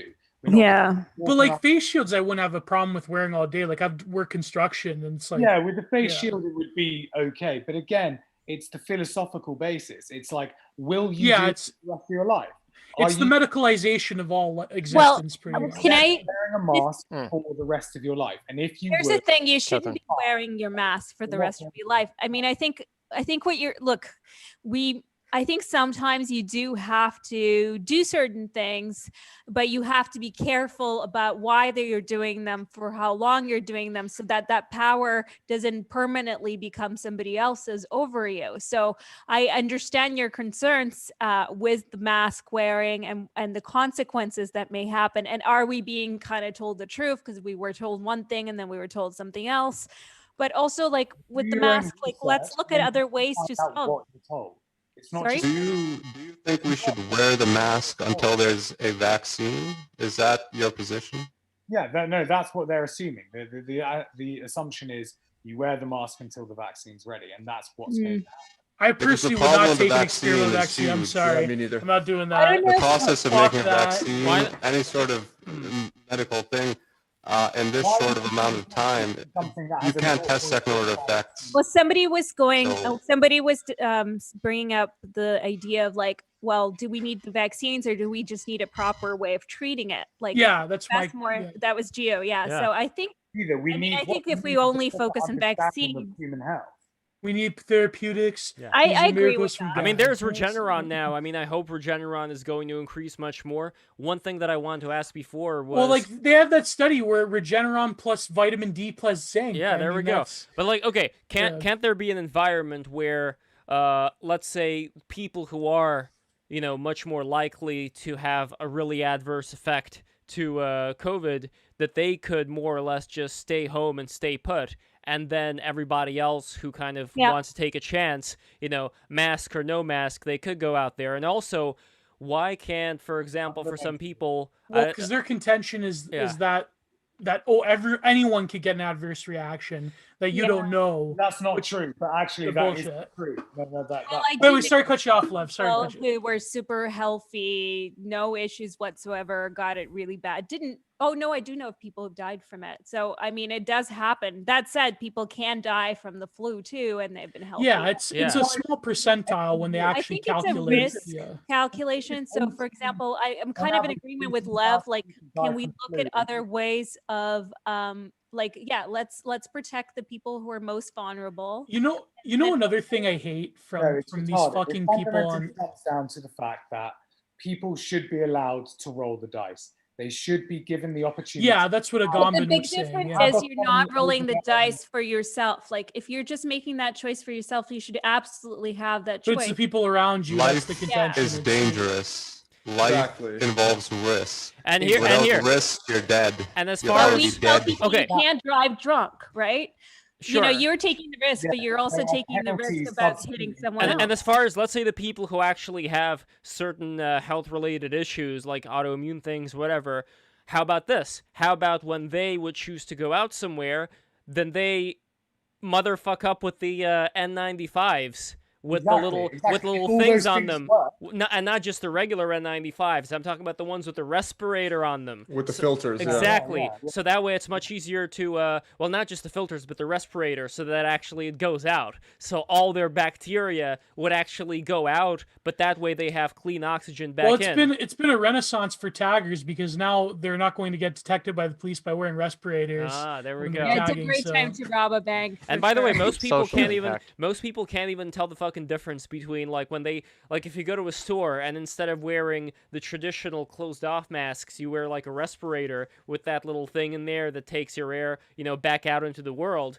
They don't know the fucking difference, like the people who are there. So they're going to be, okay, you're wearing a mask, you're good to go. Meanwhile, you're actually wearing something that if you had COVID, you would be spreading it out to people. But my point is that... But do they work relative to other cloth masks better? Well, I yeah, I don't mean, know. they're N95, so they are heavy-duty masks. My only point is, if you have a mask that allows you to actually breathe better, wear that for your own protection. Let everybody Yeah. else roll the dice. I mean, I assume, again, right now, we're not really having any shortages, so why not just provide enough of these top-quality N95 masks with those breathing apparatuses in them to the people who want to roll those dice? Well, Originally, we had shortages, but also there was the worry that healthy people would also, and then they therefore will overwhelm the system. Now, what we can do, taking what you just said, is like, yeah, we could try and implement that kind of procedure slowly in areas, especially where COVID isn't a huge amount, like not a huge amount of cases, and kind of roll it out slowly to other regions. No, and but over all time, of this is retarded because the system was never near being over. it wasn't. It was in some areas. But what about mass That depends testing? Some Like areas where it is already usually overloaded at certain periods in Well, the New York wouldn't have been that to that level normally, right? New York, like Yeah, but that was mostly Cuomo's fault. people never to leave their houses, and they stayed inside all the time, and they did nothing but order pizzas into their own houses. You know, when you constrict people's lives and you stop them seeing their family and you stop these various elements of their lives, they react negatively in a health way. It's not. It all comes down to the fact that Louis Pasteur was wrong, and he admitted he was wrong on his fucking deathbed. All right, and he fucking admitted this, and this is why we're in this goddamn predicament. Is because Louis Pasteur was wrong about what he came up with, and yet every basis of goddamn science in terms of germ theory and is based on it. And actually, he could have absolutely done it differently. I mean, the government could have done it differently. Like I'm gonna admit, like even like I'm like someone who likes to think that I think differently, but I'm still like I haven't been to a fucking grocery store in forever, right? Like I'm still like worried about. I don't know. It's really weird. I have a really schizophrenic mindset about being worried about. I don't know, man. Like, yeah, I mean, Gia, you think differently, but you got to realize that illness comes from within. Like if you're going to create, you know, these things like, you know, as above, so below, you can talk about it like a mantra, blah, blah, blah. But these things are legitimate in terms of their physiological responses. And so when we, you know, when we discuss health, like it is holistic and it is becoming far more popular that it is holistic. I mean, I think one point that you were sort of making that I agree with, like when yes, you might say you might protect people from the virus, but you are creating other issues. Like people, for example, I've totally gained a bunch of weight because I'm not noticing it. I don't see it. But I just know it's but also gotta like be in the right places. but also mentally, you know, mental issues that people are having. There's a lot of consequences beyond just protecting, you know, that all the suicide rates. Yeah. Oh yeah, and I would say to we were talking earlier about the whole like this is going to be forever thing. I think the best indicator that may be the case is like the whole war on terror 9/11 era. Like we saw what happens when the government goes, oh, it's just again. Exactly. We got to turn Giorgio. Bush era. We got to turn Giorgio Agamben into 11 Jules Break the Rules drinking game. I was hoping Trump was going to be right about this whole like it's going to be over by summer thing. Gio, you do it much better than I do. But it's going to be over by summer. Don't worry about it. Yeah, thank you. I you know, but I think that was making me much more compliant and also more optimistic. And then it started to be like, no, this is our new normal. Like the words, this is our new normal. We're like, really it's terrifying. Yeah, I remember when the new normal became the mantra. Yeah, and then the corporations roll out with fucking advertisements about like this is our way of life now, and you can consume our product. I'd start up a YouTube video on my fucking phone, and it'd be like, so do you have like remember what your town was like before? Yeah, you have Don't two. you want to like, get back to that? You have like a group of like racially ambiguous polyamory, like polycule people, and they're consuming products, and they're like, "Well, this is a new normal now." And it's like our polycule is going to be isolated. Pass me the bugs. Pass me the bugs. There is another. We're eating roaches tonight. There's another strange new phrase that I've heard recently: "good trouble," and I think it's related to like the protests, like BLM things of that nature. I'm not sure if any of you heard that term. You know what's crazy? I was watching because my mother makes me watch this fucking show. I hate it so much. You know that show This Is Us? They okay, so two things. The recent one, they talked about the pandemic and the race thing because they're the adopted son Randall. He's like a black guy, right? He was adopted by them. But this guy, he's chastising his obese sister who has a blind son, and her husband is has clinical depression, chastising her, saying that, when I grew up, there was a lot of things about us black people that I hid from you because I didn't want to make you upset. But what about me? Like basically gaslighting his own sister, adopted sister. But then it's like, dude, like Obama, you grew up in a white middle class family and you went to an Ivy League school, and it's like it's so fucking stupid. I hate this fucking show, but I can't stop watching it because it's like the ultimate bourgeois. Like my friend Wright is a swivel producer. stuff. Wait, Catherine, what did you say? Oh, I said my friend is actually a producer on that show. Tell your friend. It's Tell on your site. friend about what I said. Tell your friend it's on site. It's Swipple shit white people like. That's what fucking this is. He is white, so. Oh, there you go. No, but you know the term Swipple means like shit white people. Like yuppie, hipster, like Oh, and I love how all the wine moms, all of the Karens, they love this show. This. Oh Is my Us. god, yeah, because again, it's suburban porn. It's It's urban porn. Yeah, Exactly. it's suburban I pornography. feel so It's bad like- for people named Karen right now. And there's so Oh many god. people named No, Karen. but this is us. It's incredible how they have to like go right through the Black Lives Matter thing, and like it's like this like oppressive thing. Like, did you see the video of Saint Floyd? Yeah, I saw the video with my father. It was it's like this whole like ritual. I don't want to go into it. I'm Yeah. sorry. I want to. Oh wait, by the way, I wanted to get a. I love when my mom makes me watch these shows. Like This Is Us, 90 Day Fiance. 90 Day Fiance is Kino though. Yeah, Holy it's fuck, total that show Kino. is amazing. So I Did you should watch watch the recent one where like I think it was like where who's the Sumet, like the Indian guy, he went back to his parents. They had like this total dramatic fucking meltdown. It was hilarious. But anyways, yeah, so we can make a whole trash TV. we'd be here for 5 hours if we start talking about 90 Days. Oh, yeah, no, You know what? yes. I think COVID was a conspiracy. It was intentionally put in by reality TV people in order to have people at home watching crap. Yes. Well, remember Tiger King? Like Yes. that was this year. You know what I mean? That, It feels Yeah. like 1,000 Do you remember centuries when ago. Kobe died? wait, when who? When Kobe died. Oh my Oh god. yeah, Kobe Bryant. Oh that. Oh felt like my 1,000 God. Centuries ago. Yeah. How crazy is that? It was My like, mother yeah. also watches this follow-up show with like the little people. What are they called? Midget. Oh. I just don't want to say. Yeah, And like that show. the woman's like she divorced and marries another guy, and it's like the son is taking over the house.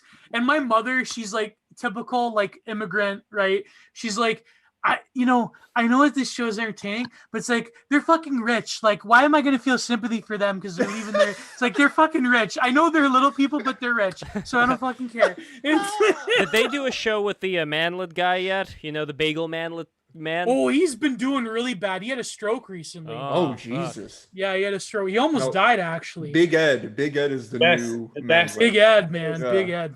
The best smallest person in the world is Beetlejuice. Yeah. I love Yeah, Beetlejuice so much. OG Howard Stern. Beetlejuice, OG Howard Stern. The best is when, because you know Beetlejuice, he was Retard affiliated with Best. he was affiliated with wrestling for a little bit. Oh yeah, I And remember that. He was on the Howard Stern show with the Iron Sheik. And the thing is, Beetlejuice, he needs a handler with him because he's like special needs, right? I don't know if that's a politically correct term anymore, whatever. Differently abled. So he they put him by mistake in the same hotel room as the Iron Sheik. Oh my And god. Beetlejuice was like keeping him up all night, and he was like going nuts. And the next day at the conference, fucking they got into this big argument, and the Iron Sheik called him the gamer word. And it was Oh my god. Yeah, and you can find this on YouTube. Oh my god. Imagine the Iron Sheik going, I fucking kick your ass, I fuck you in the ass, and then he's like, he says the gamer word. Oh man. By the way, And Disco Beetlejuice is like, "I fuck Orpheus. you up, bro." Disco Orpheus, you wanted to say something about that phrase "good trouble." Do you remember what that was? Good trouble. Good Yes. trouble. Was it about that? No, I can't quite remember. It was clearly created by a black woman. I'm just saying that right now. Seriously. Are you just giving credit in case? We're talking about sort of 1984 words, basically. Yeah. words that appear to. Oh, speaking of things that they're But there's rooting, the good kind of trouble. Yeah, I'm good trouble. Don't you know I'm good trouble? That's Poetic that's all I. justice, do the right Just like thing. just shut the fuck up. You know what's funny about Do the Right Thing is that they're coming out with that new Sopranos movie with where James Gandolfini's son is Tony when he was a kid, And Joey Diaz is in that one, right? Joey Diaz is in that. Yeah. They're gonna basically turn The Sopranos into Do the Right Thing too, where the evil racist Italian immigrants are oppressing the poor black people in the community. It reminds me of that scene with Christopher Columbus' statue in The Sopranos. Yeah, you know the thing is in Canada, the Italian immigrants are a bit like less racist, but as my buddy Jins in the chat will tell you, it's true. Like us Italians, we were kind of pretty racist in America because the Italians, they were sort of like this in between, like being white and not white, like minority. So it's kind of like how Asians up until the 90s, up until the LA riots, how they could like get away with saying gamer words because they were technically minorities, but now they can't because now Asians are basically white people. Now they're white people, yeah. But wait, what happened with that? Was it a Korean or a Japanese dude in California? The Koreans. Yeah, It was Koreans. Yeah, but there was a specific Korean guy who was caught on camera, and then that guy was. I'm pretty sure that guy's Chinese. I know who you're talking about. Oh yeah. Yeah, and This is a no gamer word zone. Yeah, and That's he got arrested. But what I don't understand here is that we still have freedom of speech, right? So it's like, why exactly did he get arrested for saying he in wasn't Canada, attacking you could get anybody? arrested for saying the gamer Yeah, word but in this is public to California, someone, yeah. so this is what I don't understand. Oh, well, there like you he wasn't attacking anybody. He wasn't being physically violent or confrontational, in a physical way. So why exactly? What was the justification for him to get arrested? Because I think we all need to come to terms with the fact that the rules are made up. None of it's for real. certain different people. None of it's real. Yeah. None of it's real. They don't give a shit. They don't give a shit. It doesn't actually matter. Oh, no, sir. No, it's against the law. Don't shoot me. The cop doesn't care. He doesn't give a fuck. Nobody cares. So the idea that these things are going to be enforced, nobody gives a shit. Well, it's all about if people are willing to believe in them, and if people see that they're not being applied in the correct way, then they're going to stop believing them, and we're only going to experience more terror. It's also like we literally, where America is being like held hostage currently. Like anyone that does anything wrong to any black people in the United States, even though, listen, I get the historical context of this nation. I'm not stupid. But what I mean here is anybody that does anything that might whip up black sentiment they're just ending. Like cops, it's a little harder because cops go hard in the paint for each other. But if you're just a guy, you're done for. When you get beat up, like you get beaten half to death. Literally, people are like, "Oh, well, you said a bad word, so you deserve it." It's like, you watch videos of people being basically killed. Like they're never gonna recover from the brain damage. You know what I mean? They're gonna be fucked up. I've seen. Yeah, I've you know what I mean? It's like this solid time. This event changed that person forever. They're never gonna be the same from before that, right? But it's like, oh, but he was being racist. It's like, okay. No, I know. It's in England. It's like you could describe the past 10 years politically as the rise of sort of the minority. And not rights and not question, but basically all of politics was dominated either about minority rights or about Jeremy Corbyn potentially being an anti-Semite. Oh, I remember that was my favorite. That was my favorite saga. Yeah, it's unbelievable. It's actually unbelievable. And yesterday he was struck off the Labour Party. Finally, what was this about Jeremy Corbyn? He got ousted or something? Like, no, he's been kicked out for good. And the hilarious thing about it is he was never an anti-Semite. Like at any point throughout it, all he was pro-Palestine. I don't even think, like, here's the thing. George Galloway, he's kind of like... Being pro-Palestine to some people means you're an anti-Semite, like automatically. Yeah, that you go against Israel in any capacity. Well, there are a lot of Jewish people who are, very leftist Jews who are pro-Palestine. And from what I understand in a lot of American colleges, even if you are a Jew who supports Israel, like a professor, you can talk about it. So it's a very interesting dichotomy. Israel apartheid, yeah. Yes, I feel like being a Zionist is wrong like time. Yeah. So it's a very Being a- interesting Well, dichotomy, Catherine, in right? Canada, we had the Israel Apartheid Week thing. Remember that? That was a Oh big my issue. god, yeah, and all Yeah. the like you can't buy products. Also, like SodaStream, which is a company that's I based love on SodaStream. I love it too. And Scarlett Johansson did an ad for them. She got like in the media, she got really bashed because she was like supporting this. And like the West Bank, they were giving people freaking jobs. I mean, they were giving Jewish people and Palestinian people jobs, especially Palestinians, because who lives in the West Bank. And so like I guess both do, but anyways, it just made no sense because they're shooting themselves in the foot. But anyways, But it also doesn't. You guys know?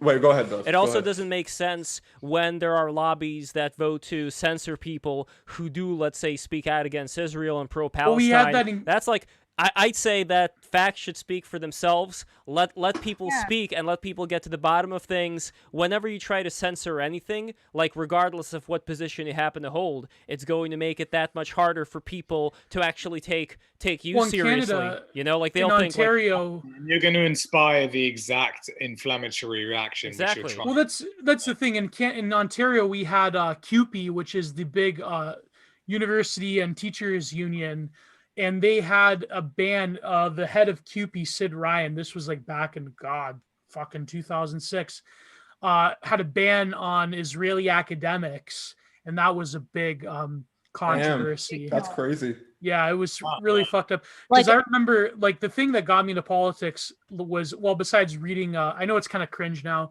but reading like Mark Stein and Chris Hedges of all people when I was like 13 years old. In Canada, the big issue was freedom of speech because we had the Human Rights Commission issues with Mark Stein and then with Ezra Levant because he published the Muhammad cartoons. And I remember, even though he's like totally different now, he's like a total turncoat, but the Michael Corrin show, they had the guy who did the cartoons, Kurt Vestergaard, on. And when I was younger, I remember watching that, and that was like the big like thing that turned me, normie conservative. But then I don't know, but when it comes to the Muslims now, I'm kind of different. I mean, I feel that the Islam issue is, well, it's overblown in the West. I mean, in Europe, I mean North America. In Europe, they have obvious issues. But to me, I feel that this like impulse, like hatred for Islam among the right, I think was kind of a mistake for a number of different reasons. I feel like I also think it was misguided as well. it was misguided. Yeah, it was pushed by the neocons.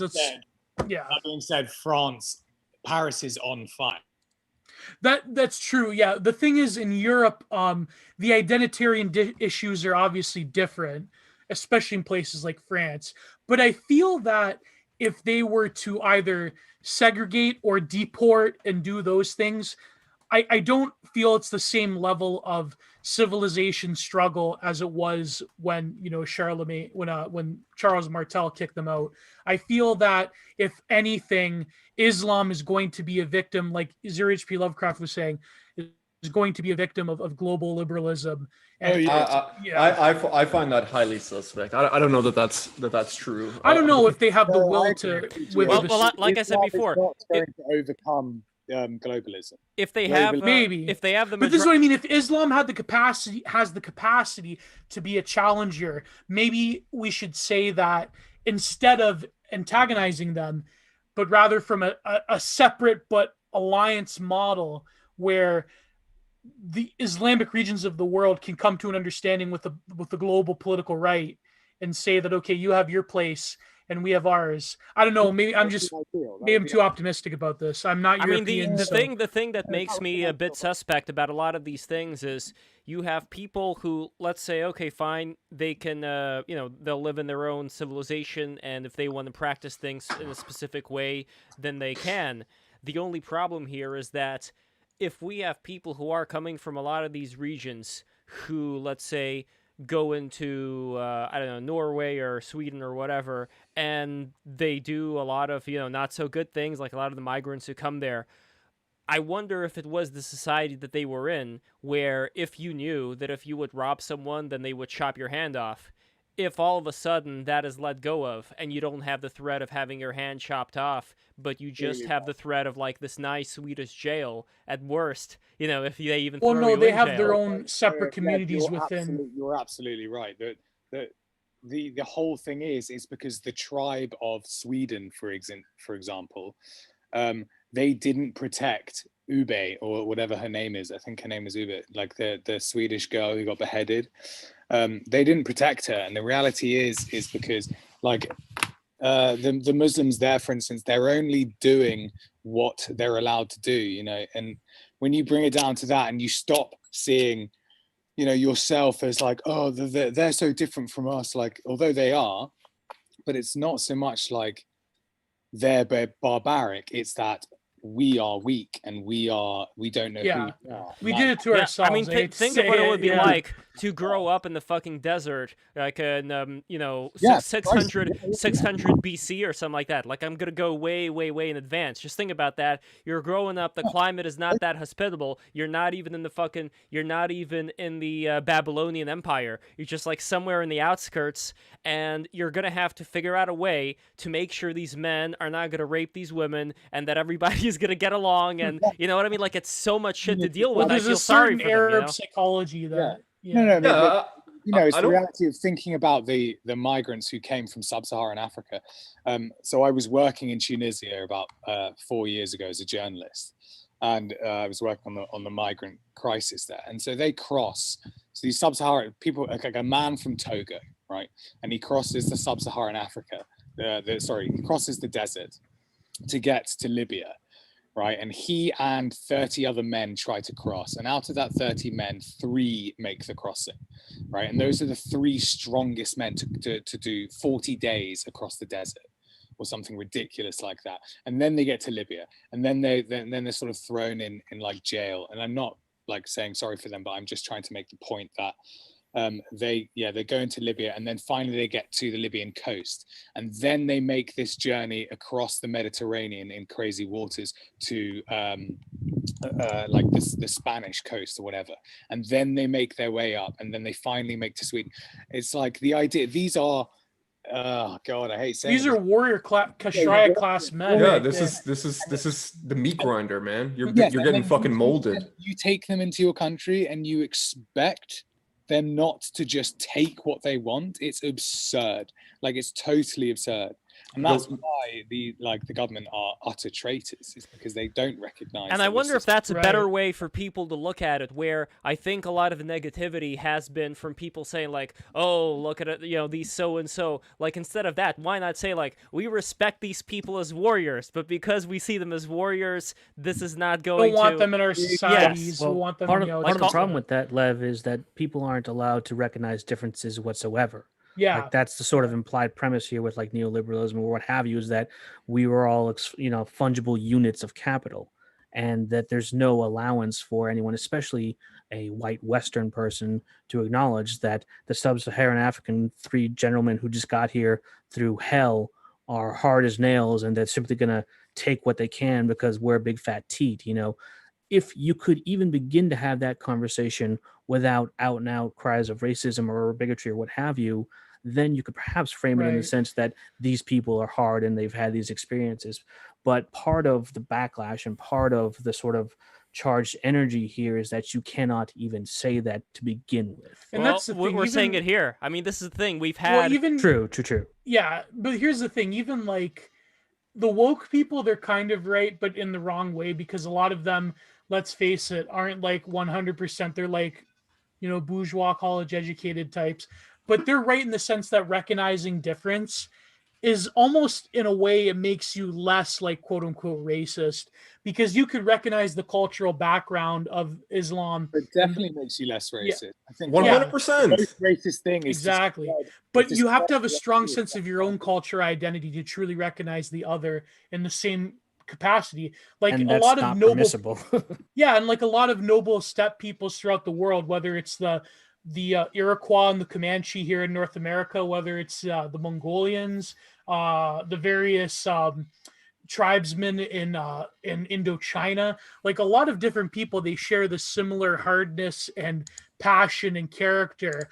But to recognize the difference itself is such an egregious crime to the woke capital and global. Well, because the woke people over here, they have parents where the father is portrayed as a buffoon and the mother is portrayed as Homer like, Simpson. Yeah, so it's like they missed out on seeing the comparison, which is true, between, let's say, having the wise elder in the community. But again, like I don't even know how much of this youth that's like second generation migrant to Europe, how much and even this is why, like do they and value like I it say, or no? this is Like do this is why I'm different from when I was younger. I don't have this thing against Islam like I did, because when you're a normie conservative in North America, you're kind of like psyoped by the neocons to be like, the Muslims bad, they hate us for our freedoms. Like, Woman that's in fucking dress, bullshit. woman Yeah. in bag, yeah. Women in bag in Iran, they used to wear makeup like our women. It also, like what They used to be whores. They used to be whores. Oh God. Okay, that's a hot take, but to be I'm fair, kidding, look, there I'm is joking. there is a balance here when it comes to there are certain societies. No. There are certain societies. joking, man, I'm there are joking. certain societies who come in.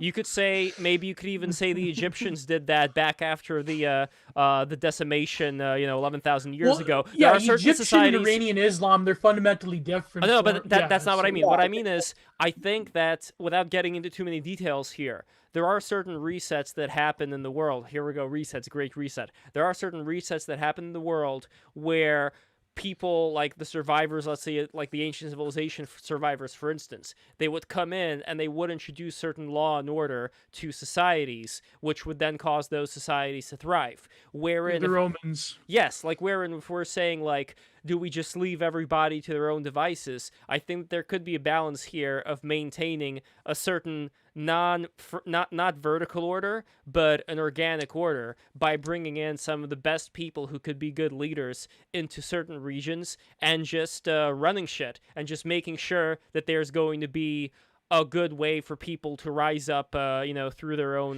merits and things like that. Yes, and no. But that's what I mean. Like, Lev, that's like a neo-imperialistic vision that would celebrate vitality. If the American Empire were to take the mask off and become much more like the British Empire, then it would be they a stopped way of the counteracting. they stopped the widow burning, and they also employed a lot of Hindus, like a lot of Indians, in top positions of like the factories and things like that. But this would be an alternative Brahmin political class Indians system. who are leading our government. So, like, it's came back to Rishi Sunak, for instance, and it's come back to Roos. So, like, but I think the biggest difference is that, and Gio, you might disagree with me as a Catholic, but like tribe supersedes religion to a certain extent. So within Islam, there are like these tribes or these elements of Islam. So you have the like the regular based Muslim who just wants to have a corner shop and have a big family, and then you have like the Saudi prince tribe of Islam who are like super decadent, and all they care about is like getting their younger brother to shit on the stomach of some Instagram whore. They're almost like Western. It's true. They're almost like Westerners. Yeah. And then, but then you have like the Allahu Akbar, I want to bomb a church Muslims, and so, but they're all Muslims, but they come in these different tribes, and so like the element of tribe kind of supersedes their. This is depends though. Like I agree with this.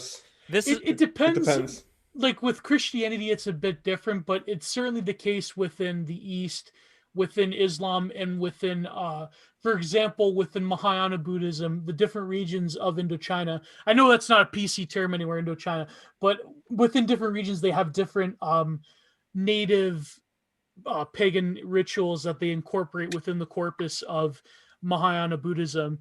So it is true that I tend to believe more in a symbiosis thesis where tribe and religion have a fundamental harmony that interplay with each other. But I do get your point. It is true. I think even to an extent in Europe, I mean, Italian Catholicism is different than Irish Catholicism, for instance. It's different than Portuguese Catholicism. Yeah. Different than Brazilian. I mean, way different in Brazil. Oh, yeah. Brazil with Catholicism. Way different in Mexico. One quick thing I wanted to mention for Disco, because he wasn't around when I mentioned this the first time, is that in Islam you do have fiqh, which is Muslim law, and people usually call it Sharia. Sharia is just like Sharia. Yeah. It's just an aspect of it. But with the system of Islamic law, it's something that's been passed down from master to disciple in terms of jurisprudence, and you can take out like things related to military law, related to Zina, morality law. So a lot of things where the church and the state merge into one body that's responsible for legislating the area that's under its own control, I don't see any reason why in the next 50 years certain enclaves within Europe would not be able to elect their own people into the government that would administer that particular law, especially as there's going to be less of a coherent European order in these particular regions. Not even European order, but like Italian order, French order, whatever. The point here is that these are systems that I can definitely see potentially growing, where you cannot just rip those pages out of these law books. You can't just take this out of the hadiths. These are things that have been interpreted from a long time ago through a succession of master and disciple, and I don't see them going anywhere. Yeah, I think that's right. Yeah, I mean, but that sort of brings you to because those are written laws, right? Yeah. Yeah. So, and that's like this idea of the Constitution versus, and I was having this conversation today about British law, for instance. We don't have a written constitution, and so a lot of laws are assumed, right? And so you can have laws that are written into the I don't know what it's called, but the sort of standard of law, but then predicating all those laws are assumptions on the basis of like precedent and stuff like that. Legal precedents. The British. I think that although that can be seen as a good thing because then we're evolving with the times and then the law can be adapted and this sort of stuff. But I'm personally, I see that as a massive problem, because what the Americans have compared to the British is more fundamental, and it's harder to change society in the way that British society has changed over the last. See, in a way you're right, but also we have the interpretation of the First Amendment, where even though originally it was supposed to guarantee freedom of association, ever since the civil rights laws got passed, this was no longer the case. So we have a very interesting system here where, like I always say, I am for an open door society in terms of, whoever is good at whatever thing, I encourage them to be hired regardless of where they come from. You guys all know the spiel. But at the same time, when it comes to hiring practices and how there could be a lot of this legal creep that we're already seeing, like you have to hire a certain number of A, B, and C people into your organization, or else you're going to have like $100,000 fine. In California, they're doing it with women, where there should be like a minimum of a certain amount of women, depending on how big your organization is. And they're finding that a lot of these companies have not, despite the urgency to do so, have not been able to find the women yet. So they are going to be charged these $100 fines pretty soon. So it's like when you start creeping things like that into the lives of people, as far as what decision do I make as an individual, as far as who I want to associate with, who I want to hire. And again, ideally, people should give anyone a chance that proves that they can hang with them, as I think we've demonstrated on BTR on multiple occasions. But at the same time, I don't see it as something that, just like I don't believe in Jim Crow, I don't believe in the reverse here either, in terms of, making sure by the government that people are going to be associating with A, B, and C, even if they may not have wanted to do so in the first place. I just see it creating a lot of tensions in the future that will result in something much worse than the well-intentioned people who have planned this in the beginning may think. Yeah, I completely agree with you. I think forced association is horrendous. I mean, it's like, I think any lawmaker that tries to implement it is just purely destructive. And all they care about is, I think a lot of them, call me conspiracy theorists, is they unintentionally, most of them, but intentionally above the majority, are doing this in order to create a society in which you destabilize any sort of centralized identity that people have. You create atomized individuals. And you can see that across the West. It's happening absolutely everywhere. I mean, and to me, it's not a conspiracy theory. It's just observable.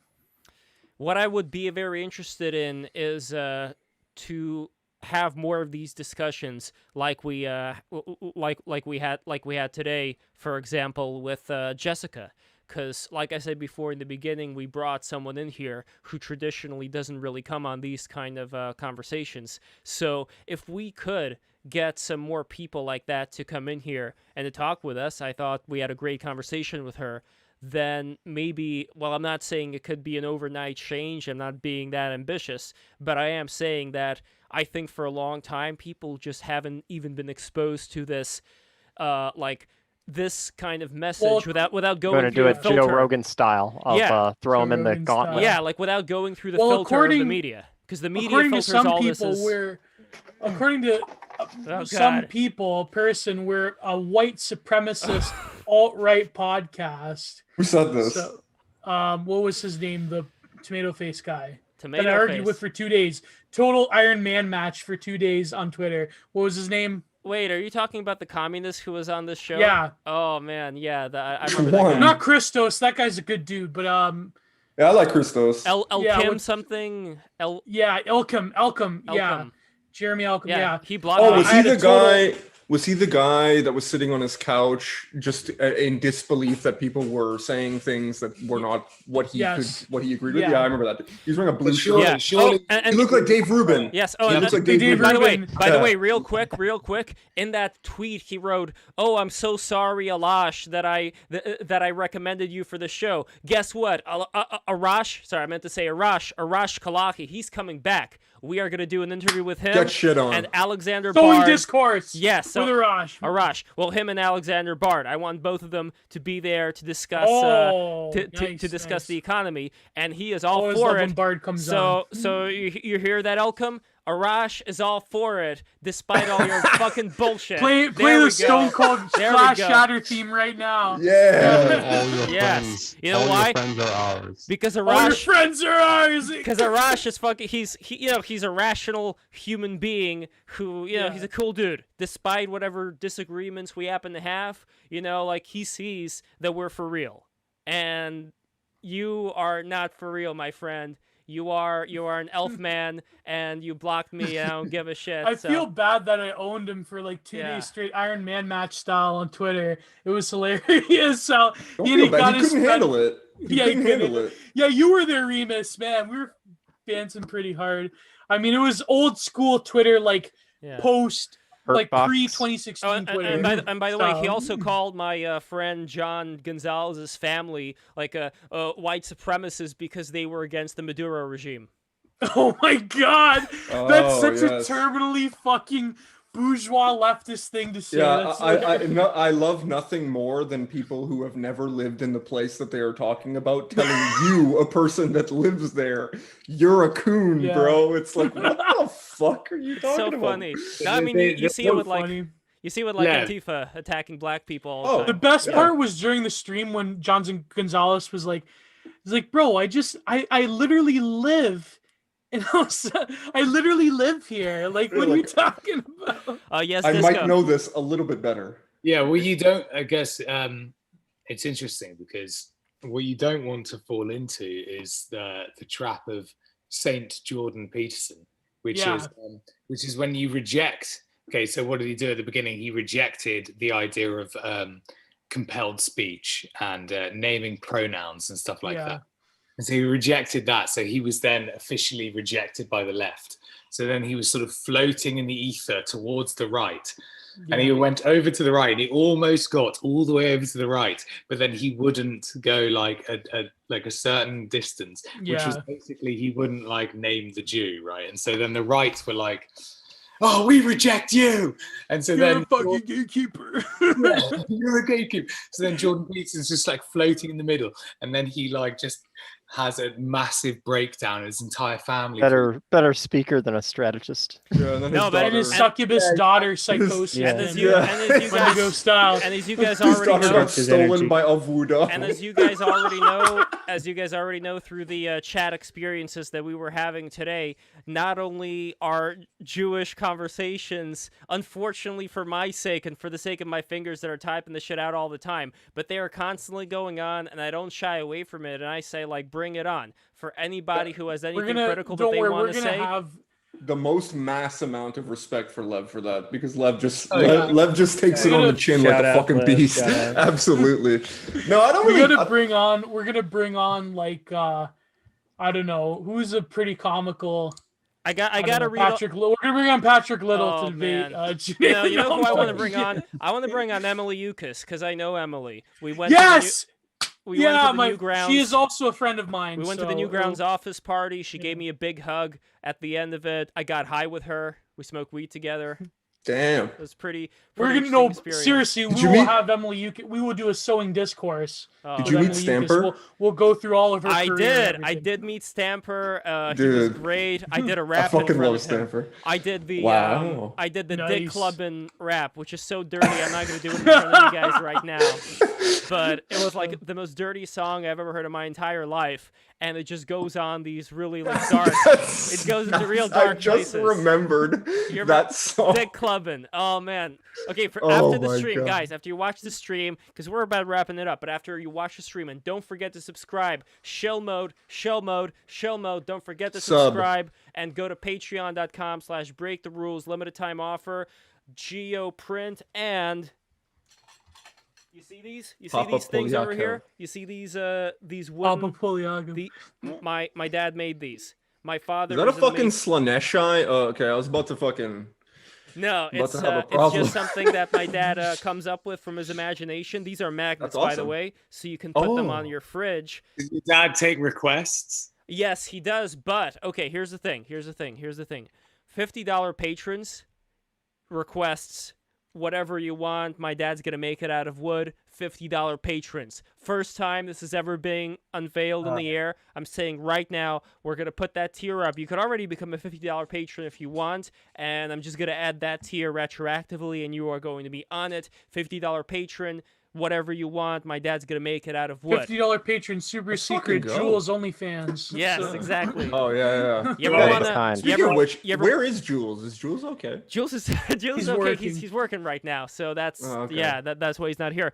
But I do send him a If Zoom I link. pay $50, I can request this. Although I gotta say, the swastikas, they were around for a very like, despite it's the most basic symbol in the world. All Just it say is, it's a manji. Just call it a it's just manji. Ursa. No. All it is Ursa Major around Polaris. okay, Literally. okay, There you hold on go. a second. If we're gonna go for the as above, so below quality here, I love how It's- he's like. I love how Lev has to try to like trick his father into carving a swastika. Like he's got to come up with some like. oh god. It's like, no, Dad, it's not a Why, bro? swastika. It's just a solar image. So no, my dad is okay. Here's the thing. I don't have normie parents. Like my parents, they are very Oh like. fuck yeah.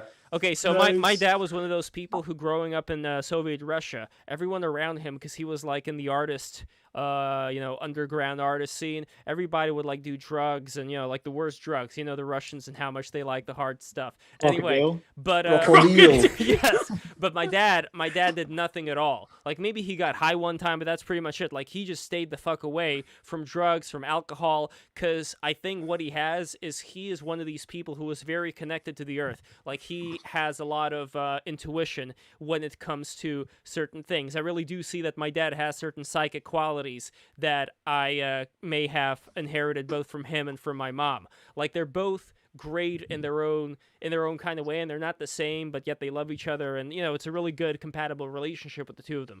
But the point here is that when it comes to a lot of the spiritual stuff, I tend to get it from both my mom and my dad in kind of different ways. And my dad also sees very similar things that I see about our place in the cosmos, and how whatever it is that's going on right now is this kind of like game of fate that is going on. My dad does believe in God. I believe in God too. As far as what exactly is going on here, it is kind of like a will of God for whatever it is that we're going to be experiencing in these next years. I see it as a challenge for all of us who were born here to experience it. Lev, that you mentioned this, I'll tell you a little personal story about me. Okay. When I was younger, and I first got onto YouTube, and despite me not being a YouTuber, although maybe I'll change that in the coming future, I've spent quite a significant amount of my life on YouTube, right? When back in the day, when I was in the whole, like, when the new atheists used to, like, run roughshod, I got a personal scathing comment by the man himself, the amazing atheist TJ Kirk. Wow. And ever since then, I was totally fucked off by these people. And recently, my very good friend, Matthew the Stout, sent me this video of TJ Kirk. And I didn't know, because to me, I thought he was gone because nobody cares about him. But he did this 5-minute video. It's on BitChute if you go to his channel. And he talked about how I have this brand that I'm an atheist, and the reason I did it, but all these atheists, they still attach themselves to meaning. But to me, atheism means nihilism, to admit that you're a nihilist and that, nothing matters, and even your most cherished beliefs are nothing. And it's like, I'm thinking like this dude used to like own YouTube at one time. And he is like this like disheveled, fucking aging, almost 50 years old divorcee husk. And I remember thinking to myself today, I'm like, I used to be so fucking like aggravated by this one particular guy throughout I'm talking, this was in 2007 when I was young. And I said to myself today, when I saw that video, I said, wow, how far these people will fall, and they will fall, because in the end, God will have the last laugh. Yeah. And that's what I truly believe. And to Agreed, me, yeah. all of that animosity, all of that sort of like psychological thing from when I was younger, that pent up bitterness. That nihilism is inherently self-destructive. Yes. Yeah, And exactly. it makes you dysgenic, let's call it. Yeah. And the thing is, I thank TJ Kirk for what he's done, because he's truly revealed the face of what these people are like. and then I saw other YouTubers that I used to, hate watch back in the day, these atheist YouTubers. And I saw that, I tweeted about it. I'm like, they're doing the same things. They're replying to each other, and have their little camcorder, their like single point YouTube video where they're like reaction, and it's like, why was I so upset when I was a kid at these people? These people are nothing. They will amount to, they had the world by the balls at one point, but and now they're all movie Bob. They're all movie Bob, exactly. Mhm. And it's like, to me, it's just they live in this fantasy land, and it's sad in a way. Banana oil. I mean, it's pathetic. It's just, look like I said to Matthew when he sent me this and I watched it.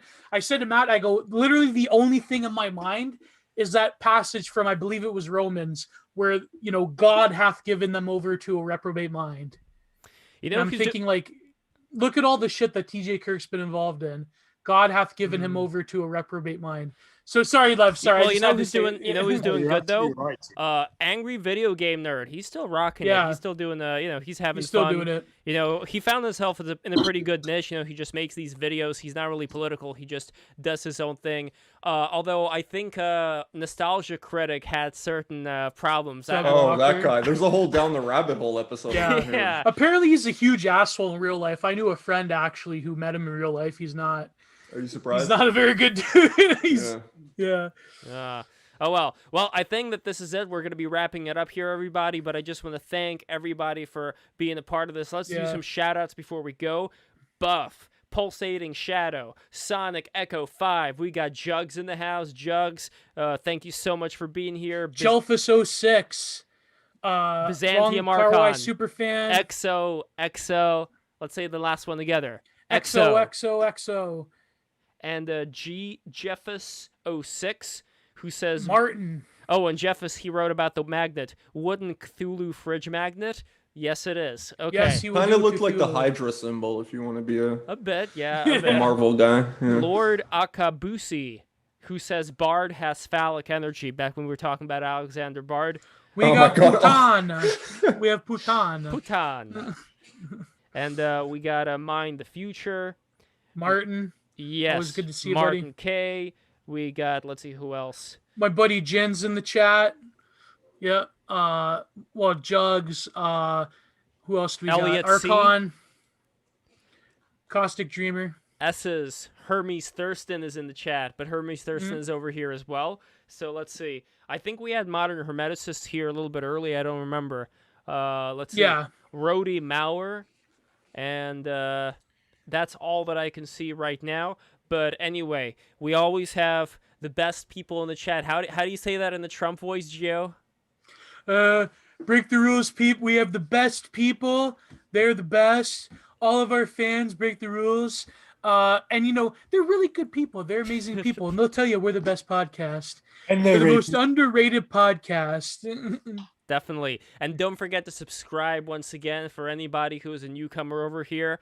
Subscribe and click the bell. Make sure you get all the notifications. We are going to be having an election stream on Tuesday. It just happens to coincide with the fact that we do Tuesdays. Yes, so I don't know if we're going to be having it all day. Fuck it, why not? It's probably going to be like a whole marathon. Election day marathon. Lev's legs will never recover. You better get compression socks like me. Seriously, man. No, my legs are good, honestly. Get one of those standing shit, like you just lean against. No, you know what I'm gonna do after this? I'm gonna hang myself upside down because I have the gravity boots and a horizontal pole. Sweet. So I'm gonna. Hang I thought myself. you were just gonna say I'm gonna hang myself. I was like, damn, man. Yeah, I'm gonna hang myself like that dad who saw his son as being the furry, like the Appalachian couple. Wait. Did that guy actually hang himself? No. That was a big picture. He was probably thinking about it. Yeah. Oh no, I know the picture that you're talking about. Yes. The explanation. We have to read it on air. Actually, we'll have to read it on air. Yes. Well, you know what? Let me post that picture right now. I don't know, Gio, if you could do the explanation. I know. That's such a classic American image. Yes, I know that I'm holding up the end of the stream, but we must. Now that I talk about it, my only regret is like what we got to do. We got to get like a member of like the Council on Foreign Relations and then show this picture and do the stream. Like this is what I'm all about. I want to bring in like the mainstream people in here and talk it's about. Like when you brought up Chris Chan and Tony Hinchcliffe. Yes, exactly. Like, what the fuck are you talking about? Like every person that Joe Rogan brings on asked about DMT. You gotta find the the explanation. Oh god. The original Chan post. Oh, here we go. I found it. Okay. I'm posting it. I'm posting the original one. That was like the one there's got to be a comedian who's got to use Chris Chan as a bit one day. Yeah. Oh, please God. Here it is. Please God. Here it is. I found it. God. Okay, this is hyper small. So look at the background house, rusted kitchenware, handmade shelves. These people are extremely poor, but the old man is used to it. Most likely made all the stuff with his own hands. He has a son and tries his best to raise him right. But what happened? The internet got hold of him and drove the devil into him. Now, instead of being a hardworking man like himself, who would at the very least be able to take care of himself when the old man dies, he has a degenerate of a son. A degenerate of a son who spends his time and limited money making animal costumes. And he has the audacity to dress up and pretend to be the dog man during one of the last few family holidays they get to spend time together. The father is ashamed. The mother is ashamed. Some other relatives hold the camera and tries to cheer everyone up because they don't want this family to fall apart any more than it possibly could. And the worst thing is, the son doesn't even bother to take his silly mask off. No. Instead, he would prefer to maintain his role of gay F-slur furry. When he fondly looks back at this picture, he will be completely oblivious to the shame his family felt and still feels. No, in his delusional mind, enforced by online supporters, he will feel he is doing a good thing, that his life is great, and that he is a wolf man he always knew he was, because he is insane. Powerful. Oh man, imagine if we did that during the furry stream. By the way, this is a picture. This is a picture of Dostoevsky. I just want to quickly massacre. Oh yeah, he kind of does look like Dostoevsky. They look exact. That is the face. I have to draw those people now. I have to draw them. Well, I have to draw it. You know what else you should draw? Let me put this picture up right now. So if I go to let's see, what was his name? Ivan the Terrible. So Ivan the Terrible and his son. That's a beautiful okay, image. Yeah. So imagine a picture of Ivan the Terrible and his son but instead of it being his son like in the royal costume, it's going to be his son in that furry costume. Oh my god. Imagine that. Imagine that. That would be the most legendary painting of all time. You know, it would be like his eyes popping out, and his son would be a furry. Yes, like, I don't know. He clubbed his furry to death. I feel bad because Hakase is the second. Okay. Although no, Hakase Not my is above. forte. Like no, but like yeah, I wouldn't consider Hakase a furry No, though because no. he's got like a different level type like VR interaction. The raccoon is not Yeah, furry. look at the smile. Yeah, Look at the smile. They're different. Look at this. I love this smile because what I love about the God, raccoon. What I love it's about so the raccoon. cute, but so creepy at the same time. And I love the fact that it looks like it's tweaking out all the time. That's my favorite part of it. You know, it looks like it's on meth. Exactly. Consistently on bath salts. It's like a rabid raccoon. It's gonna tear your arm off. I will say also, this is the only channel that I rung the bell on. There are zero other channels that I have the bell rung. It's only this one. Man, that means so much to me. Thank you That's so much. amazing. I really appreciate it. And guys, follow Remus's example. Click that bell. It's going to be worth it. We're going to have the election stream. Then we're going to have on the 6th, Eggman, coming on. We're going to go through his life, his work. Hell yeah. Yeah, it's going to be amazing. And then who else do we have on? I got to double check. We may be having Doug Tenapple coming in on Tuesday, November 10th. That is the creator of Earthworm Jim, for those who that's awesome. Remember that back in the day. And, Holy shit, and yeah. I want to get in Frank Hassel. We just got to work out the date. I'm proposing Thursday, November 12th to Frank. I would love to talk to him about Dr. Don Wario and Jessica, and I think that'll be a lot of fun. The bibification ritual has been complete. Exactly. Yes, and Tuesday, November 17th, we are going to have the transhumanist versus anarcho-primitivist 2. And I'm going to call it Electric Ooga Boogaloo. So Ooga Boogaloo. Yeah, there we I go. love that. So Gio, are you doing the election stream? Yeah, I'll be on. Oh fuck yeah, I'm down to come on. You are an honorary American Geo. I would love for all you guys to come on. Thank you. This is it. I am ending the stream right now. Don't forget, everybody, to subscribe. As always, this was a beautiful stream. I am so happy to do this all with you. Take care. You have till Friday. Say the Russian. Say the Russian. My print and Lev's father's carving. Exactly. Till Friday. Patreon.com/breaktherules. Be there or be square. Mwah. Good night, everybody. There you go. All right. I have